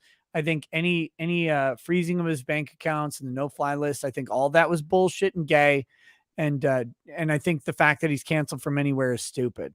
But outside of that, if he wants to talk personal stuff, that's up to him. Like, if he wants to talk to me, fine. But you had the debate on your channel. That's what I'm saying. No, I didn't have the debate on my channel. Where was that? That was on his, or no, on Michael Alberto's show, who's an America First guy on Cozy. He hosted the debate. I was commenting on the debate that they were doing. But see, this is where I actually get like pretty like weirded out with all these people. It's like, here's a point. It's like with with me, it's like I booked a lot of people. Like, I've been around a lot of things. Like, I don't have anything to prove to people. Yeah. Like, most of my work is done behind the scenes, so people don't realize that. Like, a lot of what I do is exposing companies and people and publishing things that most people don't know that I publish. And that's why I joke about shit posting a lot, because I find a very positive, affirming stance in the fact that I can actually smell bullshit very quickly. And so, so people are saying my mic's too low. Is it too low in these headphones? No, I can hear you just fine. Okay. I don't care what they hear. I can hear you. Well, yeah. So I'm saying, so I do a lot of this stuff. So I'm not really a show host. You know, I have this podcast, and my podcast, you know, has its listeners. We do well. We do like 120,000 listeners per episode. We're chilling. I love my podcast. And you know what? If anyone's going to listen to me for over an hour, then, you know, you're fucking crazy and I love you. So we're good. I'm not a streamer. I know my niche, right? Like, I'm not competing on YouTube. I'm just like, I have a podcast, I have a show, and I'm dealing with this. But in the midst of that, it's like, I am a reporter. I have credentials. I debate, you know, like, truth. And the America First movement's been kind of weird to me because, like, I feel like the America First movement has two sides of it that I've always thought was weird. So number one, I speak a lot against it on my own show about the extremism, the lack of nuance, and also the fact that if you can't get bitches, shut the fuck up. So there's that. So there's that side of things. But like, I've always thought the America First movement was afforded a lot of info that shouldn't have been accepted on both ends, meaning like the right wing that was like the fringe was like, we don't want to be with them. They're Nazis. No, they're not Nazis. They're young dudes who don't know what the fuck they believe. And Yeah, then, I think that's the most accurate description of America First that you could have. yeah, just young people don't know what they believe. And everyone who disagrees with me is a faggot. There you go. That's their stance. You're all fucking gay and you're all black gay people. Okay, fine. But on the other hand, like I feel bad for them because like, oh, you know, you're a Nick stan, you're Nick fan, you know, you love them. No, dude, no. I just if someone had a camera on me at 21, I'd fucking be an idiot too. Like so. Yeah. These are like 15 to 23-year-olds who are talking and creating a movement, and I'd feel bad for any 15-year-old who's got video evidence of his views. 15-year like I'm not going to say anything that's going to be in trouble, but what I meant is like I'm going to say nothing else other than the fact that like just everyone knows what they did at 15 if you're crazy. Dude, So yeah, I would never. Taylor Swift wrote a whole song about it, and she's a woman. No one wants to be on camera at 15. 15's a you weird age. shouldn't It's be. awkward. Yeah, and these guys like that's the major downside of America First. And it's not their fault, to be very clear. It's not their fault. It's society's fault for how they treat people and how they will hold something against someone forever. Is that a lot of these young dudes are out there talking about what they feel right now, and people will hold that against them in the same way when they're 30, when they're 40 years old. And it's like, but people have time to grow between 15 and 30. Like they're way different.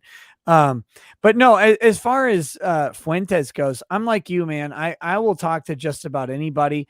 I'd talk to Fuentes too. People want me to debate him. And I'm like, I don't understand what I would debate with Fuentes. Like I don't hold some strong position opposed to some that I know of. Maybe there is one, but like, if you want me to debate him, you got to give me a topic where we disagree. Otherwise, like, would I have him on a show? Maybe, you know, if he wants to do one, it's fine. Would I go on Cozy TV? Probably not though. Probably not. Well, I'll grift but my own show. But that's the hard part to me is like I want to put it like this, like look, like even the beef on that whole end is like like I'm just never having a good time with anyone. No one ever like everyone hates me equally, and I don't know why, but I kind of get it. It's like, dude, Fuentes is like I think he's 23, right? Yeah, he's young, man. Yeah, but it's like Maybe he's 25 by now. I don't know. yeah, but I'm saying dude, you know, people comparing themselves. Like, look, I've talked to him personally. I know what's going on in his life. But you're fucking young too. Like you look like you're 35, like you lived hard, you're haggard, but you're actually like 21. Yeah. So I'm 16 and I'm being molested on the show right now. I need help. Help me, FBI. But meaning like yeah, dude, most of my friends are physicians by now, and you know I was looking at becoming a professor, and I have a luxury in the fact you know I love the bullshit on your channel because I don't get to talk a lot of shit. Like even my guest today was like, I don't think you went to college. I was like, I didn't. I was joking. I have like 3 different degrees. I'm chilling. I'm hanging out. My specifics are in mechanics and genetic engineering. That's what I do. I just create vectors, infect bacteria using like viral delivery systems, create immunotherapeuticals. Like I can survive an apocalypse. You know, guys talk shit. I wear tight pants. I talk like a faggot. Yeah, I do. Enjoy it. You know, I'm a little guy. You know, I come across like I'm a faggot, and that's good. But you know, while you're dying because you have an infection you can't help, you know, I can compound medication to actually heal myself. using basic necessities. So You're like I a don't really fucking like. Fallout 3 character. Correct. No, I'm like just Nick. I'll shoot, but I also just with medication and even food and regeneration, etc. I can work with that. It's like I'm not trying to prove myself to anyone. I understand there's that divide, that issue, but like I feel bad for Turning Point specifically because those people have the other issue. But like Turning Point, America First have the same issue, right? Turning Point is like, people get involved with Turning Point, and Turning Point's a very good organization that tries to spread truth. So they invite a lot of people in who may not be that great. America First has the same issue. They talk a lot of shit on Turning Point, but it's the same issue. It's like you want to be a cool America First, company or whatever, but at the same time, you invite Ethan Ralph on. Like Ethan Ralph is, he's literally a clogged artery that exists with oxygen. Like he's got a problem, and like it's like, oh yeah, we'll talk shit on Elijah because he wears tight pants and talks like a fag. Okay, cool. So I do, but you know what? Like I'm actually a pretty reasonable person, and I'm actually pretty understanding of how the world works.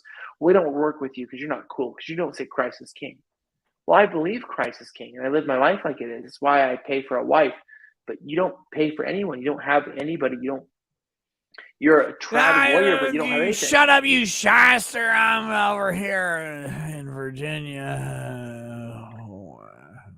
Well, the Rage Pig, if the Rage Pig committed suicide, the world would be better. So there's that. Oh, shit.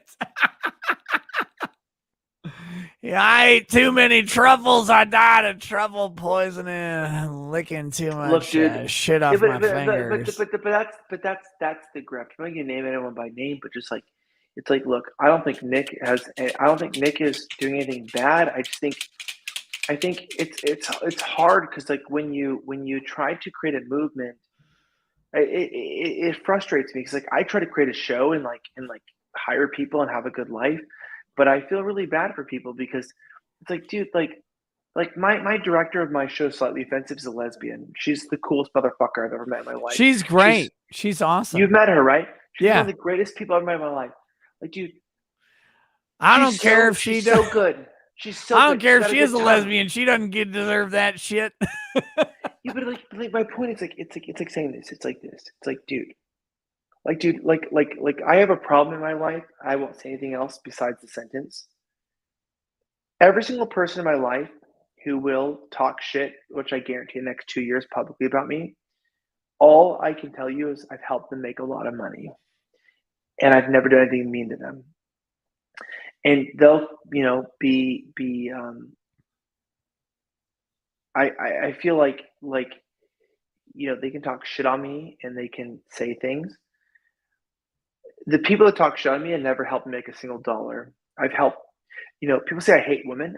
The women in my life have helped make a lot of money. Oh, but then they left you. Okay, well, cool. I helped you make a couple, $250,000 in 7 to 8 months, and now you hate me. Cool. Well, enjoy your fucking cash. So it's like yes, I've helped people, but also it's like at the same time, like I care about my friends. I deeply care, and people don't. And I want to help people. People don't want to be helped. And I feel like with the America First movement, that's the hard part. Is like a lot of people don't want to be helped in terms of like, I'm like, hey, like I'll invite you on my show. I'll talk to you, and it's like, let's call him a faggot. Okay, cool. I haven't heard that before. That was a very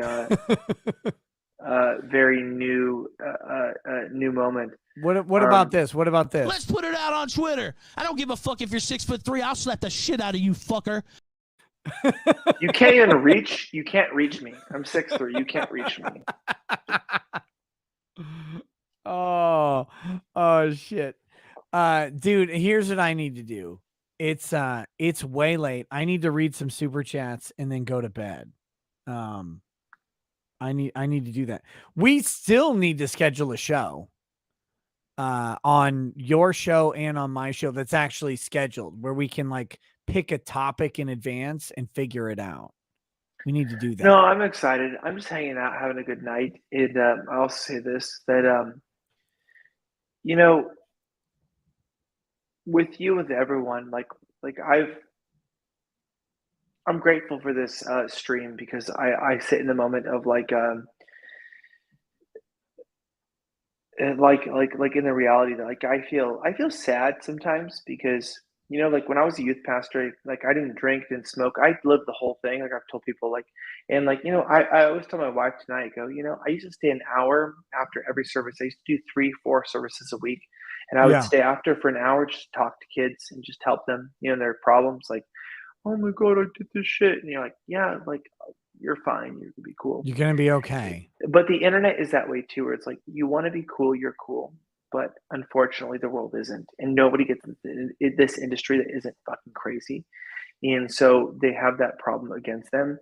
But I love the chat. I love the people. I can't really read the chat during this thing. I have to occasionally check it, but I can't keep up on it. But I appreciate you being around. I appreciate you being willing to read the super chats that are coming out after this, but also when you come out here. Yeah. And when you come on Slightly Offensive, which you've never been on before, I can't wait. it'll be the weirdest fucking show ever. And most of it will only be available on a paywall. And the people that pay to watch it will never regret it. So we'll see it happen. And we're gonna do the longest fucking show that's all paywalled that you've ever done.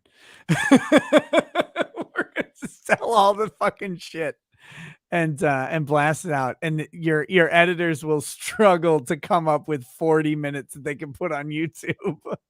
No, I've been editing my own show right now, so I've been editing it. Right, I've basically I'm training my new team, but that show I'm so hands on with.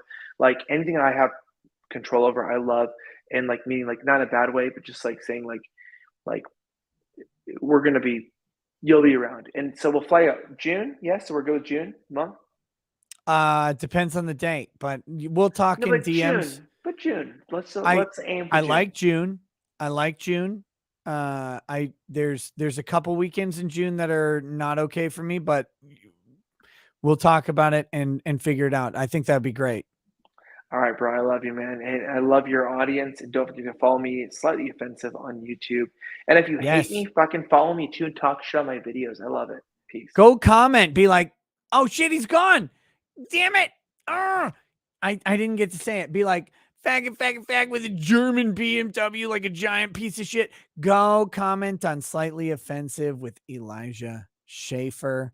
It is a show. It is completely, guys, I don't know how I am still monetized, but his show is completely demonetized. So go check it out.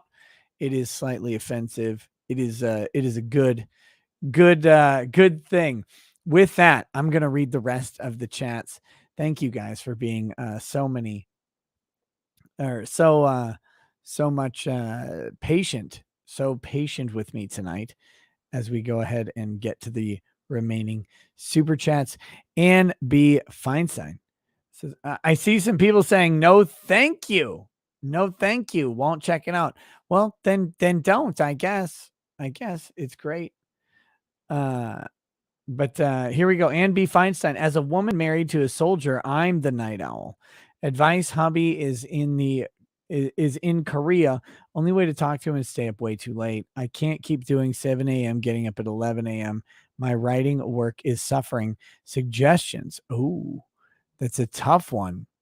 So your husband, you stay up late to talk to your husband. I get that. Why does your writing have to be early? What makes you have to get up? If you're staying up till 7, what makes you have to get up at 11? This is critical. Does it really matter? And if all that matters is that someone wants you up at 11, look, you got to change that shit. As a narcoleptic, I'm awake. My body feels awake when I should be tired. My body feels tired when I should be awake. The way I got off of narcolepsy meds is to just live my schedule. I don't know what yours is. I don't know why you're waking up at 11 if you're up till 7. If you're up till 7, dude, sleep until 4 in the afternoon, 5 in the afternoon. You're fine. Wake up, have some breakfast, make the night your morning. It doesn't matter. It doesn't matter at all. You probably don't need to be up. But if your work starts at 11, talk to them. Say, hey, you want me to do quality work? You want me to do the good stuff? Like, let's say you have a corporate job. My hours need to change. I need to be on night hours because I'm with my husband, and I will produce better work for you. I'll produce better work if I start in the evenings. If I start at 8 p.m. and I create what you're writing stuff, what the hell writing has to be out at 11 a.m. I can't think of any writing gig on the planet except headline writer for breaking news is the only thing, but breaking news happens at all hours. So that's not even true, but I can't figure what you have to be up for as a writer at 11 a.m. So change your schedule, get rid of everything. Like, you don't need to be up. Go do it. Go do it. Stew balls. Trains are crap. From someone that drives them for a living, railways are insanely corrupt as hell. Yes, everyone should hate trains, even if your point about transportation efficiency is true. Hashtag trains suck. Yeah, well, trains have a government-private partnership, and they have for, I don't know, 150, 160 years. It's a disaster. Not that long, 130 years. 130 years, public-private partnership in trains. And yeah, it's a mess, but it doesn't need to be a mess. And we can talk about the ideal. Cynthia. Hey, what's up, Cynthia? How you doing, girl? See, Goody's love life is exhausting me, Nick. That's true. It's me too. Me too. His love life is entirely on YouTube, and it's very breaded. Toast to white frattish boys, you and Eli, who have nice girls. Well, I don't know if you could ever call me a frattish boy. I don't think I fit well in the frat life.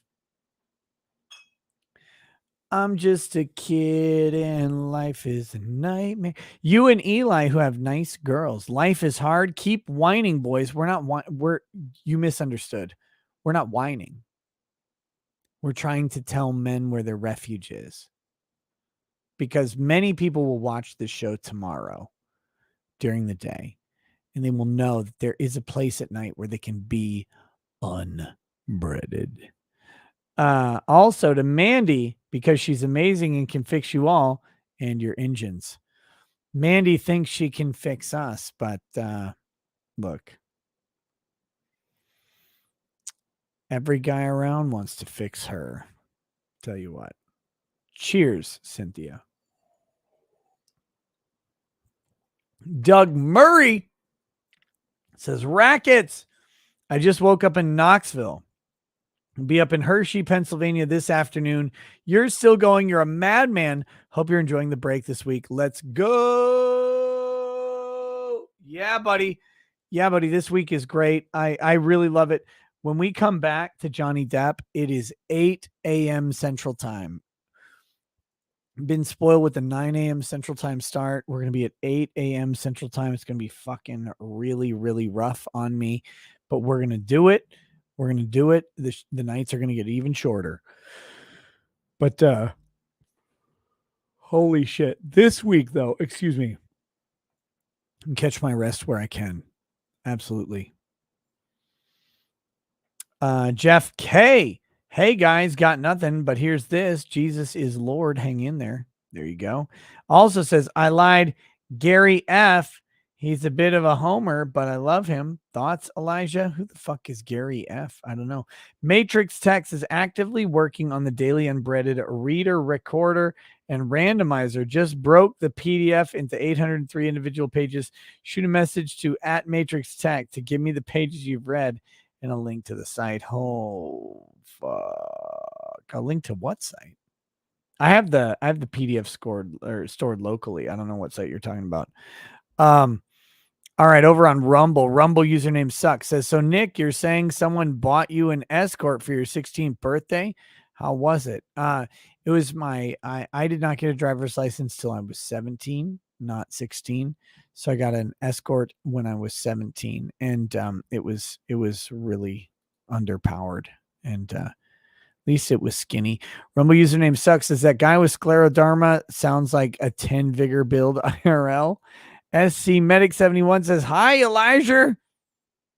Hi, Elijah.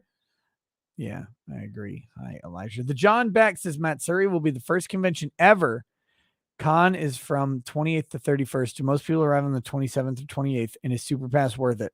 I think the Super Pass is worth it, but look, I'm going to be candid. I don't buy my pass for Matsuri. They give me a press pass and I get into, or no, they give me a guest pass and I get into everything for, I pay for the extra stuff just like anybody else. Like if there's a special, like the first year I went, there were the maid cafe and the butler cafe. I paid just like everybody else for those.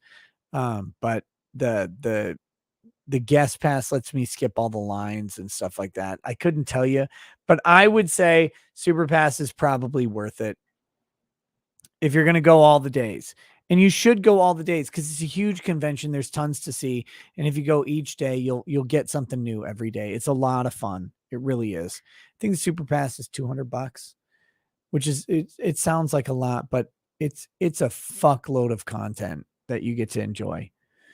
Scarvy the Strange says, when are you going to bring Sid Alpha on as a guest? You two can talk metaverse scams together soon. I'm going to reach out to Sid ASAP. I've been meaning to do it. I've just been so fucking busy with Depp and Amber Heard. This week is a good time to reach out to him. I will do that and see what we can do. I would love to talk about his weird fucking Acer Thorn thing because Acer Thorn seems like a giant fucking cunt. Matrix Tech says, you misunderstand. I'm writing a web app that will randomize, display, and record each page you read. You can also freely browse the whole thing. It's a pet project. If you use it, it's awesome. If not, get wrecked. Oh, that sounds great, buddy. I'll try and remember to message you. Try and remember. Instagram. In case you don't see it, clipped Daryl farting on Tim's podcast the other day on Twitter at _Instagram with an H in the gram. Oh, that sounds fucking funny. That's amazing. Letho Mike says the world is waking up. The Philippines just elected Ferdinand Marcos Jr. as president in a landslide 16 million vote advantage. I don't know anything about the Philippines, John, other than they eat weird, like fermented dead ducks in eggs. Like they crack open an egg that's been fertilized with like a little duckling growing in it, and they and chew up the bones and shit. That's weird to me. Lithom, John Hoffman, are you for a Christian monarchy of which follows your beliefs? I'm not for a monarchy. No, sorry. So far, a democratic republic is the freest society I've ever seen. I am not for a monarchy, even the one that follows my beliefs, because I'm just not. Sorry, I'm not a monarchist. I know like Aiden Paladin is and a couple others. I can't do it. I can't give that much power to one person. I'd be too tempted to fucking murder them. JM reports, hey, Nick, this seems the best way to contact you. Will you be accepting any guests on your show for the Amber Heard Johnny Depp trial? Love to join you and have a conversation on it. JM reports, during the trial streams, I am limiting it to basically just lawyers and then that umbrella guy if he wants to come back on, but I think he's doing his own thing just because of his knowledge on it, but pretty much just lawyers. This week and night shows, I am open. So you got to email me, buddy. Sorry, this took so long, but email me, put JM reports in all caps in the email or whatever, and I will consider it. I can't make any promises. I'm really bad at scheduling shows because I kind of do my own thing, and I'm, it's me. It's me. This may be disorganized. It may be very breaded sometimes, but it is always 100% me. And that's something. Sock nuts 19. They saved black rhinos by allowing hunting. Their population exploded and poaching stopped. They made hunting illegal again. Now numbers are dwindling. Capitalism is not evil. Corrupt politicians are. I agree. 100%. Potter Super Who, favorite Johnny Depp movie. I enjoyed Sweeney Todd the most. Sweeney Todd's good, but look, I gotta go with Edward Scissorhands. It is one of the best movies ever made. It's so fucking good, and I can't get over it. Darth Call, as a huge Johnny Depp fan, thanks for your coverage of the trial. Cheers. I'm having some cold sake. What? Not the warm sake? The last millennial just joined. What is the xQc hypocrisy? Elaborate. Well, he's mad at stream snipers when he is a stream sniper. There you go. Blow was such a brand 1986's Blow. Blow was such a fucking good movie. Such a fucking good movie. So was, by the way, What's Eating Gilbert Grape, of course, is good. Benny and June's a good movie. Johnny Depp has a lot of really good movies under his belt.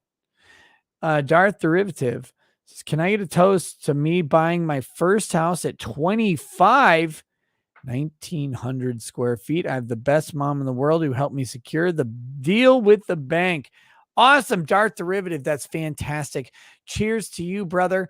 Moving up, buying and owning something in this world. Take that land by its fucking horns and wrestle it into your submission, as all things you own must be wrestled. To this first house and to the next house and the next one and the next one. And may you have a house bigger than mine at the end of the day. Cheers, brother. Winton Dupree says, oh my God, I'm that guy without the Corvette. Matt from Tinder, when I was driving my Miata through a Crystal drive-through, the drive-through chick said, I bet that car scoots boot. Oh shit. I forgot about the super chats from earlier that were on this, that got reset. Here we go. Back to those. Hello, Nurse Killjoy. Your stream solo is more entertaining than panels with 6 people. Thank you. Thank you. I am thinking about doing like a dedicated solo day, at least on the Amber Heard trials, because I like having other people, but sometimes I like it when it's just me on the Johnny Depp Amber Heard trial. Sometimes I want just me. And then I don't have to wrangle anyone and I can just be who I am. That's good. Dusty Cruz. Hey, Mr. Ricardo, what's your thoughts on pro-choice people disrupting church mass to protest abortion? Look, and anybody who disrupts the church mass for any reason should get their ass fucking kicked. I don't care if it's to like, this church isn't based enough. I don't care. Like, stop it. That's people's belief. That's their Sunday. That is their Sabbath. Leave them alone. Protest somewhere else. Charles K. I've not seen the Ralph DM leaks with Faith on Kiwi Farms. I've only seen Gator's DM links or DM leaks, which Gator gave Ralph the best advice. Whatever you're planning on doing, do the opposite. That was the fucking best advice he ever gave Ralph. It was amazing.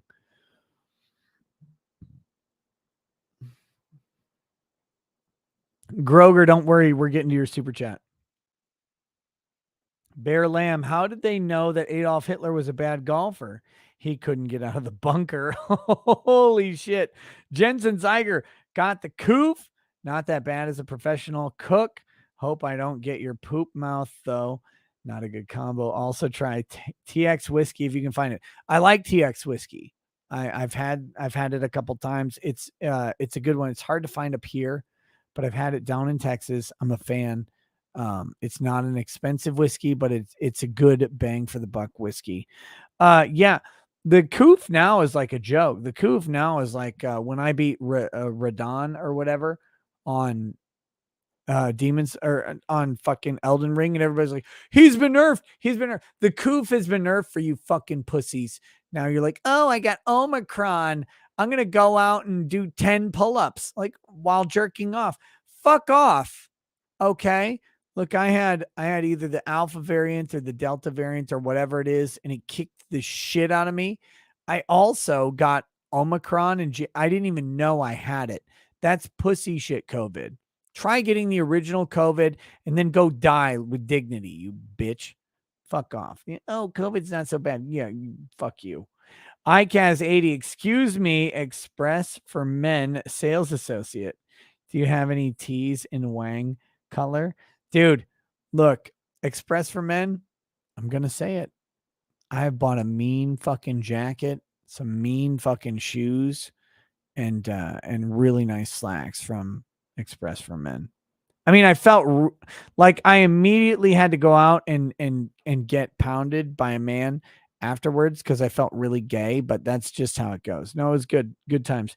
See, Goody, why is it always the gay fucktards who try to get my attention and never the fake e-girls with secret hot dogs? At Matt from Tinder is supposed to be cucking Jack Murphy, not obsessing over me. Paul Dupree, first super chat. What's up, Paul? Just want to say thank you for giving people faith in the justice system. Shout out from New Orleans. We would call that shirt salmon colored. Me too. Actually, you call it salmon colored shirt. You won't give them salmon colored shirt. I fucking love New Orleans. I can't wait to go back. When I go to New Orleans, I'm gonna gain 25 pounds. I don't care if I'm there for a day. I'm just gonna eat so much fucking gumbo and etouffee. I can't take it. Hello, Nurse Killjoy. Not 2,000 mules, but a lone jackass in a pink shirt in Elmo voice. She put that in the beginning. Hey, not 2,000 mules, but a lone jackass in a pink shirt. Cledge Fenrir. Dumb pal of mine argued that Roe versus Wade decision is forcing working class to have kids to stay poor. I corrected him and that would require the government to force people to bang. He reacted with Twitter comments. Dude, the Roe versus Wade broke people's brains. I love it. I love it 100 million times. I wish they could reverse Roe versus Wade 50 fucking times in a row. Goger says, hi, Nick. Could you check out a meme I made? It's only 23 seconds long called Gordon Analyzing Amber Heard's Acting Skills. Love watching your streams. Where the fuck is that? Gordon analyzing. Fuck.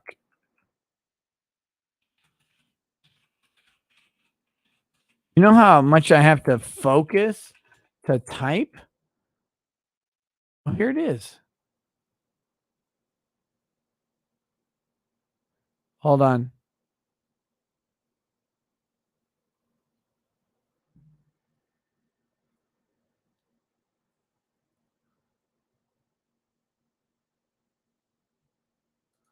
Okay.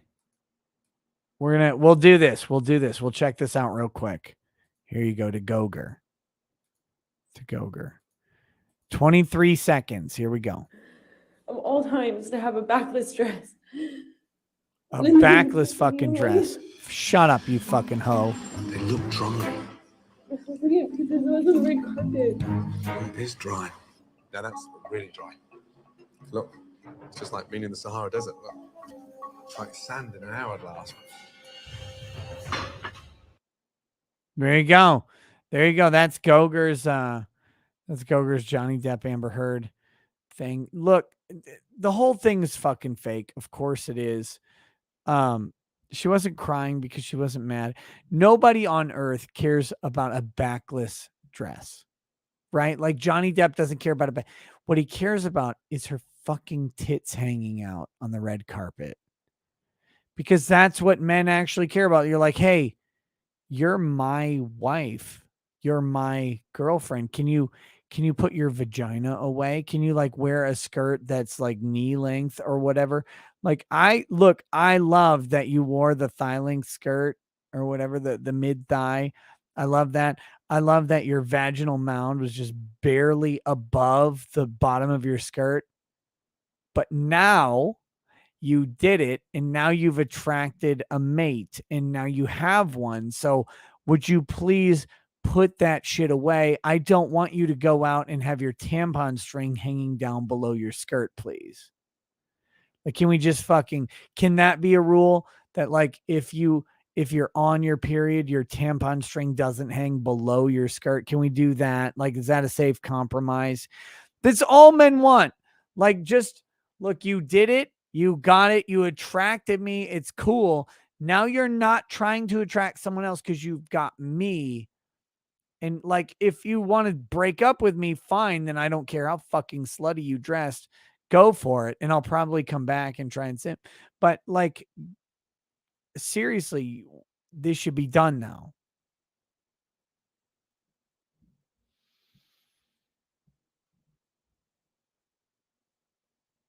Zayden Gaming. Hey, I've got 20 plus years programming experience. An unbreaded tracker that Matrix was talking about as a pet project would be easily done. I could consult and review code for free, but it could be done in a few days. Zayden Gaming, you got to talk to Matrix for it. I don't know. I'm not in charge of any of that. Horse Head says Christy Mack case. One of these nights we'll probably start watching the Christy Mack testimony to see what it's like from a woman who actually, or maybe during the day, from a woman who actually got her fucking ass beat by a monster. Balls D McGee says Toyota Sequoia. Seal Hunter, play Acquitted tonight, Nick. It's good at least a few minutes. I want to play Acquitted. Every time I want to play Acquitted, I'm fucking doing these streams until all goddamn hours in the morning. It's 4. I got to wake up at 9 and drive my kids to their activity. I don't know what to do. Lagging says on rebuttal, can Johnny Depp recreate the head buttle as described by Amber Heard and document the differences in injuries? Oh, that'd be great. Yeah, come here, Amber. Bam. Knock her out. Break her nose. Contrarian says, yeah, but that True Coat. They did not sell me True Coat. That's good. Wise Max says, can I get a toast for my dog? We had to put her down last Saturday. She was 17. While she was more my stepdad's dog, she was still the family pet. To Wise Max's dog, 17 years, anything that is that age, it is a part of the family, be it a vase, a child, or a dog. And the loss of any of them is a tragedy. To companions, to furry friends, to furry friends who become furry family, and never to actual furries because they are degenerate, but to those actual animals that God has given us in our lives to enjoy and be happy. Cheers.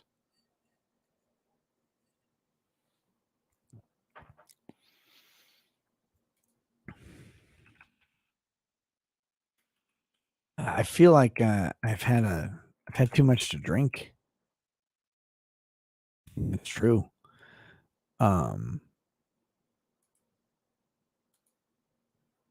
Let's see. Hold on.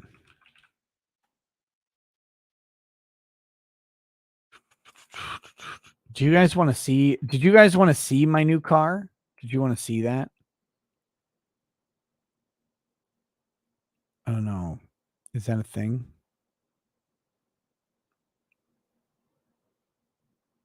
I mentioned it, I talked about the car for like the first half of the show. Did you guys want to see it? No? No? Yes, sure, yes. Yeah. That's what she said. Why would that be? Yes. Okay,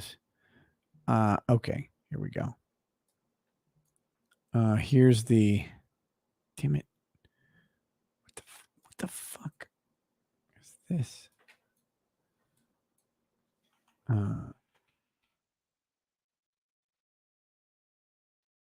Damn it. Where the fuck?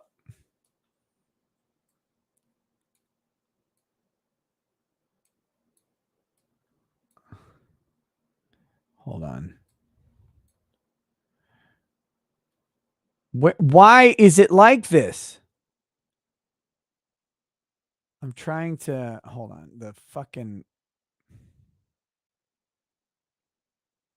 There we go. Here's my new car right next to our old van. So you guys can see. There you go. There's the new vehicle. And then our old van is over here. So that's that. Since someone brought it up. It's a good looking car, I think. I don't know.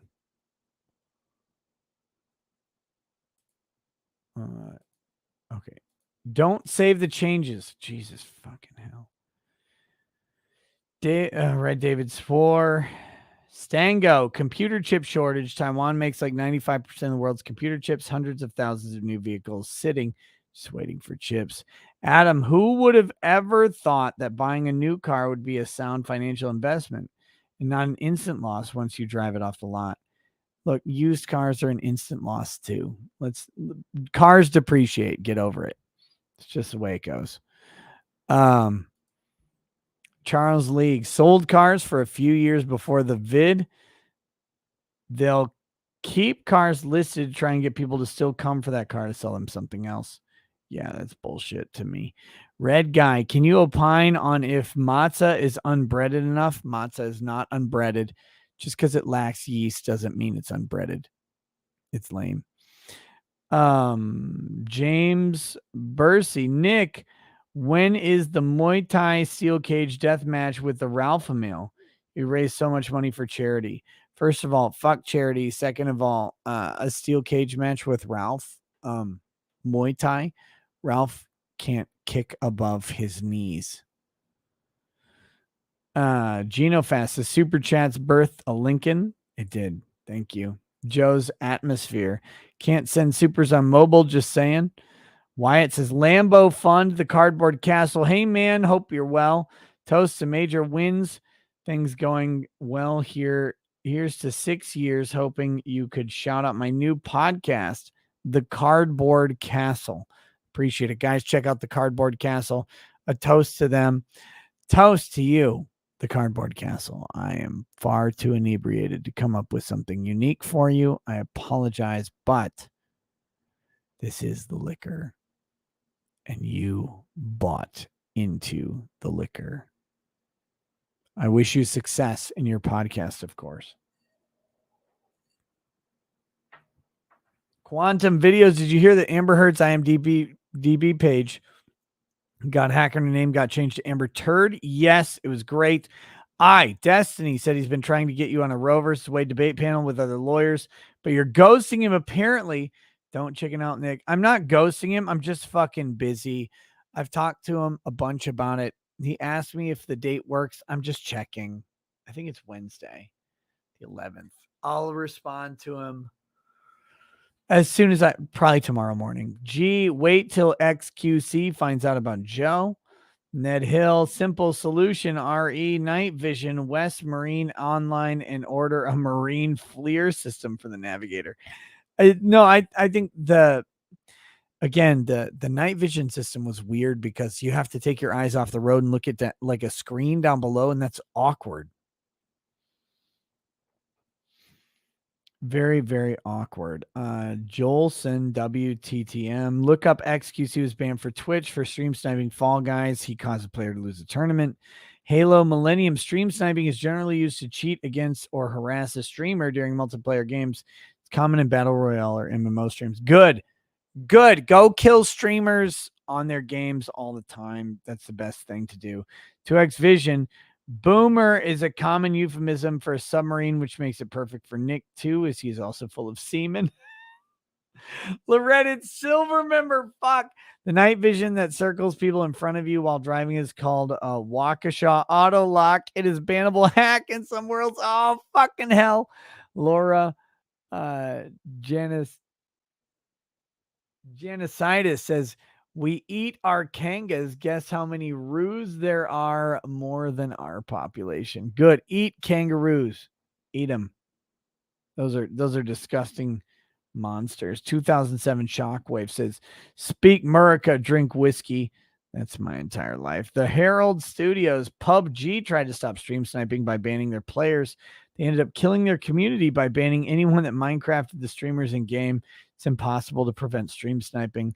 You just got to go with the delay. That's it. STFU, hashtag confession through projection. Hashtag projection is confession.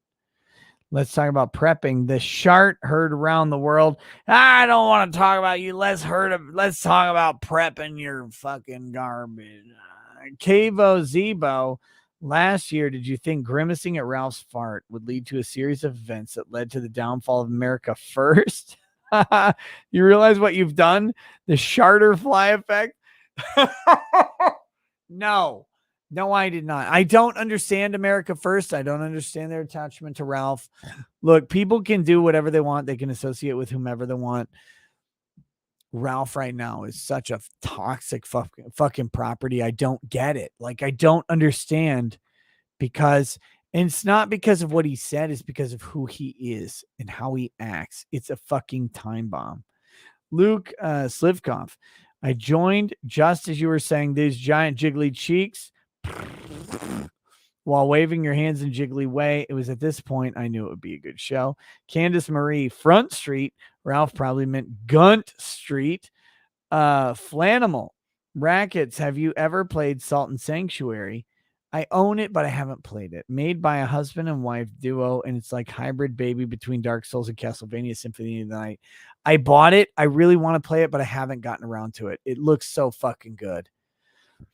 Bullet Tooth Tony, Chad is proof and Capistan will prevail / free Rye Dawson. You can call me Al. Says sent GoFundMe to Twitter messages. Oh, fuck me. Dude, you sent this 1,000,000 years ago.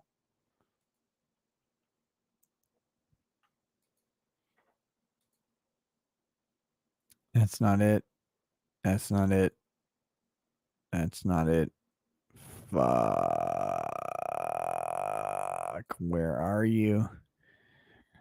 Dude, I don't know where you are.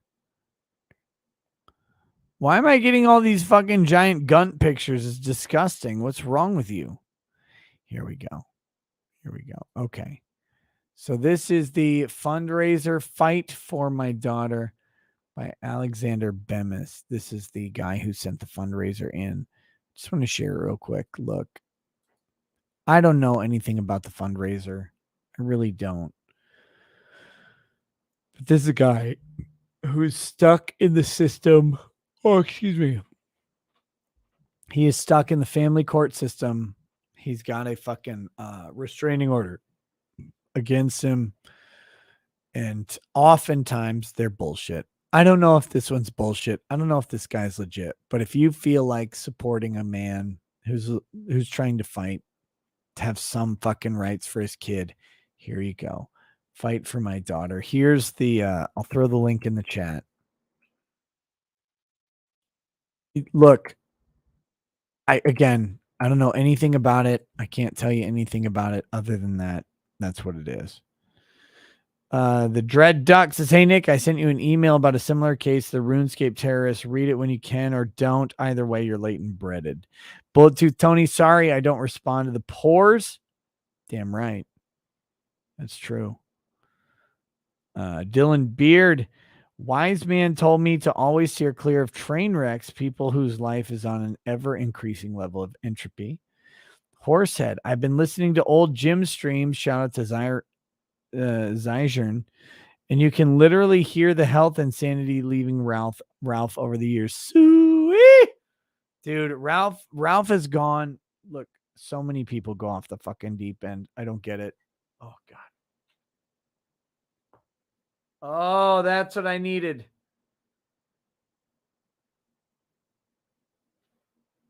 Too much liquor. Ethan Hall, on behalf of me, C. Goody, and the rest of MMA fandom, would like to ask for a toast to Tony Ferguson, legend in MMA, who sadly died over the weekend. Tony Ferguson died at the hands of Michael Chandler. Rip to the legend. What? What do you mean he died?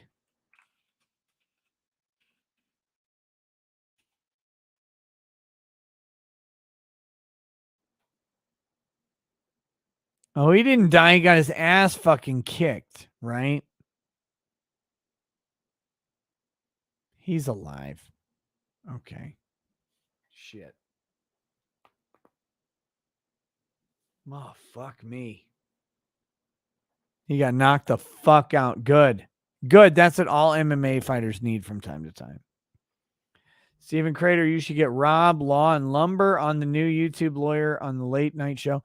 I invited that guy a while back and he never responded to me. So, but I'll happily invite him on again, of course. Purple Martin, Andreas Zertis would be Andreas Zertis would be an awesome guest. No, I never heard of them. Matt from Tinder, meet you all the way. Meet you all the way. Hosanna, yes. Yeah, squirt. The end is near. Beware. The way he acts obnoxious and everything all the time. Why didn't he just own it instantly and laugh? I don't know. Cynthia, how big of a super chat do I need to send to get you to stop covering Ethan Ralph, for fuck's sake? I don't even get why you ever spoke to him. Watch Mean Girls. Punch up. Nah, always punch down. Joe T, top 3 worst decisions by Scalia. You know what? I'll say it. Gonzalez, Castle Rock v. Gonzalez, US v. Jones, and DC versus Heller. Everybody praises Heller. Heller should have been the thing to set us free, but Heller trapped us. It imprisoned us. Joha Wa Al-Himar, as an adopted person, cheers to us not have been aborted. Awesome. Razgrits, I'm going to go eat a bunch of Snicker bars after this show. I swear I'm going to eat them to spite you. Don't you understand yet? David Stell, we all noticed the pink shirt, but after you said you would like to be teabagged for 4 million, we didn't think we should bring it up. Let's talk about prepping. YouTube booth will be in the nosebleed section, so I'm sorry, Rackets, you can't go. CC, if Law Mommy, wait, read that one. Susan Mills, $5 for $10. That was weird. Bring the smoke. Nick, you son of a bitch. I heard your rant on Friday. All you watch is cooking shows on YouTube. So the question remains, why aren't you watching mine? Do I got to beat you with a brisket? I expect better, Law. Thanks. No, you have to bring me a brisket. Bring the smoke. You say bring the smoke? Your smoke isn't here. Fuck you. Bring the smoke. You want space on my show? You show up in my fucking driveway with your barbecue pit and you cook me a goddamn brisket. We'll talk then. Till then, I don't even know you. RX Joe, congrats on the new car. I just got a new car as well, but it was because a semi hit me. Fuck. Lemon Rations. Hey, Nick, you should get Aaron Clary on the show. You guys can both shit on Minnesota and fat women. Love the show. I've reached out to him. We talked about doing a show a long time ago. Happy to do so. I probably need to follow up with him. Didn't you set your kitchen on fire while you were cooking ramen? No. What are you talking about? Andrew Wahoo, how much do we have to pay Elon to make a civilian version of the A10 that you could drive? That's a good idea. Larry, 700 mile per hour breaks the sound barrier at sea level. Good. Zachary McPherson, the emissions to produce one Prius battery. Thomas, the Z06 is not canceled. You fell for an April Fool's Day joke. It didn't look like one, okay? Fuck you. Jonathan Dory, ring, Nick, pick up the phone. The base department is calling. Spawn Freak says tiger steaks. Let's go. I agree. Let me eat those fucking tigers. And B. Feinstein, the only good thing Carter did was legalize homebrewing of beer, wine, and hard cider. No, the only thing no, he didn't even die yet, did he? Fuck off with that guy. Scarvy the Strange, we will resurrect the mammoth just to eat it. STFU says, seriously, though, we should switch to kangaroo. Roo tastes like beef, and they don't fart or burp, and the meat has very little saturated fat. They tried this in Texas with emus. I know it's not the same as or ostrich. I know it's not the same as a kangaroo, but they tried. The problem with kangaroos and ostrich, they may taste like beef, but a cow is a big fucking animal. There's a lot of meat on it. Kangaroos and ostriches aren't as big. There's not as much meat. Outlaw Josiah, read that one. Poorly redacted. I see no reason why every American shouldn't be carrying a Mad Max style sawn-off double barrel 12 gauge shotgun on their persons at all times. F the NFA, GCA, Hughes Amendment, and AFT hard. Well, they'd go to prison is a problem. Litho Mike, I work for a major chip manufacturer. We are building as fast as we can. It ain't enough. I own a 2000 F350cc 7.3 diesel chipped. Love the black clouds. Awesome. The John Beck Matsuri will be the first convention ever. Con is from 28 to 21. Do most people arrive on 27 or 28? Is Super Pass worth it? I read some of that. I read that one. The Super Pass to me is worth it. Also, I would get there on the 27th. If you got the time, if you can, get there early, have fun, go out during the night, meet some people. You're going to go to a bar and it'll be great. Fuck. Where are we?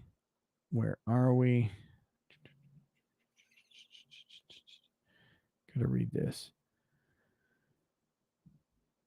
British Gridiron Films.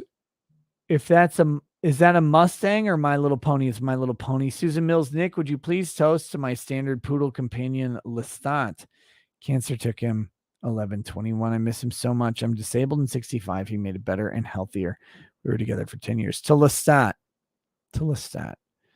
a dog who did not live up to his namesake in age, but definitely did in companionship and camaraderie.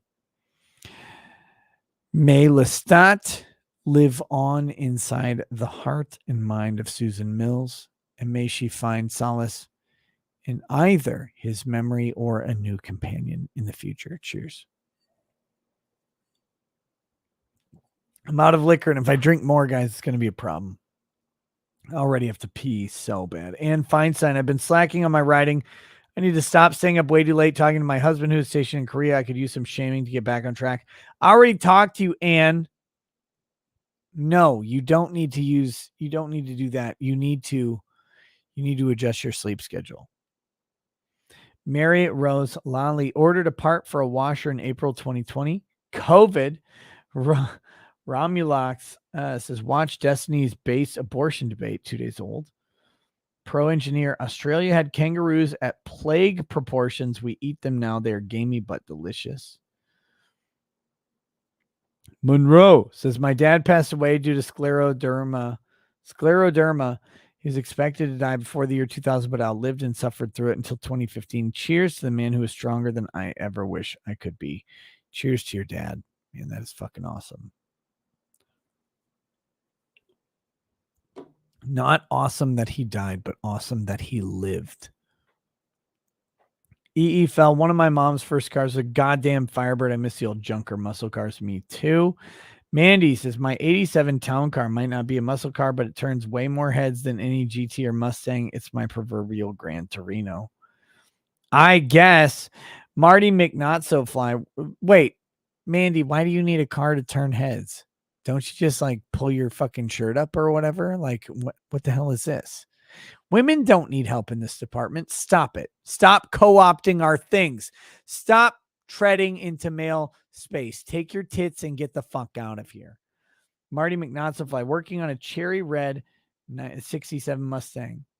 The summer of drop panties won't be stopped. Midnight blue.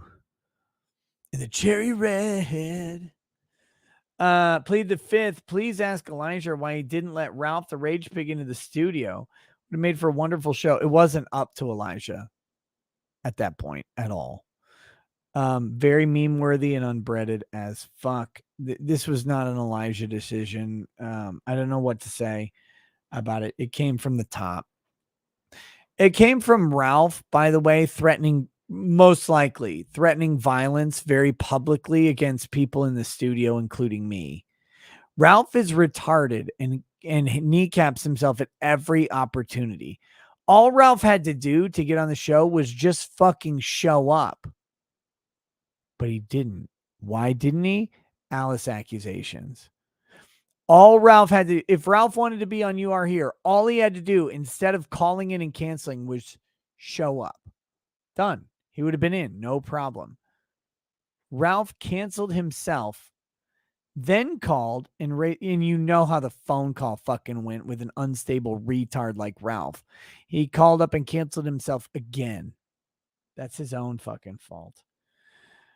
Remover in a wood. Wait, no. Eclipse Warlord. Remember the Shaggy Dog remake? Grass powered car. Remover in a woods. Don't give up and look up Factory 5 on stream.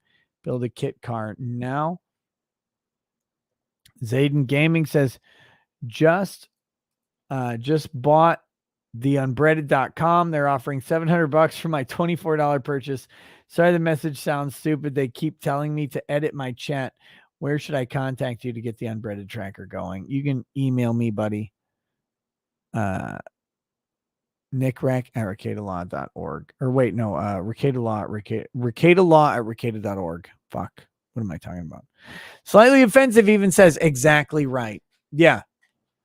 Dude, it wasn't Elijah and it wasn't me that kept Ralph out of that studio. It was Ralph. It was Ralph. It's his own fucking fault. It's too fucking bad. Because it would have been funny to make fun of him live.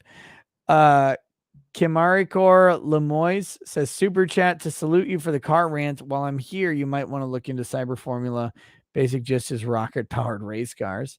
Carl Schmidt, shipbox hot rods and firearms are indeed peak America. Neither are really legal in Europe, and they're both awesome. Chuck Ross, we can't have cool cars because the Karens in charge hate fun. That's why I'm going to get an Indian Scout motorcycle because this is America. There's like a Rally Patriot or something car. I remember, like you buy it. I can't remember what it's fucking called. You guys probably know. You buy it and then you go to the factory and fucking build it with them. And it's awesome. It's a fast car, high fucking horsepower. You build it one part at a time, right, with them. You have to go down there for like a week and a half, 2 weeks to build it together. You guys know what I'm talking about? It's cool. I would enjoy doing that. We're not at 6 hours. We're at 5 hours and 20 minutes. Okay, here we go. Got to get back to this. Chuck Ross, we can't have cool car. Wait, read that one. Ryuzan, Elijah's right. RC cars are dildos with wheels, cars in depth. When I was 17, I had a 66 Chevy Impala SS with a V8. Fuck. I was next to an SS convertible the other day. Guy just, like, we're in Wilmer, right? He just fucking floored it off the red light and just took off. And it was like, dude, it wasn't even that fast, right? Like a new Tesla is like 10 times faster, but it didn't matter because it was loud and awesome. Gingerfinger, has Ethan switched teams? I missed bunches. Ethan's a weirdo. No, that's what he is. I don't know what else to tell you. He's a weirdo. My cuckold, send him back to his wife and read my unbreaded. Nicholas Cruiser, it's 3:30 a.m. First world time. Poorly redacted, live fast, eat ass. Yeah, Raishi, Nick, can you fill in Elijah about Catboy Fuentes? Or if he already knows, can we get his takes on Blacklight Fuentes? I don't know if Elijah knows about Cum Hunter Fuentes. Searching Jaden's couch with a blacklight to find the semen splooches. Very fucking weird. Where's the cum? Where's the cum? Where's the cum? Where's the cum? That's very fucking weird. Alex B, post-COVID Walmart are not 24-hour. Correct. It's sad and the world is so changed.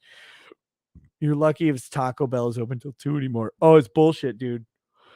Bullshit. TJ Ventura. There's a reason Greg Gutfield's Red Eye show at 3 a.m. was so popular on Fox back in the day. Yes. Non-theist Yee says, in what year, if any, will the government outlaw human-controlled driving on public roads? Dude, I think, honestly, 2031. 2031 is when we no longer get to drive. Because you have to. If you're going to have AI-controlled cars, you have to get rid of human drivers. So it'll be illegal to drive. 2031. Spencer Mosher, I think that superpower is called insomnia. Phoenix Lord Asperman, when we get unbreaded with Greer lips. Ooh, that's a good idea. Fuzzy Logic, have a C63S 4-liter twin turbo, pure German muscle. Remove cats because carbon is fake. Feel the rumble in your bum. One of the last great V8s. Awesome. Sentinel Rex, he sounds like Christopher Walken when reading. Look, I love the Bingers because they're out driving and yet they strike. The whites, you know. Mike Huckhold Law. Elijah came in just to read Unbreaded, drop some N-bombs, and just get Nick's channel canceled out of vengeance. A bomb that God made mad. The history of railroads in the U.S. is a prime example of how government regulation creates monopolies, slows innovation, costs the people more. Yes. Yes. Spencer Mosher. So Elijah, why not upload a full episode to Rumble, or is Blaze restricting it because it's that uncensored? I think it's the grift, the beautiful, beautiful grift. Eric Miller, you can pay to ride in a fighter jet. Jeff K. So I got to ask Robin Bullock, Kat Kerr, Amanda Grace, Kim Clement, legit or fakes. I don't know any of those people, so all fake. Nicholas Cruiser. Elijah, there may be other important factors as to why your show is pre-recorded and edited. Spencer Mosher, speaking of TPUSA, when are you registering for America Fest as a speaker, Nick? What the fuck is America Fest? Also, San Diego Comic-Con went full woke with jab tests and mask policy, boycotting it and going to Anime Matsuri instead. Yeah, buddy. Come visit me. Wick Dipper, I'm noticing a growing number of Christians don't seem to conform to the norm, but simultaneously seem more real than the phony chameleons filling the churches. Where do they congregate? Dude, my wife and kids and I, we meet at home. We watch church on TV. We meet at home.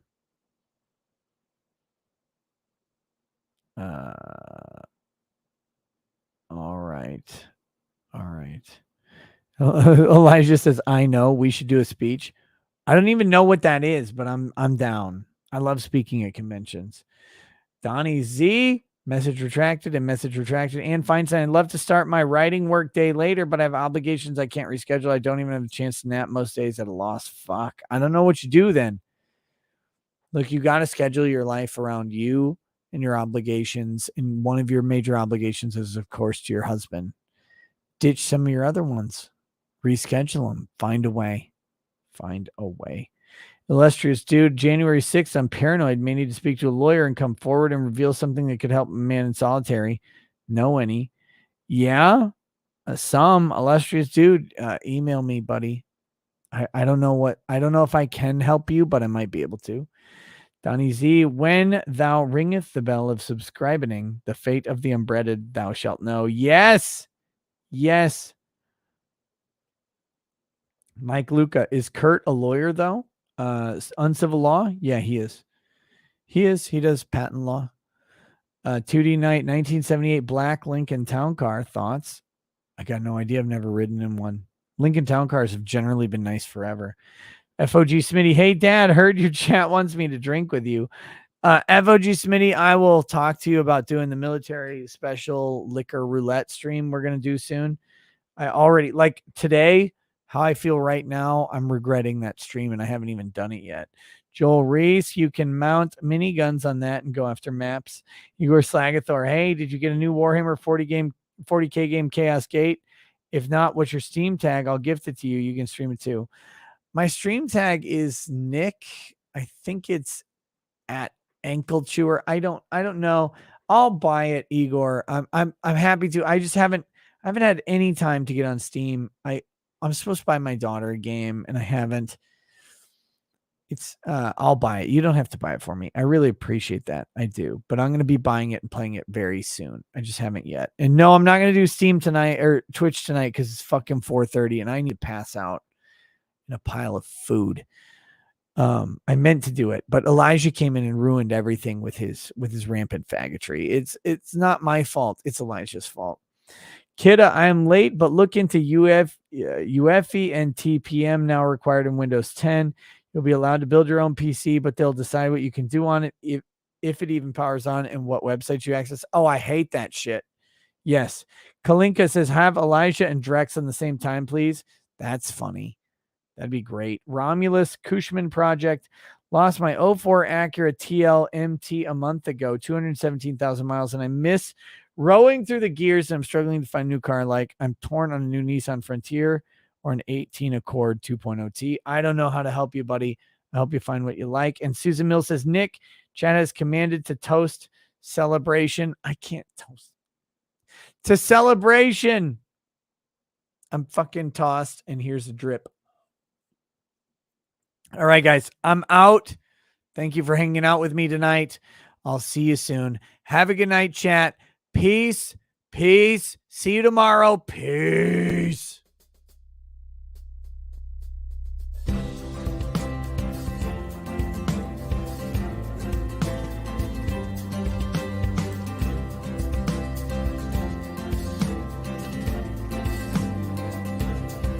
Oh, he drinks a fair bit, but you realize that it just helps get his noggin jogging along. With his glass by his side and his kids asleep tight, we'll hear some lost-plaining tonight. With his microphone muted, we'll laugh at this boomer until he explains it's all part of the plan. Watch his face become redder as he becomes meta, raging at idiots from Twitter and Erlang. From the white shores of Maine to the hills of Glenlivet, there's no one who explains the law better than Nick. So pour out a glass for the ones who have passed to make the law what we have now. Oh, his lady is fair, and she handles herself with the grace of one who has borne many children. As the wife of a lawman, she makes sure that he has the time and the place to provide for them there. So pour out an Ardbeg, a Balmore, a Lethbrook. Spirits flow as the ones who get unemployed. So pour out a glass for the tea post on Twitter as we hear lost-plaining tonight. From the white shores of Nam to the hills of Glenlivet, there's no one who explains the law better than Nick. So pour out a glass for the ones who have passed to make the law what we have now. Oh, the guests are all plentiful, from Dundee to Drexel. They bring their perspective and spice to the mix. But the reason we're here and the one that we cheer is the one who is showcasing us his career.